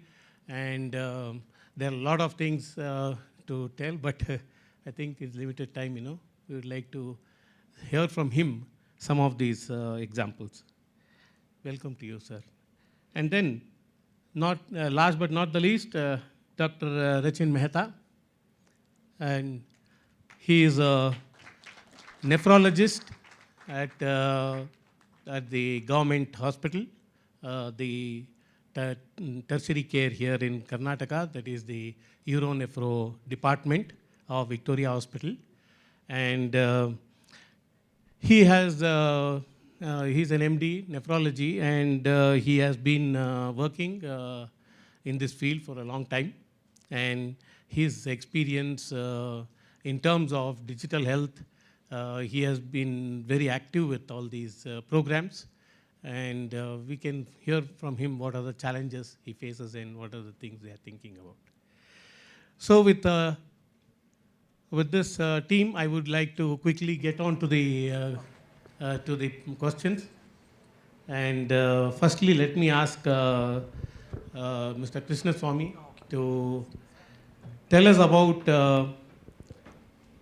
you are the one, sir, you have a lot of experience. You have more than 25 years of experience in nephrology.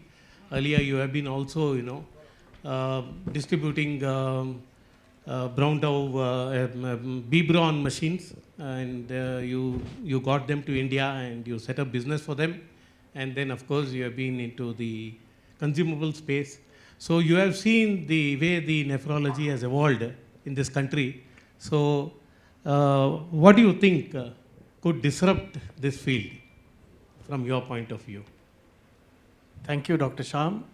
Good evening, ladies and gentlemen. In India, we have come a long way in nephrology. I think when we started, we hardly had about 200 machines across the country. Today, we have 50,000. But even that 50,000 is woefully inadequate. We need something like 300,000 machines to take care of the patient demands that come year on year. I think one of the things that we need to look at both from the medical equipment and the medical devices side is our country is what pharma was about 25 years ago. 25 years ago, pharma was nowhere or fairly insignificant. But today, see where they are. We are known as the pharma of the globe. And I think medical devices and equipment is in a similar phase in India. There's a lot of headway for us to grow. But how do we do that? One is Make in India, which I think is where the government has stepped in, and I think they're going to give more and more support for this Make in India program. Because, as Dr. Sham said, nephrology is one of the most complex fields. Because, yeah, what affects dialysis is geography, affordability, manpower, investment, and quality service. If I need an ultrasound, wherever I am, I can travel down to the nearest place, get an ultrasound, and go back. No problem. If I'm on dialysis, I have to live near a dialysis center. I have to change my entire lifestyle. I have to move away. Or I have to travel long distances. Because I need the facility every third day. I can't do without it. So geography becomes extremely critical in dialysis. Affordability, I think people have said enough, and Ganesh said that we are one of the lowest cost service provider in the world. I think Mr. Rohit can second me on that subsequently. Manpower, Balaji mentioned we have 1,800 nephrologists, which is extremely low. So how do we make that 18,000 or even 25,000? It's not possible to do it physically. So one of the ways to look at it is to go virtual, see how we can expand that space and how we can work around these problems. Thank you. So you have heard that we have around 50,000 dialysis machines, and it's around 300,000 machines what we need. So if you see, there's a great demand, and also we need very robust, very reliable systems here. And congratulations that you have taken up with this challenge, and you are also partnered with one of the companies with making the most latest technology machines. And being a defense, you come under the defense ministry, and you have been working on various such systems. How do you think you can scale up this production, and what are the plans for BEL to take up this challenge? Thank you, sir. Actually, all of us know. Hello. Most of us know that BEL has got into medical electronics devices only after COVID. Because of COVID pandemic, Government of India entrusted BEL to support them in combat of this COVID-19, and BEL identified a partner who had a ventilator already, and then we went into a series of discussions with them, and then we finalized the partner. It's ScanRate from Mysore. And then for COVID, there were additional features which was required apart from what was available in ScanRay machine. And BEL partnered along with DRDO to scale up those additional features into the machine. And as you all know that Bharat Electronics is only into defense. This was the first time which we entered into electronics, medical electronics. It was rather a new field for us with limited domain knowledge. But PL geared up to the requirement of Government of India, and we realigned our entire infrastructure and the resources to meet the medical requirements. And then we could make 30,000 ventilators in just 90 days. This is just identifying the partner, identifying all the features required for COVID pandemic requirements of a ventilator, and then scaling up along with the partners. We had to tie up with many, and you know it was a lockdown situation. Almost all the entire country was under lockdown. Logistics was a problem. We in fact brought so many MSMEs into, and we had to reach to the government of Karnataka and government of India, see that all the lockdown restrictions are not there for these companies which are supporting us to manufacture the ventilators. So this was a big Herculean task for us. But then BL could come out of all this. We realigned our resources. We gained the limited domain knowledge required for that particular moment. We even got ISO 13048 for certification in just 1 month. It was really a remarkable achievement for BL because we are always into defense equipments like radars and sonars. All this we could do only with agile production system capability, which enabled us to establish the manufacturing infrastructure to produce around 500 to 1,000 machines a day. We had the support from DRDO labs and Government of India. We in fact indigenized many critical components which were required, which was to be imported from outside. And in that lockdown and COVID pandemic situation, it was highly difficult for us to procure those. So we had to indigenize along with DRDO, and we manufactured it in-house itself. We had our own SBU which could manufacture the valves required for the ventilators. And all the, as I already told, all the resources and infrastructure we realigned to manufacture medical devices. It was only possible with excellent partnership among the public, private, and the government agencies working together for the nation's cause. Having said all about the ventilator success story, BL's strategy to enable dialysis expansion and enable affordable dialysis to people is to focus on Atmanirbhar and Make in India. Saying so, we have partnered with Renalix, Shyam sir, to manufacture their indigenously developed RxT70 dialysis machine, hemodialysis machine. And we are also having an MOU with GenWorks so that these machines manufactured by Bell could reach the dialysis center required, as spoke about sir. And we also want to indigenize most of the critical components which are there, which is the part of the BOM of RxT70. Collaborate with innovation centers to meet the timelines and the NDP requirements. Realign again our resources for manufacturing dialysis machine. We have developed an ecosystem for procurement of all components for our defense equipments. Similar, so we had to develop an ecosystem for ventilator. This ecosystem which we developed for ventilator supported us in manufacturing the next oxygen concentrator. The same we would like, Bell is confident in creating such an ecosystem for manufacturing the ventilators and reach the remote locations where patients need dialysis machines. Thank you, sir. So that's wonderful. I think we cannot think of any better partner than BEL to really scale up and make this manufacture this equipment. Thank you. So going to Mr. Rohit Singh,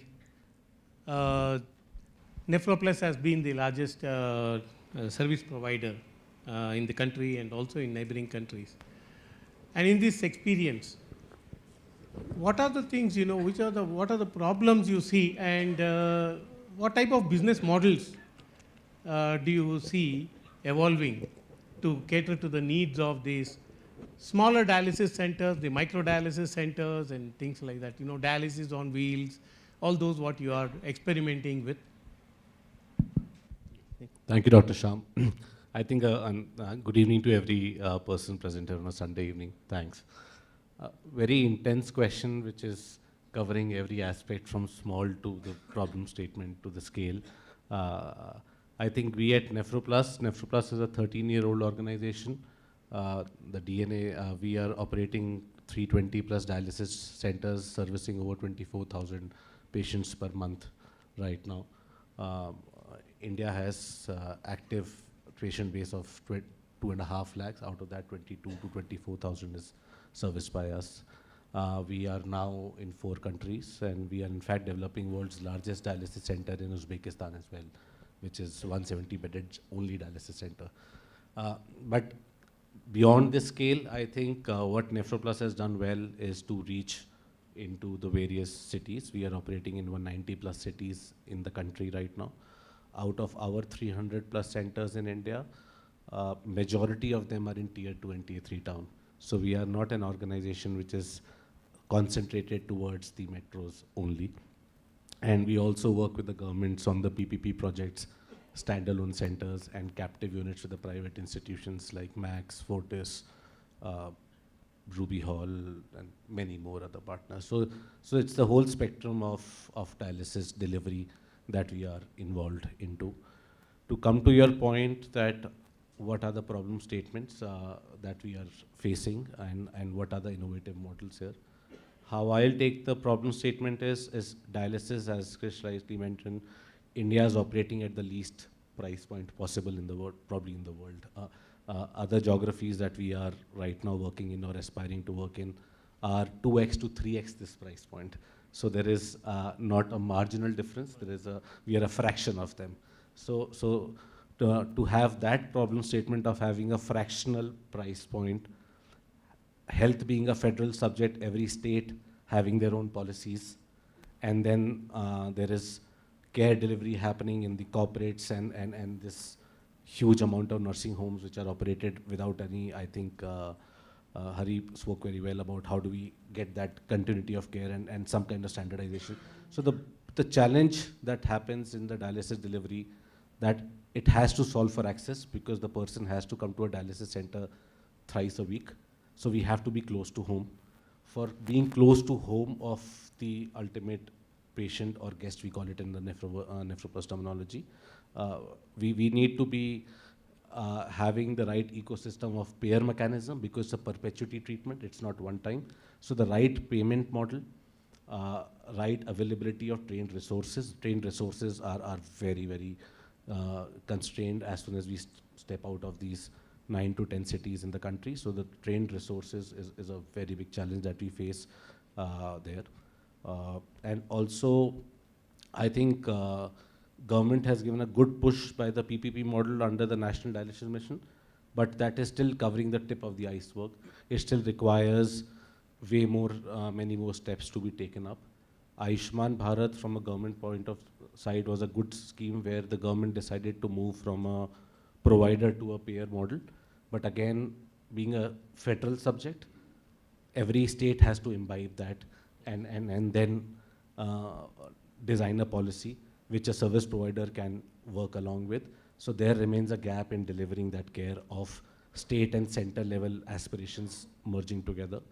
There remains a significant gap in the partners that we work with because from the corporate to nursing home, the delta is huge. That becomes a huge constraint. I touched upon the resources, trained resources, which in India I think is a big problem, and we all collectively as part of the ecosystem need to solve for that problem.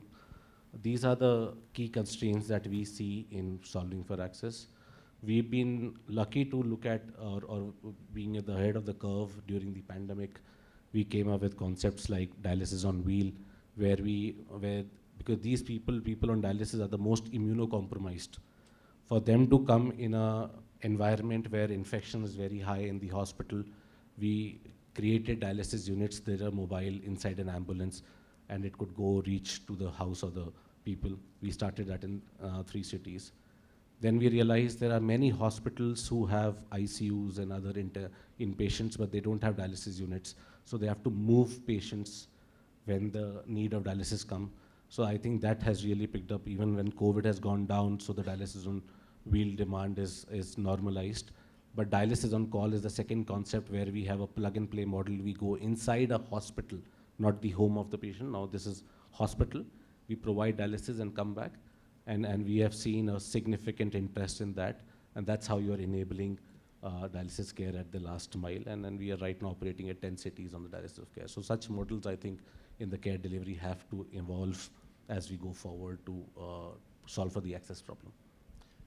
Wonderful, sir. That's a very, very insightful thing. Taking the lead from there, two things. One is, Dr. Kedar, you have been the Director General for ESI, and then during your time you have also done this, started medical colleges for ESI medical colleges, and that's to build capacity.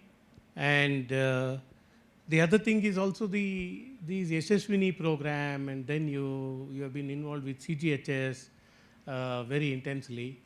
So now that we have this national dialysis program, how do you see the effectiveness of that? Because since 2015 it has been there, in every budget it is there, but the number of machines and the center, that has not grown that significantly, at least what we see on the ground. But what do you perceive, and how do you think this will? Sham, once a bureaucrat, always a bureaucrat. So first thing I would like to tell you is a disclaimer. Whatever I say is my personal view. It does not reflect the views of any past, present or future governments. Okay? I am safe. I presume that there is also no media inside this room. Okay. Now, first thing that I would like to tell. No, this scheme, whatever you are talking, cannot be a disruptor, cannot take this program anywhere else. For a simple reason, one is numbers that government speak of are very, very insignificant. See, Friday budget of Karnataka government, 1 lakh cycles in the whole year budget for Karnataka. Okay, that's first one. Second, of course, he has been quite modest because he's sitting next to me. The rates that we fix, whatever is already one-third, two-thirds or what, in that we further fixed very low. Third, government is good at least, even in that low rates. Episodal, we are good. Suppose somebody goes for one surgery, goes back, no problem. Unfortunately, you are a problematic man. You are a chronic, you keep on doing. So one problem is we don't only give low rate, we are also not a very prompt payers. Especially if he's doing, I don't know whether he is doing in ESIC Rajesh Nagar Medical College, because we were the first to call for a PPP mode. I'm sorry, don't hit me, but I had called you for that, and I suspected that you must have been doing that. You have a lot of patience, keep it up. So, ESIC is a better pay, reasonably when compared to state governments and central government schemes. So, reasonably better. I'm not claiming much. So, because of that, these things will not happen. So, PPP will run away. He is not running away. Maybe he has some other problems, constraints. So, now, how do what can be so PPP cannot be, government program cannot be a disruptor in a case where it's a chronic one. So, one way I'm thinking, I know, since you know me, I'm a mad fellow, I'll speak and then I leave it to you. In government, we have a concept as finance secretary, we have a concept of a cess, right? Cess is a earmarked one and that will be used for that. Now, if we can catch hold of somebody like Jagannathan, he's Star Health Insurance, big man, a great man. I had some issues, I went to him and he came out with a novel thing. Now, what I'm telling may happen or may not happen. Suppose we have some concept that for any health insurance in this country, you have also got IRDA, so he's also a reasonably good man. Earlier Kuntia was there, but suppose you have any health insurance, we have a small amount as a cess towards dialysis. That cess is irrespective, whether you are going to be patient or not a patient, it's a cess collected on every health insurance premium that people pay. That can be pooled, and through that, if you want to do, the disruption can happen. Lakhs of people can get benefited. Then you can have the economy of scale. Look, in India, everything is scale. Probably 470 aircraft plus another 300, 840. Even 20 countries put together cannot order 840 aircrafts. So numbers are very big in our case. So if you can have a concept of a cess, then you can have dialysis working on poor, rich, anywhere. You can have cross-subsidization, ensure that Mr. Singh will not run away. Yeah, today it may look a foolish statement. Please take it as a foolish statement, but if you can look at it some way as a cess on any health insurance policy, this should be, because this is going to become, see, lifestyle diseases are going to kill India. I'm telling there are 2-3 things. One is cancer, another is dialysis. These are chronic and very costly treatments. Can we have a cess on that? I don't mind putting it on income tax, but there are too many rich people here, so I don't want to speak of in cess on income tax. So at least health insurance ka upar cess dal. I'm sorry, on all health insurance policy, every premium they have to pay a small amount of cess, very small amount for these 2 lifestyle diseases. Thank you. Thank you, sir. That's a good thought for scaling up this service. And in fact, there was some inquiries on that. That a lot of these insurance companies now want to have organ insurance. So, and then Again, there could be something of this nature also. No, again, health insurance people will fail. Like agriculture insurance, if they do it for you, only exclusively for nephrology. No, they will fail. Just like our agriculture insurance, you devour a lot of money. I don't think anybody having, once they get into the problem, then they purchase insurance, then insurance company will go down along with you. No chance. It should be a separate, it should be on every health policy sold in India. You must put a very small amount as a cess and pull it together. Earmark for only these 2, cancer and this. And it should be for rich, poor, everybody. Then only scales will, and then we can be the health provider in these 2 for the world. In these 2 diseases, we can become Vishwaguru for everything. Thank you, sir. So taking the lead from there, I think Dr. Mehta, you have been looking at this chronic disease like CKD, chronic kidney disease. As what Dr. Kedar says, it's just that if you are addressing the end stage of the disease, may it be cancer or may it be kidney disease, ESRD, it's going to be very difficult. So what do you think, to disrupt this field? Do you think preventive care is better here, or is it going to also act as an early engagement? So all those who are maybe diabetic or hypertensive are at a very high risk of getting into chronic kidney disease. And then the disease management, how do you think this can be put in place? Good evening, everyone. Thank you for giving me this opportunity to talk on this platform. So, sir, as you rightly pointed, that as a nephrologist, what we see many times, especially in government centers and even in private centers, a lot of patients present to us at a very advanced stage of kidney disease. So by the time they present to us, there are not many options left with us. There's only dialysis and transplantation. There's not much of medical form of therapy which we can really offer, because it is such an advanced stage at which they're coming that no medicines would work at that point. So addressing this, I've always wondered, why don't we pick up this disease at an early stage? And how would we be able to identify it at its inception? Now, to answer this question, it's very simple. I've always felt they have to have some health screening programs in schools.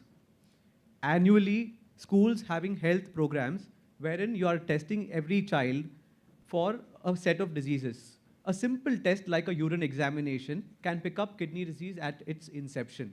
Unfortunately, we don't have that in place. So by the time the kidney disease manifests, the creatinine has already gone up and we've lost the game. But if we start doing these things like health programs at school levels, whether it is government funded or if the private players take up the job, but I mean, every school can have these programs, and we can have health trackers or apps which can actually tell the parents whenever there's any deviation of the parameters. Simple tests, and the reports are in the app which the parents can get informed of if there is any deviation. So that is the most important thing. I think at an early stage itself, we can pick up the kidney diseases. That is number one. Number two, as we know that India is the diabetes capital of the world now. And diabetes is the most common cause of chronic kidney disease. Every diabetic has a 40 to 60% chance of developing a kidney failure. Yes, so how do we identify this at an early stage? By the time these guys are identified again, they know they have diabetes. They know that they are prone to develop a kidney disease and other diseases, of course. But unfortunately, by the time they get to know that they have a kidney disease, it's already out. So we don't really have too much to offer. So again, if there are any applications which can, once you are diagnosed with diabetes, there could be apps, there could be technology which can help them track their health. Placing the health in one's own hand, because it's not going to be possible for any program to be able to cater to every individual who is having diabetes. So if there are applications which can tell them that, okay, if you're a diabetic, you need to screen for your kidney diseases once every year by doing these tests. And how frequently do you do it? And from when do you start screening? So that is the most important thing, that they can identify their kidney disease at an early stage. And just like diabetes, there are even other inherited diseases where the parents already are having it. For example, polycystic kidneys, one of the commonest inherited kidney diseases. So the parents are already aware that they are suffering from it. And they know that the child has 100% chance of getting it. So how to monitor it? When do you start screening, and how frequent do you screen for it? All of this is something like an educational material in the form of either apps or whatever. There are many platforms in which we can put these things up, and the people would be more aware to screen the children, so that as soon as there is an inception there, as soon as the child is detected, the treatment can be started. There are options in treatment in the early stages, but not in the advanced stages. So I think technology needs to play an important role in screening and identifying a disease at an early stage, where there can be medical measures to halt the disease, or at least halt the progression or slow the progression of the disease, so that they don't end up in dialysis early.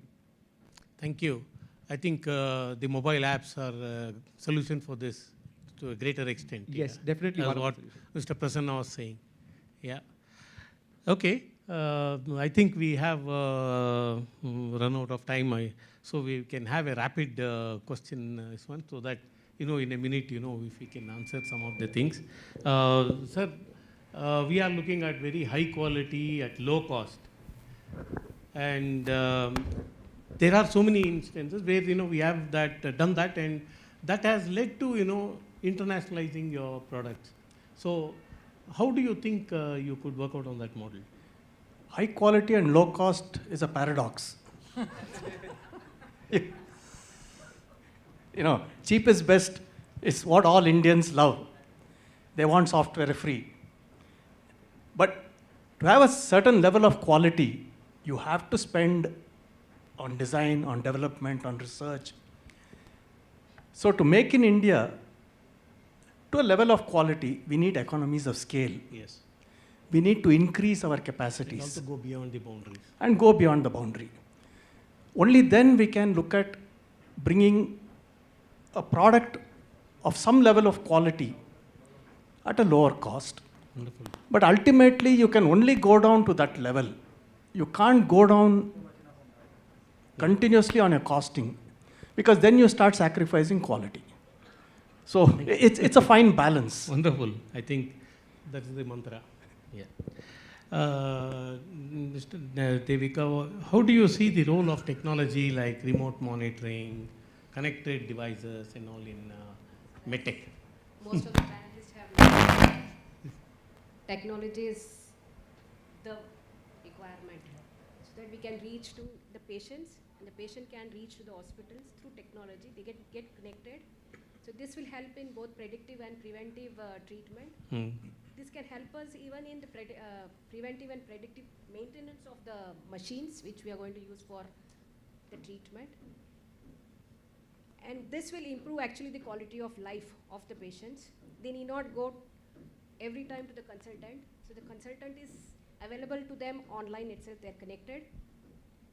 And this will help us in, technology will help us in flexibility. That means the flexibility in diagnosis of the disease. Right.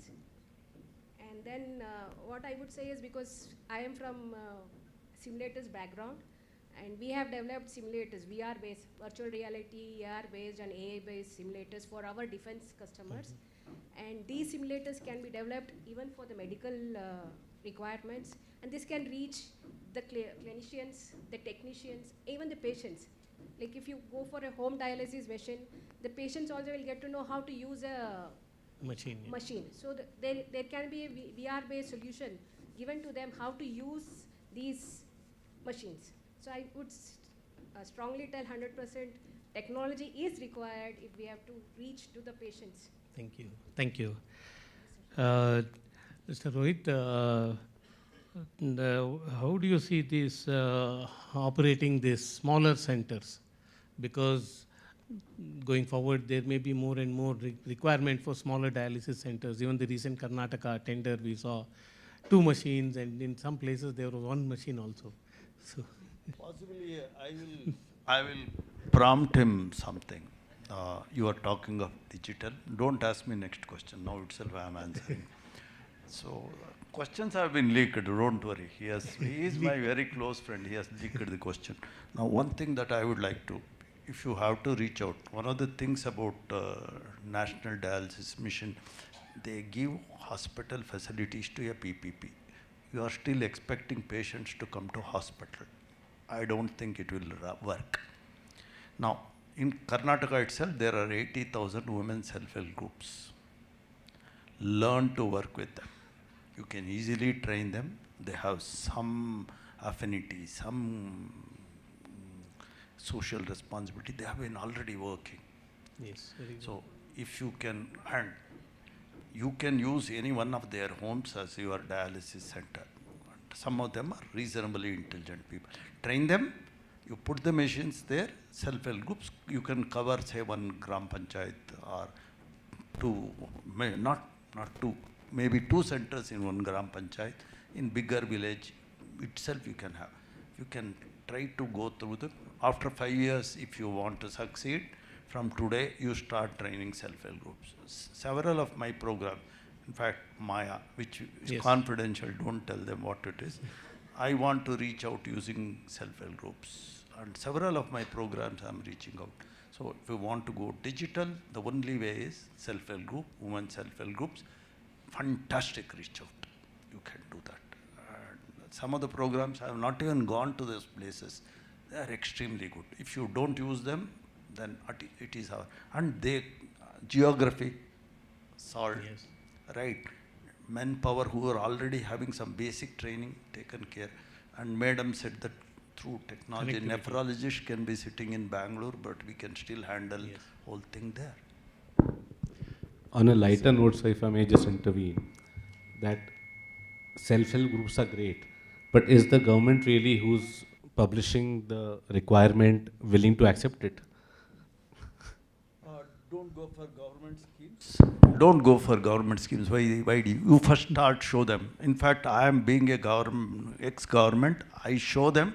I make it work. Today, government. In fact, you will be surprised. The best of my programs I am not doing in Karnataka. I am doing in Orissa, and through self-help groups. And then government came to me. And very thoughtful work. Yeah. Please show them it works. Then government will catch. If you feel that government will be guiding you, sorry, you must guide the government. What is government? It's a accumulation of all citizens. You show me the way. You make 10 self-help groups model and make it work. I know that Columbia Asia Hospital near my house, they've opened some office somewhere in Dodbalapur Road. If they had asked me, I would have told what was the better way. you can show them. Please, for heaven's sake, don't expect that government will first change their tender document. No chance. It is already set in my server. No chance. You show me, you show it as a success, bring some VVIP. I will ensure that we will get you the VVIP. Then you will show that those women, of course, you should not make him feel jealous. It's always jealous doctors. So ensure that they are also friends with self-help groups, it will work. Don't bother about tender documents. You show them the way. And I did it in some other state because I know that if I succeed in Karnataka, they will always say, "Arey, you are a senior officer, they all listen to you." Orissa, I have gone only once. So you show the way. Don't expect government to show you the Interesting, way. sir. We Dr. take Mehta, this how do you think you being in a tertiary care? How can you escape? You can't escape. No, we'll see the government side, how it is. So how open is are people in the government, like in the hospital, in your tertiary care hospital, for these sort of ideas? And do you also experiment with such You are things? asking the wrong man. He's in the government system. Let us, they are also very open. Sir, basically, what I understand is, in a government sector, of course, there is a big demand. I mean, a lot of patients come from far away. I mean, Right. from in Bangalore, if there's a hospital, like a tertiary care hospital, there are patients coming from a lot of places in Karnataka, not only in Karnataka, even from outside the state, even from West Bengal, everywhere. People are coming in for a tertiary care facility, for dialysis, for treatment. So the government can't really cater to everybody's needs. In fact, there was a time when we would initiate dialysis and then we had to tell the patients to take dialysis at centers, at peripheral centers, because one hospital cannot accommodate so many patients coming in. So they would literally not get slots for dialysis in peripheral centers. They would, though we would give them a list, but it's not very easy to get a dialysis slot in the peripheral centers. So of course, I mean, we have a long way to go. Recently government have also started some other centers in Bangalore which are giving free of cost dialysis, which is a big boom. A lot of things have started to settle now. Right. With the centers coming up in Bangalore with free of cost, low cost dialysis or affordable dialysis and stuff. But there are still a lot of centers outside Bangalore in a lot of smaller districts where dialysis is happening, which is not monitored. There are no nephrologists to reach. As we know that the number of nephrologists, as mentioned, are around 1,800. And if you look at the number, the proportion or the ratio is 1 nephrologist per million population. So obviously, even if there is dialysis happening in some of the peripheral centers, it is being done by technicians and it is not being monitored or manned by a nephrologist. Now, how do we solve this problem?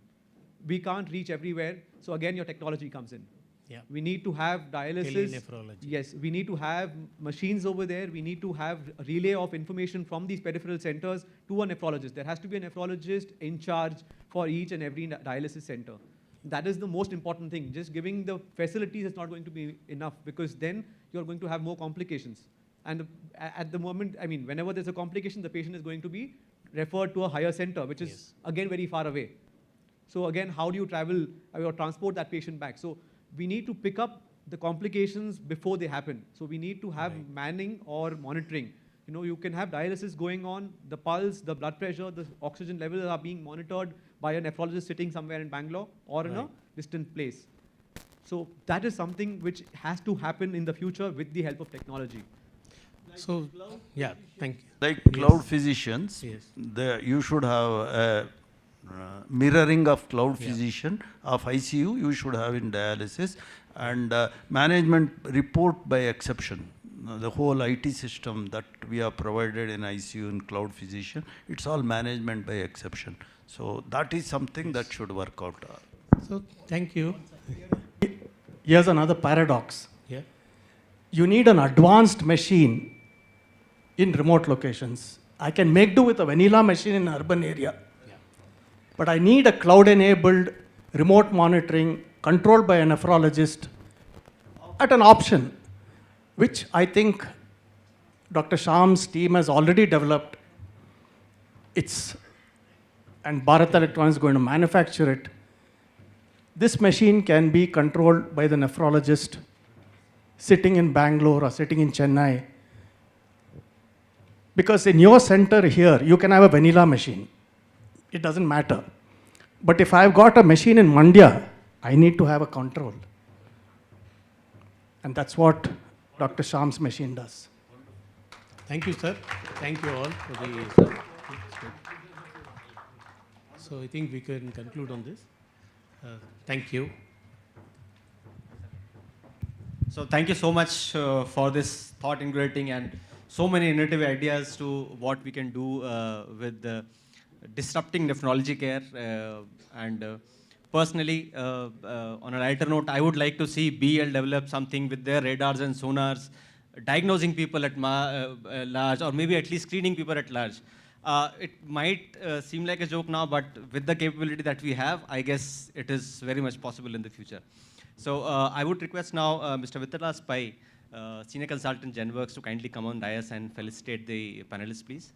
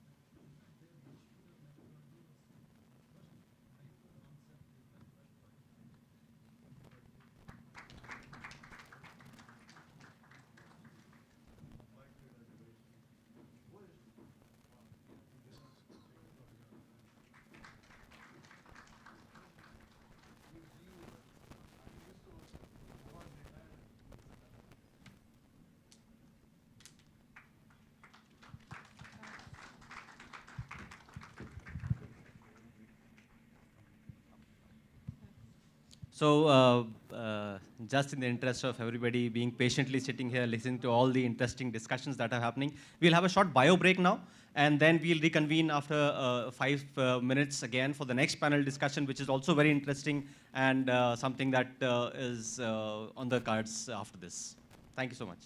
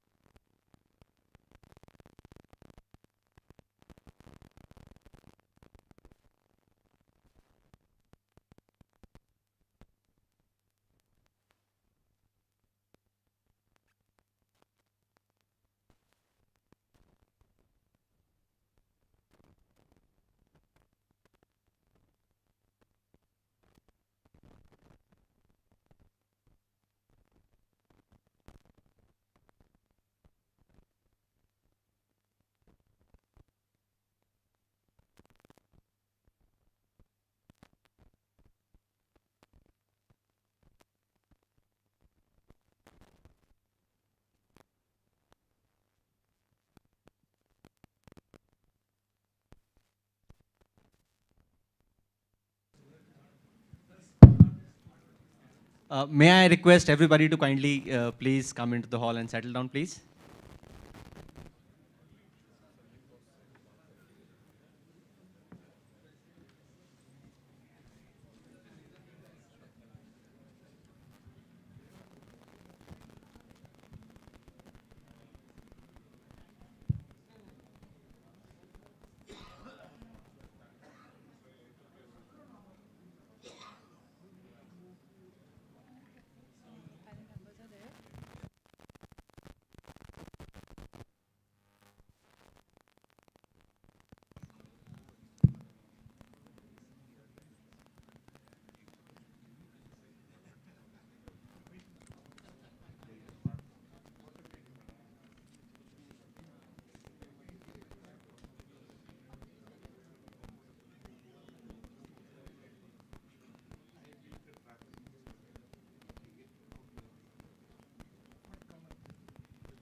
Thank you so much. And let's move on from the two power-packed sessions that we have to another one. We heard about how technology and Make in India can disrupt the future in nephrology care. COVID taught us many valuable lessons. One of those, as we heard Mr. Prasanna said, was it's changed the landscape of how healthcare is working within the country and across the world. It also made people very comfortable with the healthcare setups that are nearer to their places, right? But that does not solve, as we heard in this panel as well, the problem of specialists and super specialists reaching them where they are. While telemedicine has grown leaps and bounds during COVID and after COVID, Mr. Prasanna spoke about the 10 million teleconsults that have been enabled by eSanjeevani and many other players that are there, like Apollo Hospitals.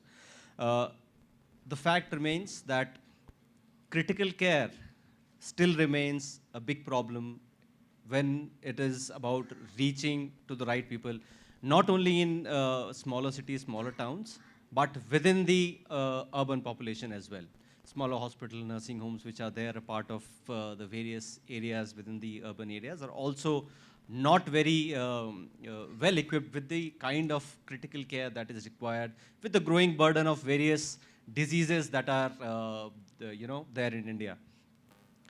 It is a pleasure to kind of to moderate this session myself and introduce our panel members for this session on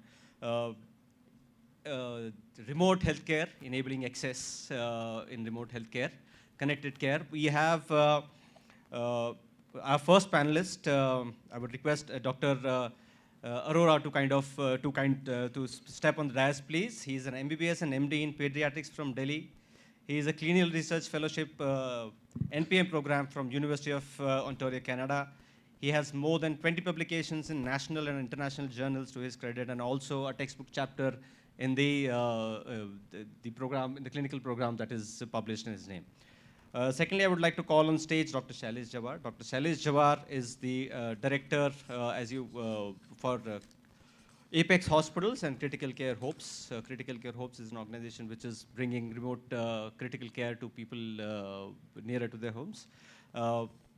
Next, I would like to also welcome Mr. Rajendra Kuradi, who is the CEO and Research and Development Head for a company called R2 Healthcare, R2W Healthcare Solutions, which provides solutions which are there for remote healthcare.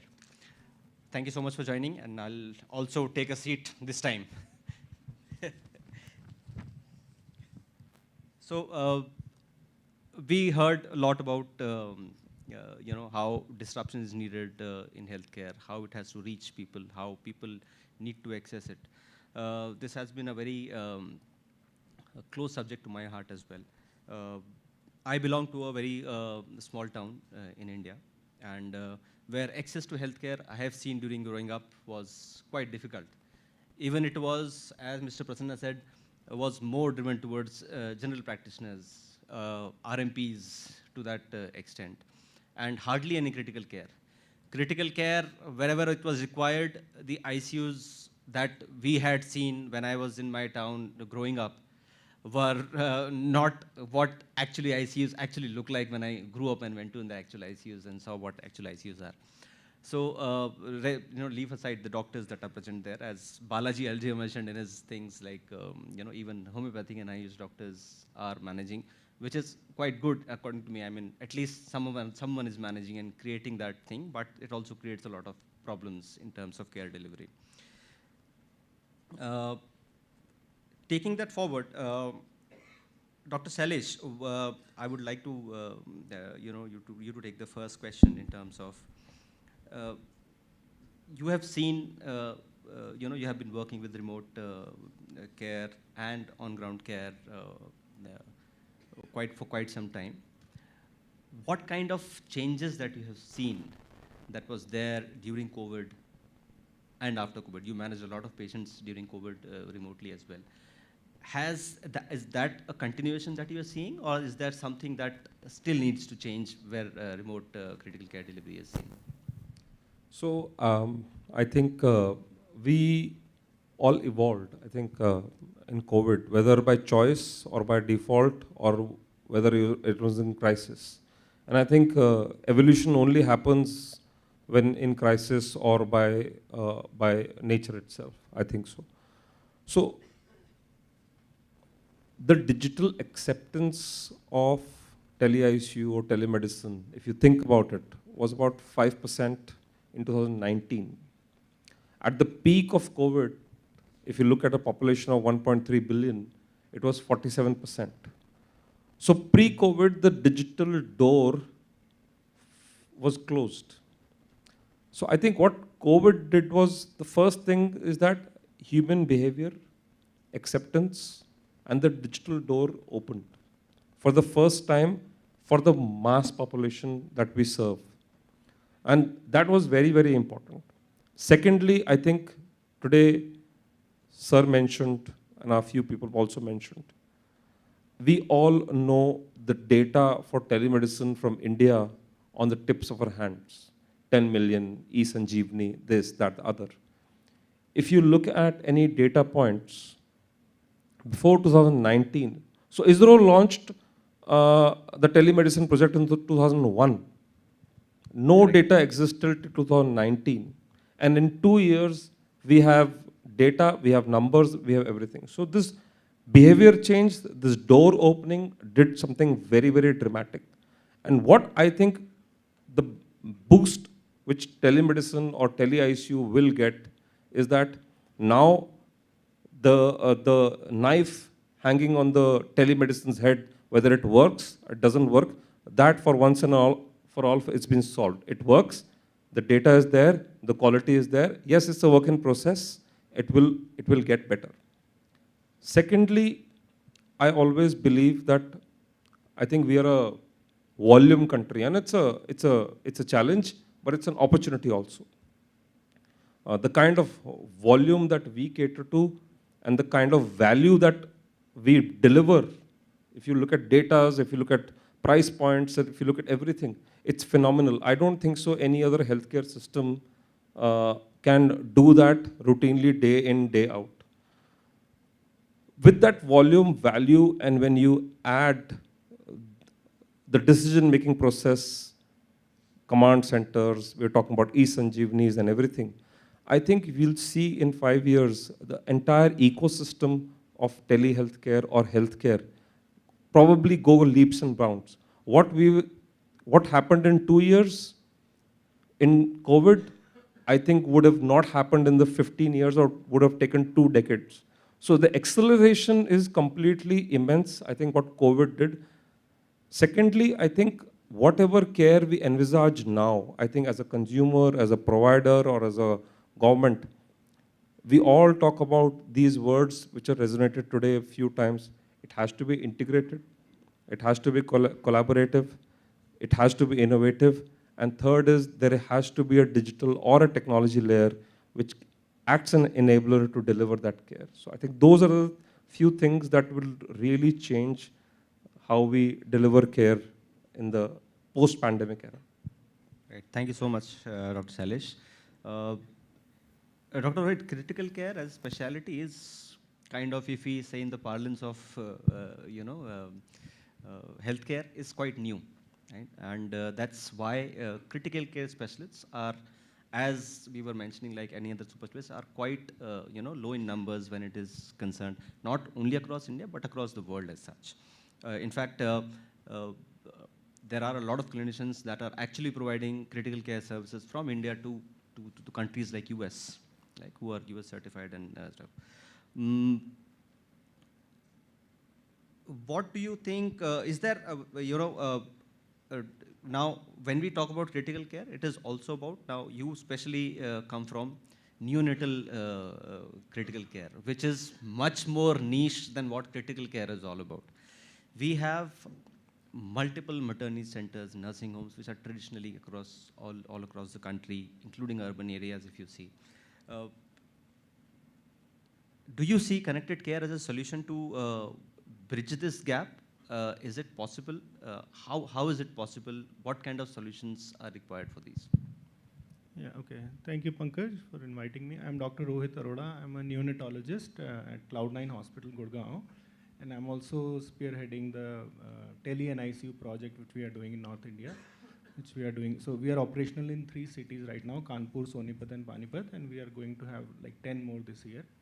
So, so just to create a preamble to your question, Pankaj, so when we do surveys to figure out which city we should open NICU, tele NICU, like, so you have to have certain number of deliveries happening, and then accessibility to the healthcare should be not that good. If they are there, then we are not required, right? So based on that, that's how we plan to decide. So what, during our surveys, we get to learn a lot about different places. First of all, my learning has been that every city has got its own issues, right? They are on a planet of its own, totally different from the other adjoining city, and then totally different from the third city. So that's what we have learned.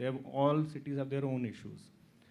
Second, in all cities though, there are like 3 types of healthcare providers which we see. So Mr. Prasanna also mentioned the past and the present and the future.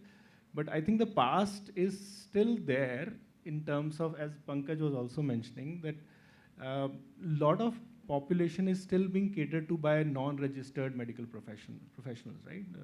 We politely call them quacks or whatever, but they are still there, and they serve a lot number of population.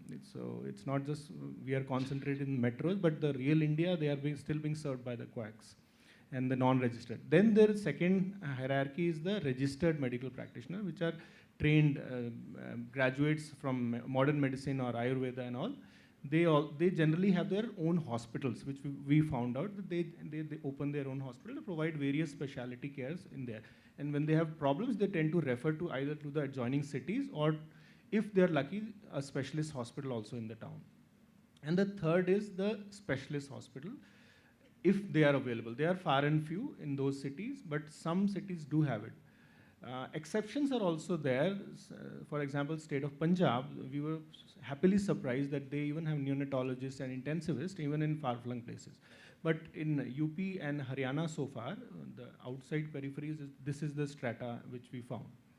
So yes, there is huge dearth, and I'm not talking of intensivists and neonatologists, I'm just talking of specialists like surgeons, gynecologists, and pediatricians. They are also very far and few. In fact, the latest data, the National Health Statistics, Rural Statistics, 2021 suggests that more than 70% CHCs lack specialists. So we have huge dearth of specialists in our country at this point. So yes, tele and ICU can work as a bridge in those places. So it will reduce the cost, morbidity, as well as mortality. So transport, especially in my field, neonatology, the fact that baby taken out from the cot to the incubator, downstairs into the ambulance, going through the road, reaching another facility, this itself changes the outcome and the whole of the life of the baby. Okay? We see it all the time. That's why we are very focused on transferring the baby in utero. We always spend half our energies trying to convince families to deliver in a center rather than delivering and transporting the baby. So tele and ICU can bridge this gap by converting certain patients which could have been easily managed in those places and getting them managed through the tele facilities. So there are The patients which they easily manage, they are fine. The patient which for sure needs support of higher center, they are also easy to figure out, right? Easy to transport. It is that in between chunk which can be managed, but because of lack of specialist care, they have to be transported, right? Not just the lack of the equipment, just the knowledge gap which is there, and it forms a major chunk, right? For example, a 34-weeker baby who's having respiratory distress, if you provide certain amount of basic care for 2-3 days, generally settles down. But if you transport them from one place to another, it's a huge hassle for the family, for the baby, and everybody else. And that bed, which could have been occupied by a sicker baby in a metro city, is now taken up by this baby who could have been managed there. So all these problems can be managed by tele and ICU services, which we are finding that we are trying to solve this. So if I were to summarize what you said, that it might be the essential way to go forward in NICU care? Yes, it is. It's a good utilization of the resources, I would say. Thank you so much. So now from the clinical and the delivery side, and I have been also a part of remote care delivery while I was working in my last organization.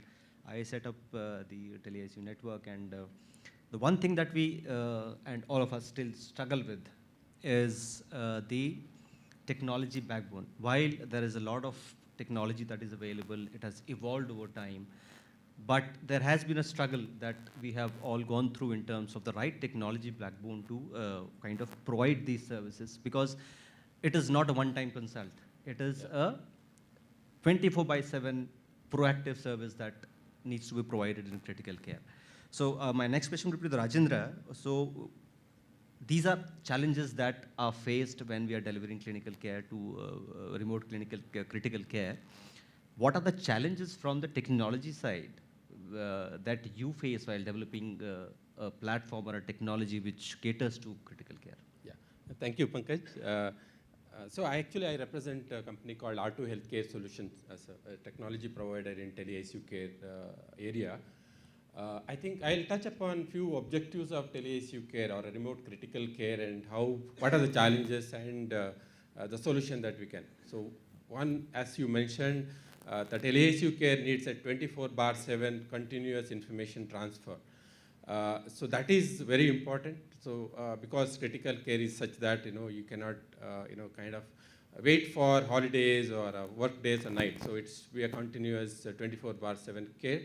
So one of the basic challenge would be infrastructure issues in the hospital, whether it's a network issues or an internet issues, and the medical devices that we want to monitor and the patient informations. In this context, I think that's the first hurdle, because I would share my experience. I worked extensively during COVID, and I was given a responsibility of setting up a COVID command centers in the COVID war room, wherein I myself actually went with the PPE kits and parked near the COVID center, because it is a big issue of things. But that is where when there a current infrastructure is there and there is no network or appropriate infrastructure is not given, so it is a big challenge actually. So how did we resolve it? Yeah, so we went about actually finding out the right way of creating the Wi-Fi network or a LAN network and providing the solution. So from a solution angle, we could able to actually design the right solution, a simple solution to make sure that you use the current infrastructure. In the case of a new hospital, that is something that I work very closely with BBMP hospitals in Karnataka, where I work along with the hospital stakeholders to bring them on board in terms of implementing the technology, where we have designed the smart healthcare solutions and then work with the IT infrastructure providers to provide right network for each bed, for example, routers to each ICUs, and creating the space for command centers. So that is the one part of it. The second one is actually the capacity building and training the remote resources, because the specialist doctor would sit in the metro cities or probably in the command centers or a hub. The spoke side, there are a lot of protocols has to be defined, processes has to be defined, and we brought in, that is a challenge. Challenge is actually how do you really communicate these experiences to the local doctors or a nurse so that they can actually take an action on the guidance from the intensivist or a specialist centers. So for that, from a technology side, we developed a right video conferencing solution, for example, learning modules, so that at least weekly once there is a remote kind of training happens from the command center or wherever the intensivist is there, and then provide a recording session so that they can actually learn and practice this. So that is one thing. And also the digitization part of it. The digitizing the entire ICU is very important because those information has to be transferred to the locations where the doctors are there. And I have seen a lot of challenges in terms of actually, adding the information. Data entry itself is a challenge, and you have to motivate the local people, actually, in the sense, the remote site people to inform or implement those information, add those information. And creating a very simple solution, automated solution, and web and mobile-based solution is the answer for it, and we could able to actually achieve those seamless integration through those implementations. So that is what I can say from a key some of these objectives. So there are one more, actually, in terms of the overall objective of tele-ICU or a critical care remote monitoring is reducing the mortality. So end of the day, you have to actually bring down the death. And then again, the real-time interventions is very important during that time. And we actually demonstrated that capabilities. For example, we have a command center we have set up for one of the intensivists in Bangalore, her home, and she's supposed to be managing a hospital in Chikballapur. There are two data that I can present. One is patient admission has significantly increased in that ICU from 18 to, for example, 40 ICU admissions per month, and reducing the mortality probably by 10% or 20%. Like earlier, there were many people were dying, so now it was reduced to 15%. So that is the kind of the value that we are bringing. But I encountered a lot of challenge in terms of infrastructure and the training aspects, knowledge, and bringing the digitization in the healthcare. Thank you so much for that insightful thing, Rajendra. I guess you very tactfully, left out one of the issues which you did not speak about, is about how the various devices are non-standardized and how they can aid in a standard manner to create this ecosystem. However, we'll touch upon it when we go ahead in this discussion. And I guess that is where we need a lot of support from the various equipment manufacturers so that there is a standard way of providing such remote care which is there. I'll come back to Dr. Rohit on the skill development part that is there, which Rajendra touched upon. Do you think this also as a way, remote critical care, remote NICU that you provide, somehow building up capacity in places where this kind of skill is not available? They might not be critical care specialists or intensivists or neonatologists, but can they be brought up to a particular skill level, which is, which aids them to either diagnose, understand whom to redirect, when to redirect, such kind of issues? Yeah, no, absolutely. In fact, that's one of the major reasons tele-ICU or tele-ICU for that matter will work, that it will create standardization in the care, and we know research has shown standardization improves outcomes. So as I was saying, three kinds of patients: one easy to manage, one very difficult to manage, easy to find out what to do with them. Difficult part is the middle ones. So here comes the role of the technology, in the sense that you provide that much of care and bring out confidence in the spoke team, and the fact that you are there for the backup for troubleshooting, which gives them confidence to take care of that baby and not transfer them, right? And ongoing care on a weekly basis, creating a curriculum for them. For that, for example, we have a weekly session lined up for all the spoke centers, and out of which one monthly is neonatal resuscitation program, right? So neonates timing, of course, every ICU timing matters, but neonates, it's really every minute, every second counts. So NRP sessions are being held on a monthly basis, and other classes are also being held. So indeed, of course, I mean, standardization will change the outcomes, and we are in the process of collecting data, so it is already showing good results. In fact, one of the cities, we have brought out a 25-week 700-gram baby without a ventilation. wanted to publish it in the newspaper, we have to stop them. No, don't do it right now. So yeah, it is showing the results. Yeah. Thank you so much, Rapsam. Now we have heard about how it is important, how it is aided, some of the challenges while creating the platform as well.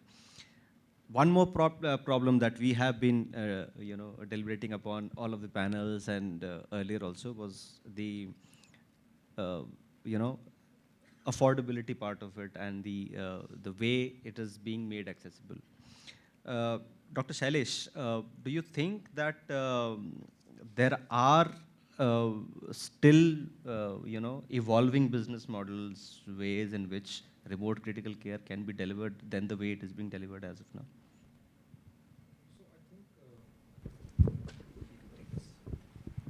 So I think the challenge is there is no right business model right now. So I think me and Dr. Rohit were discussing. So the largest study of any database that was done was by Philips in 2013 in tele-ICU, and after that there has been no study. So that tells you the challenge of finding the right business model. And this study was also done in America by a large healthcare thing. So I will tell you what we think. We are also evolving continuously. So we are now in 22 locations within Rajasthan, UP, and Punjab. I think the two things are very, very important.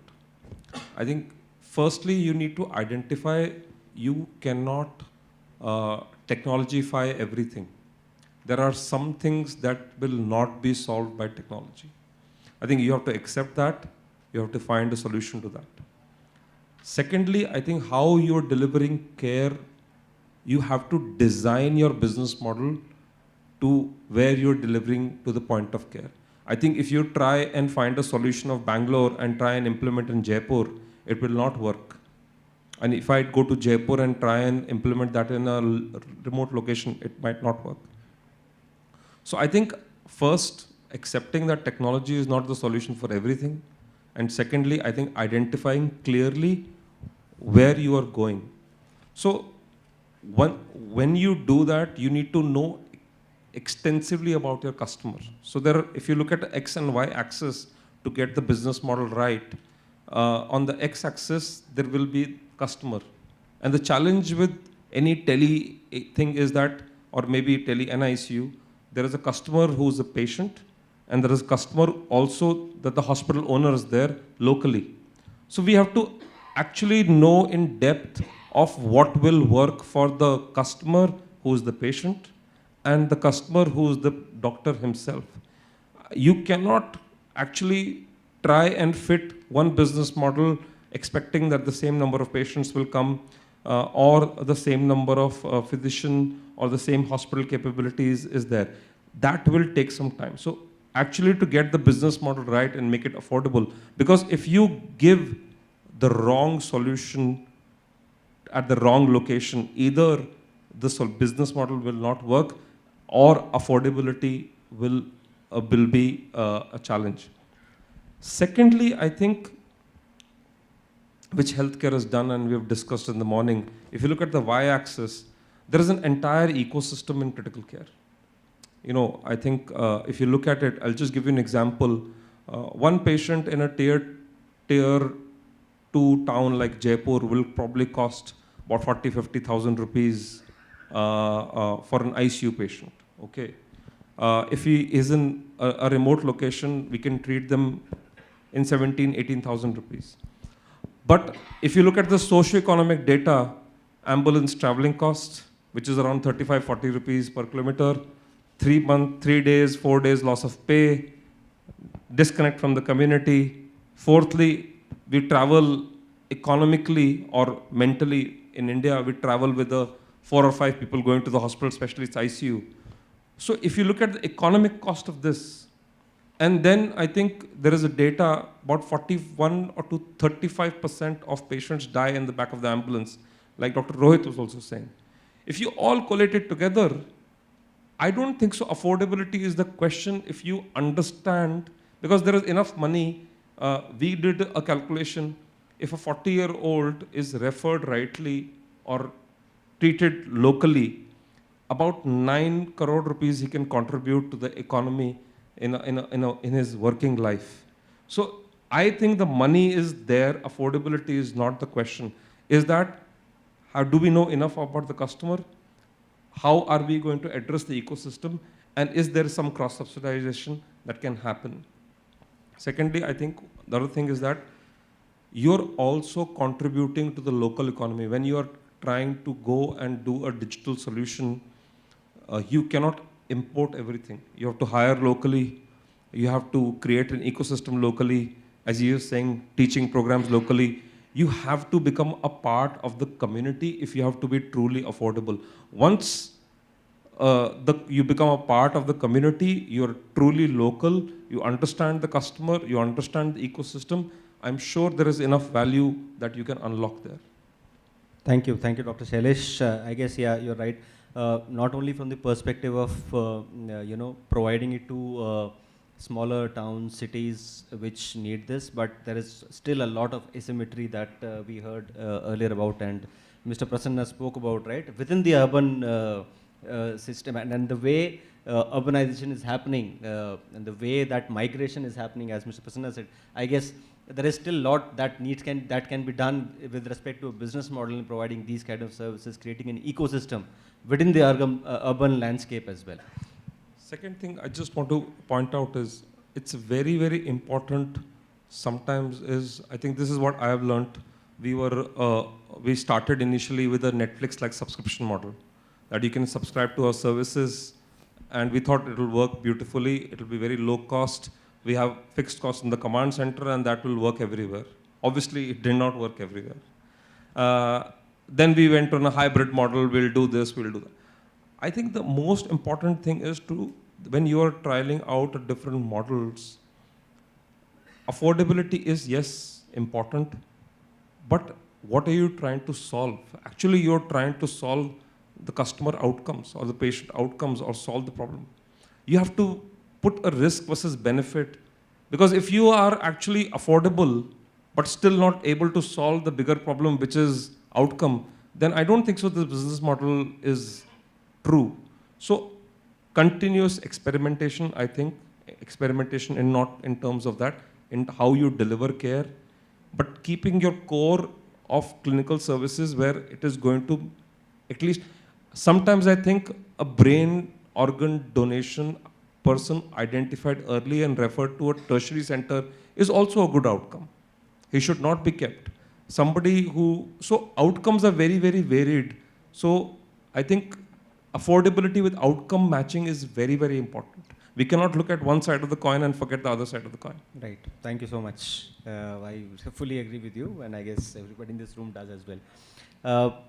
Taking a cue from there, Rajendra, I would like to pose a question to you to understand. Now, there is a set of technologies available, innovative technologies that you have also, developed, worked with, and created a solution. But as Dr. Shailesh and Dr. Arora said, that it's not only technology which is the solution, but how can technology be an enabler, frugal technology, to ensure that the business models that they're looking at and experimenting at can be much more effective? How can technology become more affordable to the business models that is being provided? Yeah, thank you. So actually, just to extend the previous question, where I probably missed that point of device side of it. So this is also an opportunity for me to kind of push forward, like how we bring an affordable to that existing infrastructure. So as you said, like any hospitals would buy the medical devices from different vendors. So we cannot enforce them to buy a new device or a dedicated device or a standard devices to make sure that we can connect. So for that, we definitely have a solution. We brought in a vendor-neutral device integration platform and real-time monitoring platform to manage. So with that, we could able to tell the hospital that with the current infrastructure, we could able to bring in the solution. So that is one part. The second aspect from to address this question is about the overall product development cycle that we use. And see, one of the major cost of this whole cycle, again, when you are bringing a technology, is a product cost, right? As a startup, so I had a lot of flexibility to become an agile and effectual to create that product in a very affordable way, actually, so that I can actually sell the technology to the users in an affordable way. So some of these compared to, for example, big companies wherein there are a lot of overheads in terms of following the process definitely has to be followed, quality aspects has to be followed.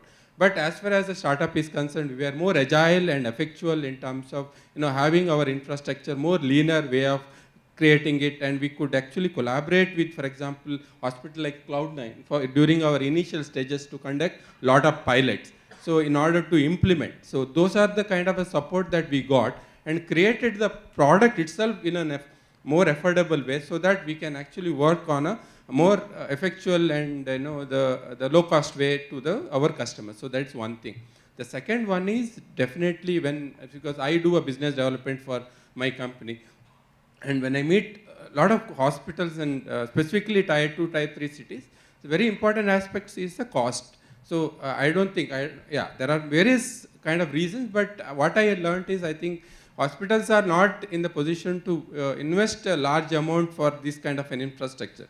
So they're always asking for a subscription model, a monthly payment model, an EMI scheme. So as a product development, an executive or a business developer, so I have different options for addressing various customers' need in terms of the affordability. So with that, I think we could able to actually, work with various companies to, sell our product. That is one thing. Then third one is probably democratizing. See, this whole cost, right?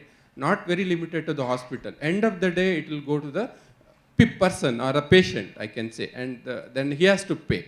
So what I am kind of thinking is, we need to do a democratization of the entire tele-ICU services to reach these services at home. I think it is not like everybody need to get admitted to the ICUs. There are long-term, ill patients where still be in ICUs where they pay a lot of money. So, we can actually, create an intermediate centers, or can we manage them at home with the technology that we are providing, actually. So with that, I think some of our consultants are actually trying that way, where some of these long-term critical patients are actually moved back to the home so that they can be monitored, and aged people, like, you cannot just put them into ICU always. So those are the aspects that we are looking at. The other one is, for example, leveraging the government initiatives and the CSR fund. So that is something that I did proactively, where I went to many multinational companies, identify the CSR opportunities, and connected to these hospitals in the tier 2, tier 3 cities, specifically some of these government hospitals, brought in this infrastructure or a financial assistance, and then brought in the technology, so that end of the day, the people who are actually getting benefited out of it. Yeah, thank you so much. And I guess we are almost at the end of our time, or just creeping on to the next panel's time. But quick, 30 seconds each, if I may ask a bonus question, please. Do you see a role of AI helping this cause in the future? I'll start with Rajendra. Yeah, absolutely, actually. 30 seconds, so when I keep discussing with the doctors, it's all about how a smart technology and advanced technology can translate that into a simple way of working for the doctors. So for example, alarm management, the indication, the information goes into their mobile. The background can be AI or whatever the technology you're talking about, but the information should be given to the intensivist at the right time at any place. So that is. Thank you. Dr. Sailesh. So I think most clinicians will agree. We already use AI. We used to call it the end of the bed test. That in COVID, we used to do that end of the bed test sometimes, because you would probably see 50, 60, 70 patients sometimes in an hour. So yes, I think if you have limited resources, to align those resources with the capabilities of the provider. If I'm saying intensivist, so let's say there are 5,000 intensivists. So definitely the solution will be technology enabled by AI to align the limitations with the resources. That will be a true enabler. Right, Dr. Arora, please, your views. Yeah, I'm not sure at this point. I think we're jumping the gun. Let's have good quality internet services first in the peripheral areas. I mean, we are rolling down 5G, but it's not more than minus 2G there. Yeah. So, yeah. So thank you so much for that. People from BL are here. You can ask them actually. So thank you so much. It was a very, very interesting discussion, very close to my heart as well. And I would request Mr. Rajiv Chandra from Senior Consultant GenWorks to kind of come on dais and felicitate the esteemed panelists, please.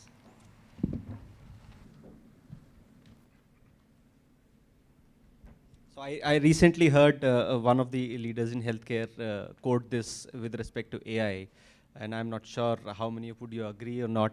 I found it very interesting was that AI is there, whether we agree or not, people are working on it. Whether AI will replace doctors, definitely not. But whether AI-enabled doctors will enable non-AI-enabled doctors, maybe.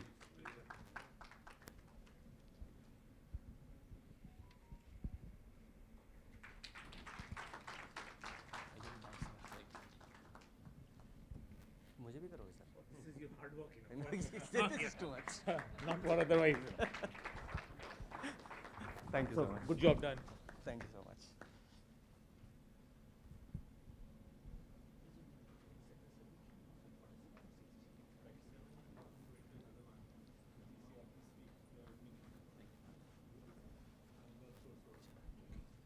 Thank you so much. Rajiv sir.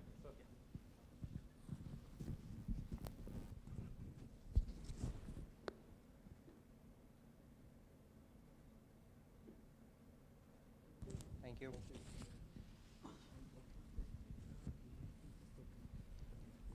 So coming to the last panel discussion, we have heard a lot about what remote healthcare can do, what innovative solutions we need to disrupt nephrology, how remote healthcare also being a part of nephrology.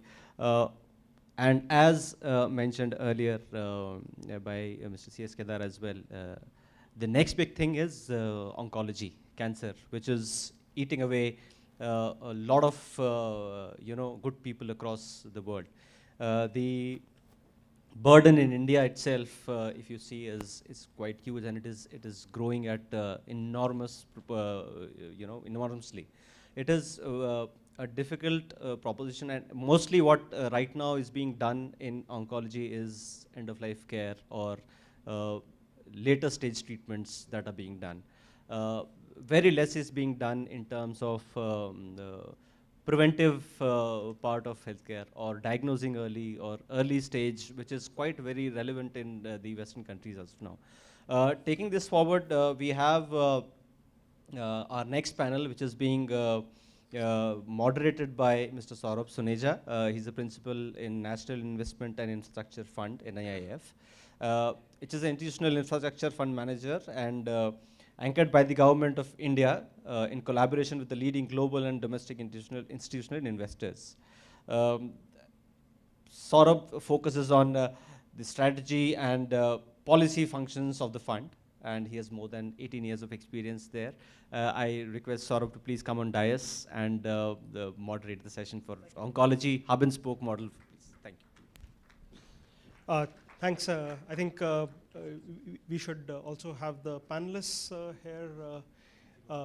Arvind, please, from Karkinos. I think my introduction to Arvind has been recent, but I think he has been a pioneer in making technology make a difference in this and other spaces. We have Mr. Subramaniam, GVS. I think it's fascinating the kind of trailblazing work that he's doing in a field where we seem to be struggling. Otherwise, Leon, welcome to India, and I think you're a very important partner to GenWorks. Please.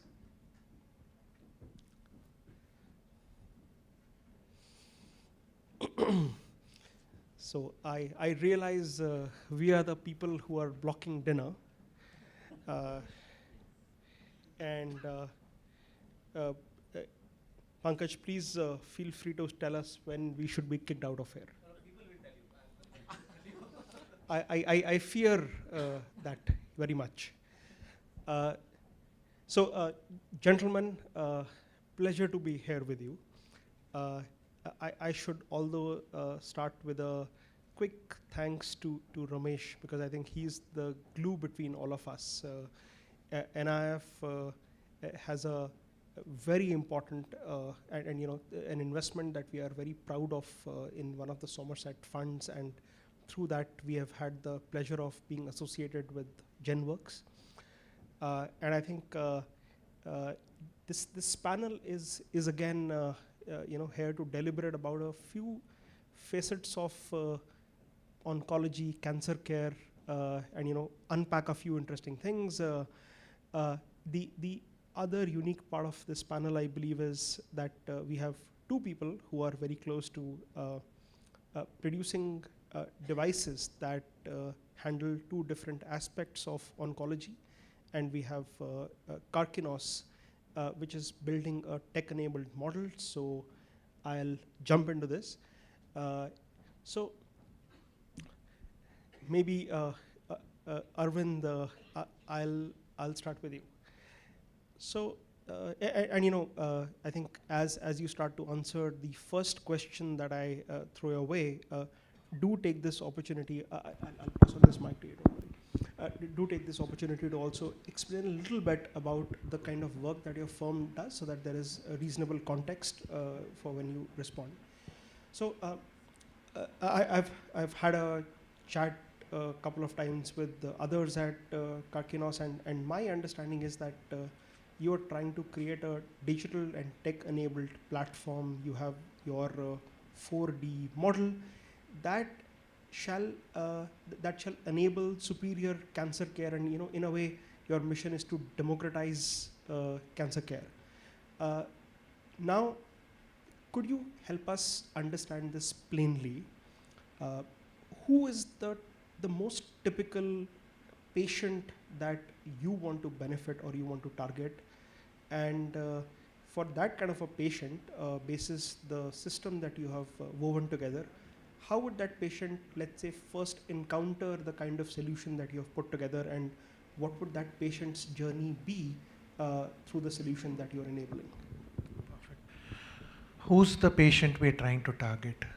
The patient we're trying to target is unfortunately a potential cancer patient. So this does not span across any specific economic category. Anybody who needs cancer, if I may use the word, even guidance, not even treatment, guidance. The encounter with cancer itself is deeply scary. It definitely shakes people, it shakes families, and thereby the ability to bring this ecosystem together with the right purpose by explaining what to do, when to do, how to do, and why to do. So bringing them all together in a meaningful manner so that they understand the options, they understand the treatment regime, obviously the costs associated to it, the methods of the treatment, and thereby to simplify this entire treatment. So the science behind our organization is to start looking at leveraging precision medicine, is to look at molecular biology and genetics, so that you're able to precisely attack the point of problem and thereby find easier, simpler, innovative, or traditional methods, but solving the problem. This is not about innovation only and thereby, no, this is not to do with, the next question should not be, are regular methods not working for cancer? Please, no, I was sensing that question, that's why. No, absolutely not. There is a treatment, it has to be provided at point of care, at precision. This treatment needs to be now catered to in terms of an aggregation of service. And that's what it is in terms of carrying that patient, their family members, through a method of learning to the providers, and end-to-end owning clinical outcomes. So this is not about just aggregating services, but this is also about getting into clinical outcomes at the highest level of clinical quality, at the highest level of patient safety that is there to provide. And then through this entire aspect, there is so much of information that is captured.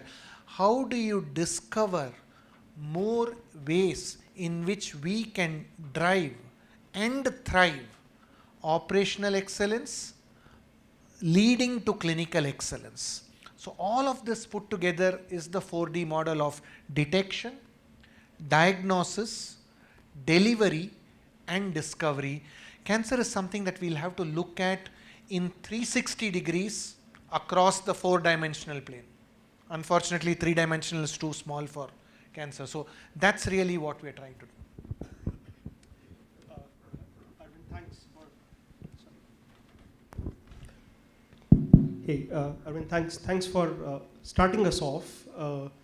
So in my second round, we'll delve into a little bit of detail.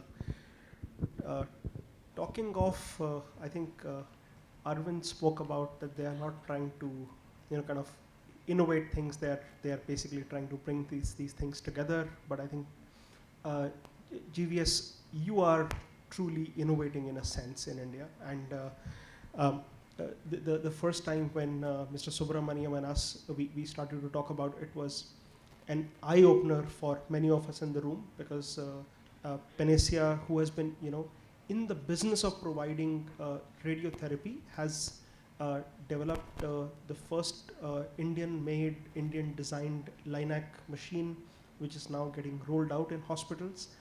And GVS, this I think speaks to a fundamental issue that so many of us around are talking about, which is that while there is a lot of positivity around India, the sense that we have is that India is punching far below its weight when it comes to producing and designing medical devices. And I think we have a fair amount of counterbalance in terms of what kind of devices we import, and even simple devices that we import. And in contrast to that, you have been able to develop one of the most sophisticated medical devices in India. So could you throw some light on how has your development and manufacturing journey been? How have you been able to do this when so many around us have not been able to do this? And what's your feeling of the value chain? Where do you sit within the value chain? What has been your experience as a manufacturer of a highly sophisticated medical device? So my name is GVS. I represent Panacea Medical Technologies. We are an Indian company. We have actually developed some real good medical device technologies all within the country. So the first reason why we have done this is because there was only a necessity. Necessity has driven us to where we have come. We started this radiotherapy devices way back in 2002, pre-Google or pre-internet era. So there, access to a data sheet of a device and all of that was something around 45 days for you to drop a mail card and then get something by post. So at that point of time, we have actually developed a cobalt therapy machine, and it has actually gone through the regulatory approvals in India. At that point of time, the regulatory approvals was something which was not very well known or very well defined, because there was no precedence. In most of the cases, there was no precedence. And it took us quite some time at that point of time to actually reach to get a clinical approval for patients to be treated on our machine. So we actually, I couldn't even call it wasted. We wasted about 1.5 years by running from pillar to post on how we will actually get approval, because the regulators themselves were new to this process. So that is how we started. But when we started the LINAC, it was far more easier for us. And we knew exactly what was required. We have designed the entire medical LINAC in-house. There was nothing that we had a collaboration from anyone outside. The software, the controls, the microwave devices, all of them are designed and made in our own facility. The reason why we had to go to this is because everyone will naturally expect an Indian machine to cost maybe 20% of an imported machine. This is a general view that people will have. Whenever you go to a customer will expect that you have to give it free. Somebody also mentioned the previous thing that software should be free. And people don't know the kind of software, the cycle through which the software has to go to qualify itself as a medical device. So those are all the facts that we had gone through. But the very interesting and very satisfying thing is there were several research labs in India which had helped us in a way to reach to where we have reached. They have been able to extend help in terms of making our understanding better or validating some of the items that we have done in the path. The whole development cycle from the inception, the basic plan to where we have got regulatory approval took us quite some time. It took us around 7.5 years to reach to that place. But in the path, we had several things to prove to ourselves, prove to the external world outside Panacea that yes, this is a medical linac which will work in actually being able to deliver. As we went through the process, one interesting thing is we've been able to make a very precise linac, and we have some patented features which will simplify the workflow so much that it is possible for these machines to be run by people who are not very well trained, and they can work in tier 2, tier 3 cities, not only in India, in several developing countries. So that is the purpose for which we've been working, and our goal was increasing accessibility to radiation therapy and increasing the affordability to this one. So on the affordability is where we have faced a lot of issues. If we were becoming an assembler where we have to buy, many of you already know that there is no ecosystem in India for component level sourcing for any medical device. Even if it's a small device, the ecosystem is so immature that you can't expect something to be delivered from within the country. So you have to either import all of these components and become an assembler, or when you do that, then you will be actually not viable, because everyone will expect you to be far lower by whatever grade. Each person has their own way of measuring it. They will think that you have to be 20% of the imported cost. Somebody will at least be fair enough to say, okay, you should be 50% or like that. So to be viable was another fact that we had to go through. So to make it viable, we had to ground up, make the product design as well as the process design, and make all the components in-house. So except for some X-ray tubes and X-ray panels which are there in this machine, and semiconductor devices, nothing is nothing is bought from outside. So we don't have actually vendors. It's a thing like that. Everything is made by us because of necessity. So that's the question that you had asked. Thank you. Very interesting, GVS, and I think this resonates with a side conversation that I was having with Dr. Shailesh, and I think the commonality is that sometimes between sophistication and practicality, or it's the practicality that is more important, actually more important, and one can actually give up on the sophistication in favor of cost and actually ease of use. So I think, and when you are developing something from scratch, you have the flexibility also to do things slightly differently rather than having to borrow a template. The simplicity premium, I think, Leon, it brings me to you. Leon, I know your firm and the work that you're doing in collaboration with GenWorks with respect to cancer diagnosis. And I think the headline of that would be do it very simply. So could you, see, I think there is a rapid, let's say, awareness that is getting built in India around cancer in general, but especially about cervical cancer. We have this WHO mission or a path that they had created or kind of popularized recently, which is about eliminating or largely diminishing cervical cancer till by 2030. So could you throw some light on the kind of work that your firm is doing and how does it fit in this, the fight against cervical cancer? Yeah, so simplicity in medicine is very, very, very important. And there's two ways to look at it. One is the technology. It can be simple, but it has to be accurate.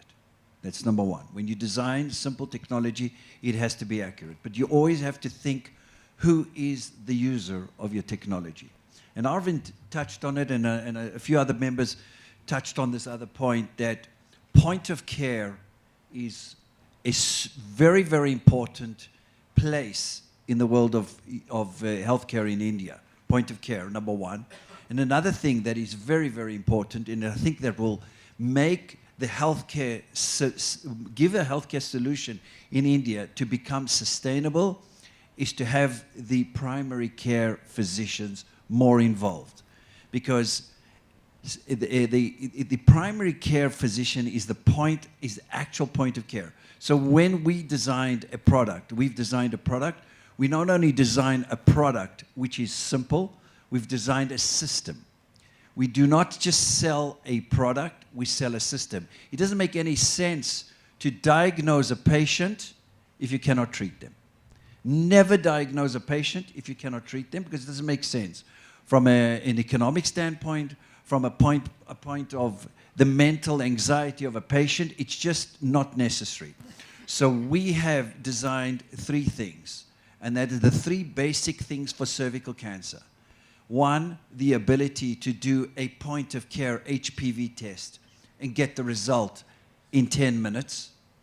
Second, for a positive patient to do a colposcopy exam and, if necessary, to treat that patient at point of care, and what we call in a single sitting. That means we can treat a cervical cancer patient 85% of all cervical cancer patients we can treat in 45 minutes. And this is the game changer. Anyone who has precancerous lesion, we can treat it. In the developed world, sometimes physicians don't treat precancerous lesions because maybe it'll disappear. If it's CIN1, it might disappear over time because it's HPV. The reason why they don't do it in the developed world is because a patient is coming back to the physician on a yearly basis. That woman will come every single year and she'll make it a point to see her gynecologist. In the developing world, this doesn't happen. There are two main problems why women are dying from cervical cancer. And I will give you every 2 minutes, a woman dies from cervical cancer somewhere in the world. And the reason is, there's two main reasons. One is accessibility, and one is loss to follow-up. And we overcome both those issues because, as I said to you, as Arvind said to you, and Karkinos does, point of care is where we need to be for these type of things. The screening, the basic treatment needs to be done at point of care. And that overcomes the necessity of having a specialist, an oncologist, because not every woman can get to an OBGYN oncologist. Not every woman needs to get to an OBGYN oncologist if we can treat it at point of care. So we overcome the two main problems. One is the loss to follow-up, which is above, the meta-analysis says it's more than 60%. When a woman travels 30 kilometers to do a pap test, she spends 8 hours waiting for the pap test to take place. It takes place, it's a 5-minute test. It's then sent on to a lab, which is 3 to 4 weeks later. They call her back and they say, ma'am, you're positive. She's not coming back. One, she's not coming back because she could be the breadwinner of the family. Two, it's a huge undertaking to go back again. So 60% of the women are not coming back. We have a solution where we do the HPV test at point of care. It's an antigen test. They get a result in 10 minutes. Everyone who's positive moves on to colposcopy, visual inspection, and if there is a precancerous lesion, we treat it with thermocoagulation at point of care. So this whole process is 35 minutes. That process prevents the recurrence of cervical cancer for 6 years. So this is how we will solve it. Anyone who has CIN3+, which is a high-grade cervical cancer, needs to be escalated to a hospital. So to summarize the answer, sustainability in the Indian market, in the Indian healthcare market, we need to build up the primary care physicians, give them more tools to be proactive in the market, and reduce the necessity for a patient to be seen only by a specialist. Super, thanks. So I think this is really creating a new way of treating this, which is a big burden. As you said, 1 woman every 2 minutes is a scary statistic. I should probably add to the list of complexities that you talked about. I think if you have diagnosis without the tools to treat, it is also a political problem anywhere. And I would imagine that in India, in addition to accessibility, even once you build that, awareness would be another. And the good news is I believe there is a fair amount of investment that is happening in the grassroots primary healthcare infrastructure, and as long as there are tools, then over time the awareness should also percolate. I'll quickly come back, Arvind, to you. Yeah, we have time. Arvind, if you could extend what you were explaining about from a patient's point of view, and your system fundamentally works on a collaborative system. So a few stakeholders, you would bring them together or help them work seamlessly together. Could you briefly throw light on, over time, which are the kind of players that you would have to bring into this collaboration for the treatment experience to get good or better than what it is for a patient? Again, I'm going to span across the 4 Ds. So when it comes to detection, like what was mentioned earlier, pair with anybody who is able to have the reach of enabling with detection. So it could be the ASHA workers, it could be the women's self-help groups, it could be corporate wellness centers which are running programs in their own organization. Everything is not a CSR, everything, please, this is not not the mindset of everything is charity and all that. And the moment we start talking of camps, we are only talking of going somewhere in an underpowered area. No. It is about every citizen is affected or has the potential of being affected by this. So reaching out to all those groups with whom you can make an impact of getting through these detections, getting through these very, if I may say so, evidence-based medicine empowered risk assessment. That means that asking a set of questions that matter to that personalized individual. It's not a generic questionnaire that anybody can answer. It's about you. It's about you and what can happen there. So going through that aspect of it. From there, based on the risk level, getting to a level of diagnosis where you start figuring out what sort of testing needs to be done and calibrate them at what level of clinical complexity or not. Very early stages, very good. Just have certain clinical discussions, keep them well and knock them off. Then comes the whole aspect of delivery of the healthcare. The delivery of the healthcare is where you start getting into a higher level of complexity. You don't have that many cancer hospitals. So how do you now start partnering with hospitals where we can enable cancer treatment? So you're not an oncology hospital. You need to have chemotherapy done.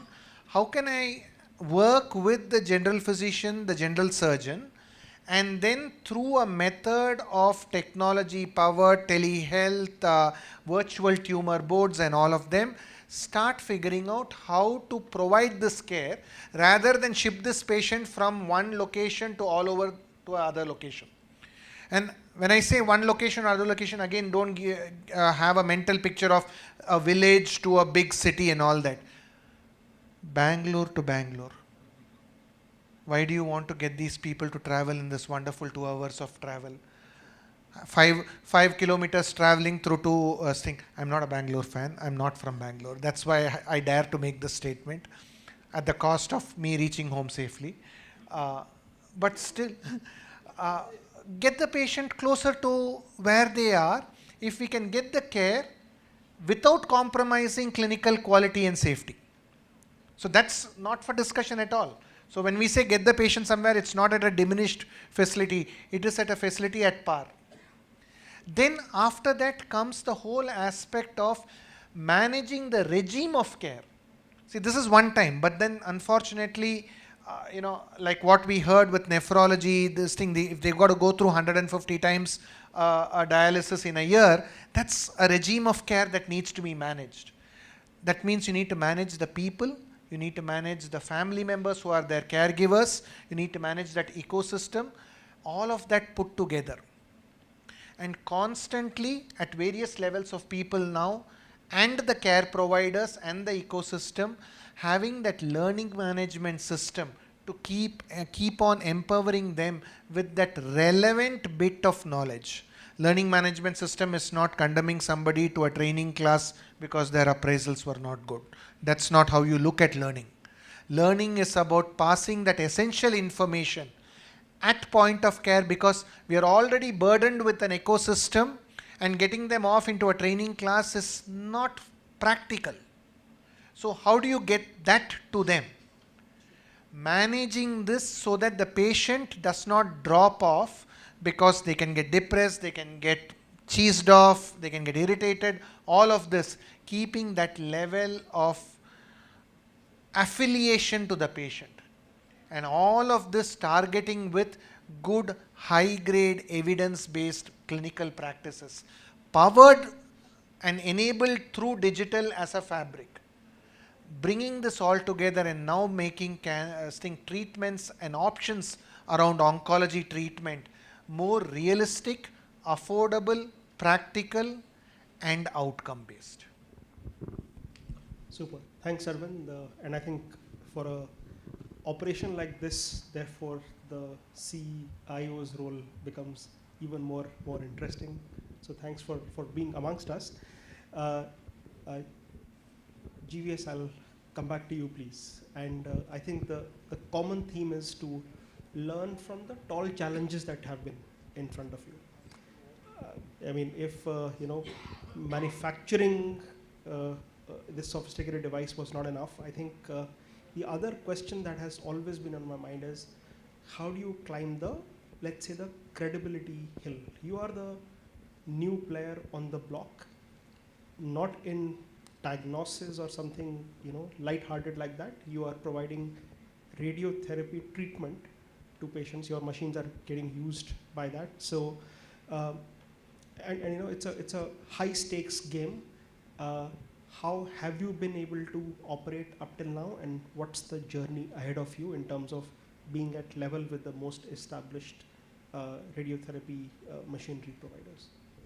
So, majority of the devices of this kind do not have clinical trial, but they are evaluated against set protocols and set standards. So the credibility was a very important item. People, many a times don't believe that you can make a LINAC from a country like this or a facility like this. So we had to go and get validation from several other agencies. So FDA 510K is considered a gold standard in this evaluation. So the first thing that we did is to go and get FDA approval. So once we have now got FDA approval, then several people across the globe, we are in touch with several oncologists across the globe, all of them actually have interest, or they would spend some time to understand what we do and how our machine works. But prior to FDA, this was just prior to COVID, we have cleared CE as well, and we have cleared several other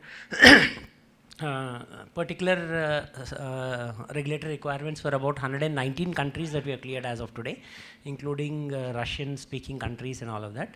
So we have reached to a level where each of these have to be addressed, and then we have developed the skill sets in-house on how we'll be able to understand the requirements for each of these standards. There are about 17 different standards that we have to show compliance to, or show that we perform better than that. So each of these IEC standards had to be thoroughly understood and evaluated against the product that we have made, and that actually is a long cycle time. Typically it took us to clear CE, it took us 1.5 years, took us another 6 months for majority of the other local country standards, and took us another 1 year more for getting through US FDA. But having crossed this 119 countries, now there is enough acceptance outside of India for our product.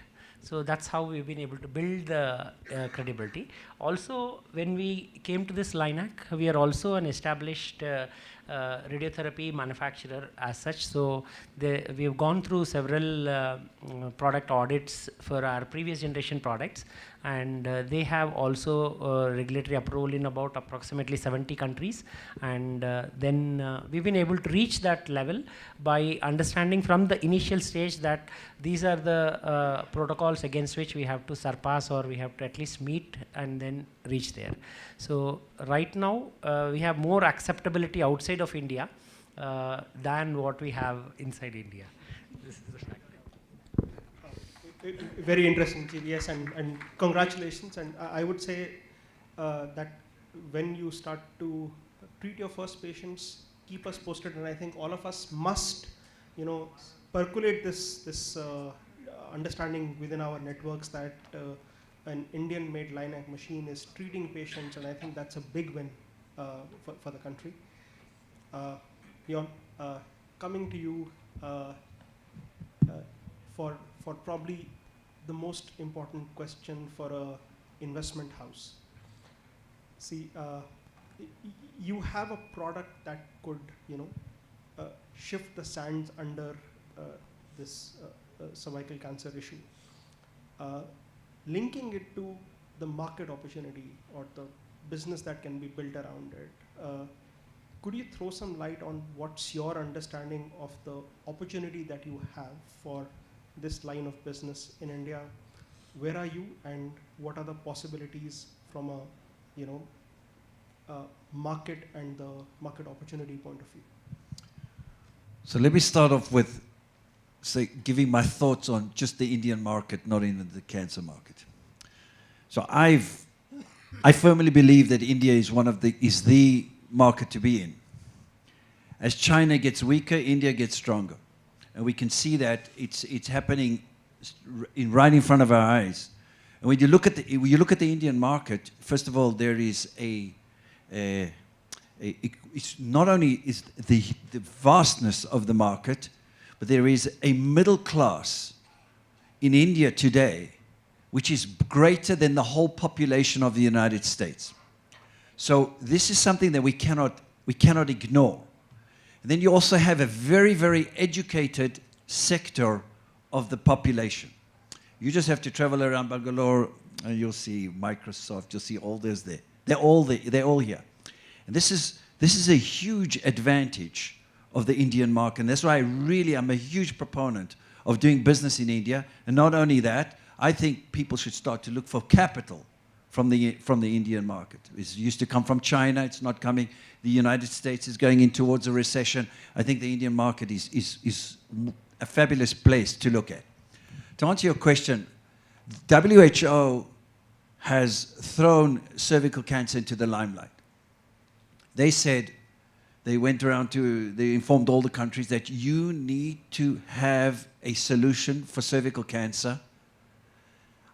And they firmly believe, and I believe with them, that they can eradicate cervical cancer by 2030. And this is one of the greatest catalyzers for our company. Besides the fact that there is a lot of pressure on governments to find a solution to cervical cancer, because cervical cancer is so easy to treat and so cheap to treat if you catch it early. And it takes a long time to propagate. It takes a long time to grow. It's not like a brain tumor. It's like a pancreatic tumor. It takes years and years. And that's the reason why the WHO believe that they can eradicate cervical cancer by 2030. And we can do that. We can make an impact. And exactly what I said earlier, if we move our efforts to primary care, we create technology that primary care can use and implement, and not rely on the specialties, because specialties should only deal with specialty issues. A woman who's precancerous should be treated at point of care. A woman who's cancerous should be treated at the oncology level. And there should be access to women to get to the oncology level. Because if the oncologist is full with women that are precancerous, that woman who is cancerous may wait 3, 4, 5, 6 months, a year to get to that oncologist. So I think we need to really look at the specialization of oncologists, OBGYN oncologists, specifically for cancer. Anything else out of that, we will not make an impact if we rely on specialists. It's just impossible. The numbers are against us. There's X amount of oncologists, and we got to screen tens of millions of women, and we got to treat tens of millions of women. So I think, and I come back to the same point, I think the healthcare situation in India is unsustainable unless they really bring forward the point of care, the accessibility, and the primary care to make that sector a much stronger sector.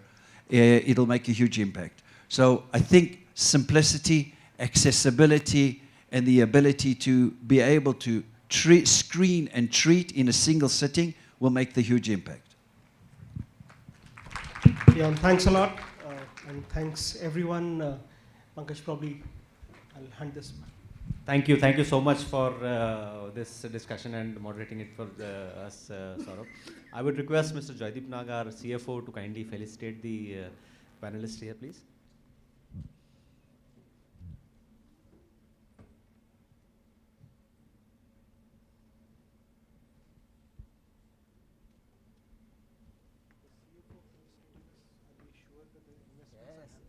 All this investment is from CFO.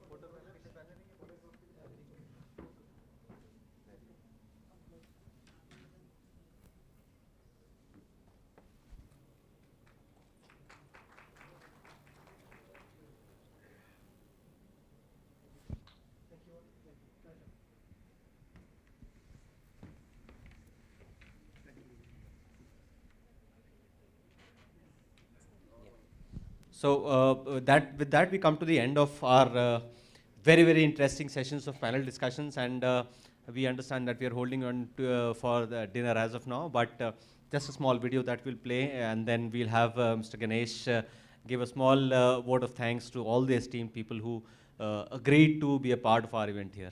Anvit, if you can play that, please.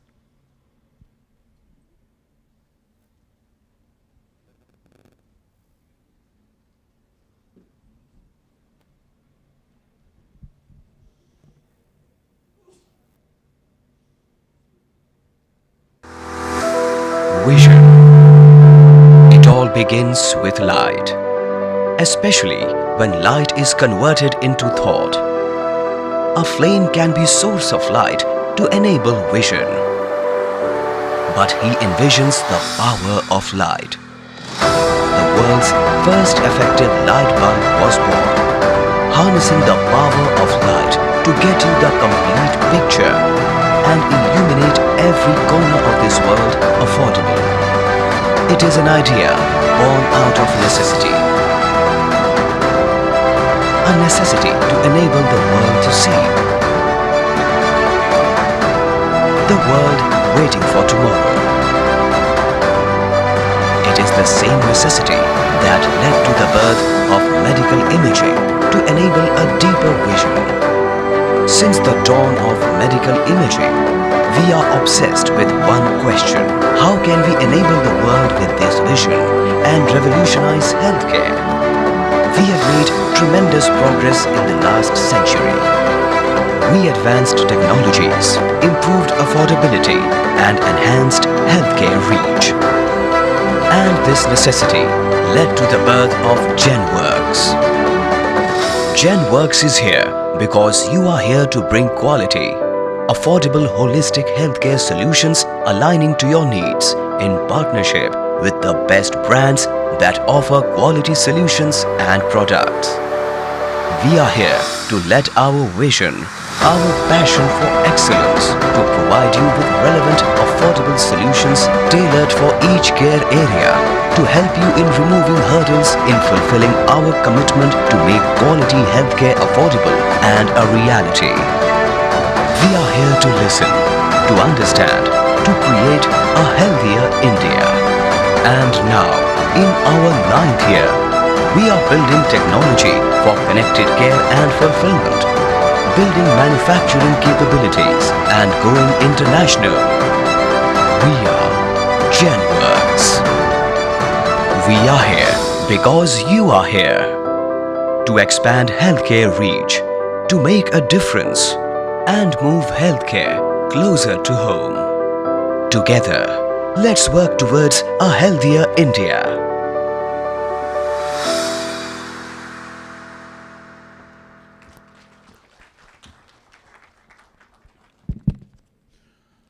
It's been a long 5 hours, and I know it's not easy to be here on a Sunday and go through all that we had to go through today, but it has a huge cost, it has a huge purpose, and we could clearly visualize the vision of several very capable people who have visioned affordable access. Now, starting the evening with Mr. Prasanna, who executed that flawlessly for GE, and through that set the next generation of people to take that baton over. And today he is coming and spending all the time here with us to motivate us with this phenomenal speech, and of course with the clarity, and of course and into the future to be ready for the challenges and to be able to execute this flawlessly. Thank you, Mr. Prasanna, for the extraordinary speech, and thanks for taking the time. I know it's not easy to be here for so long.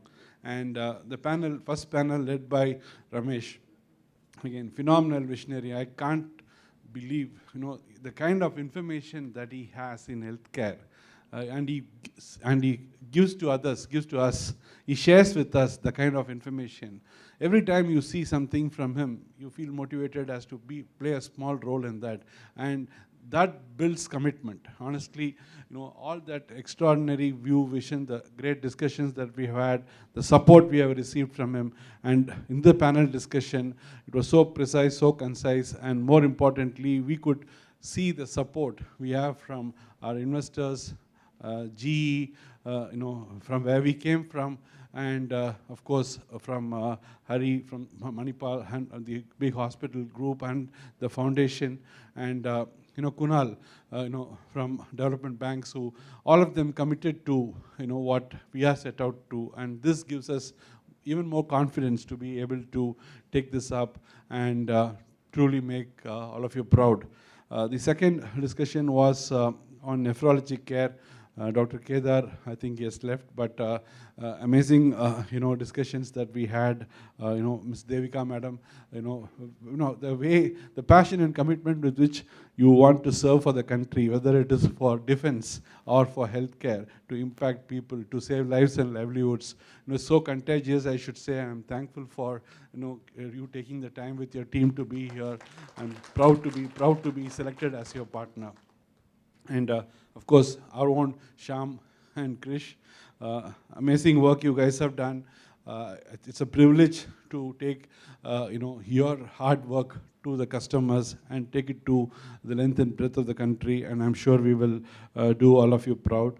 Rohit, in short notice, accepted to come, and they're already a very big player in the nephro space, in the dialysis space, but it was so nice of them to come, be part of us, and in this journey towards building affordable. And I also wanted to thank Dr. Riken Mehta for making it here for the panel.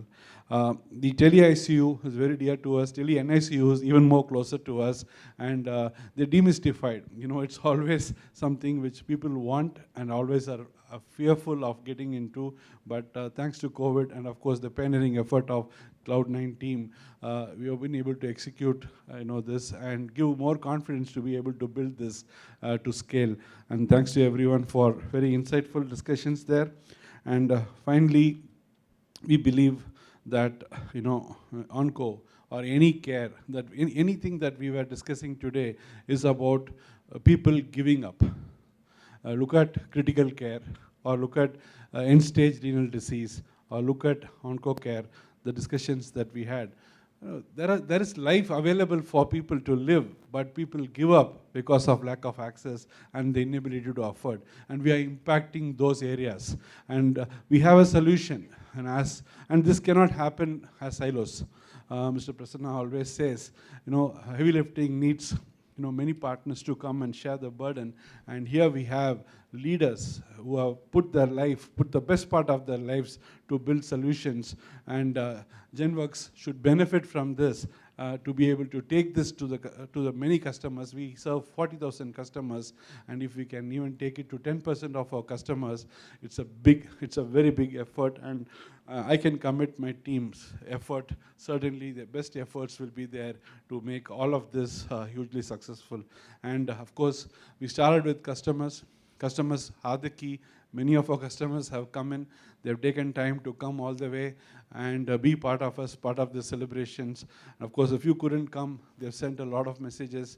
We had Dr. Shitish coming live and encouraging us. We had Dr. Shitish's team. Were here, and they are here all through. And a big thanks to all our customers for encouraging us. But first, fundamentally, the trust and belief, to believe in a company like GenWorks and to be able to, take our solution, help take our solutions to the patients. We also have very, very senior, leaders from the procurement industry, who have come, healthcare procurement, who are here with us, and I want to thank them for their effort and time to be with us, because you have helped us tremendously to be able to, all over the years, you have helped us tremendously to take the solutions within the hospital, within the caregivers, and into the ecosystem. And a big thanks to all of you. Of course, our investors, we had Ramesh is part of GenWorks. I won't even say he's an investor. I should say he's the founder of GenWorks. And we had Rohit and Deependra also who had come in from Evolvence to be part of this. And I'm so glad that they could make it. We have our funding support from HDFC. We have a team from Black Soil who has come in here, who have been a big help to us. And while HDFC helped us to build the first wave of solutions for GE, Black Soil came in as a big help for us when we ventured into IVD. And today that IVD business is a very, very big growth business for us, and we believe that it will get better. And big thanks to all of you for that. And of course, to all the panelists, and for everyone who have come on a Sunday to be part of us and to encourage us in this journey. So what can I say? I can only say that we are blessed by your grace. I can only say we are thankful, we are grateful, we are blessed. Thank you, everyone, and let's join for dinner. Dinner is in the poolside. Please join us for dinner. And big thanks for all your help and support. We will get somewhere, and I can tell you one thing, Dil Mange more, that's for sure. Thank you.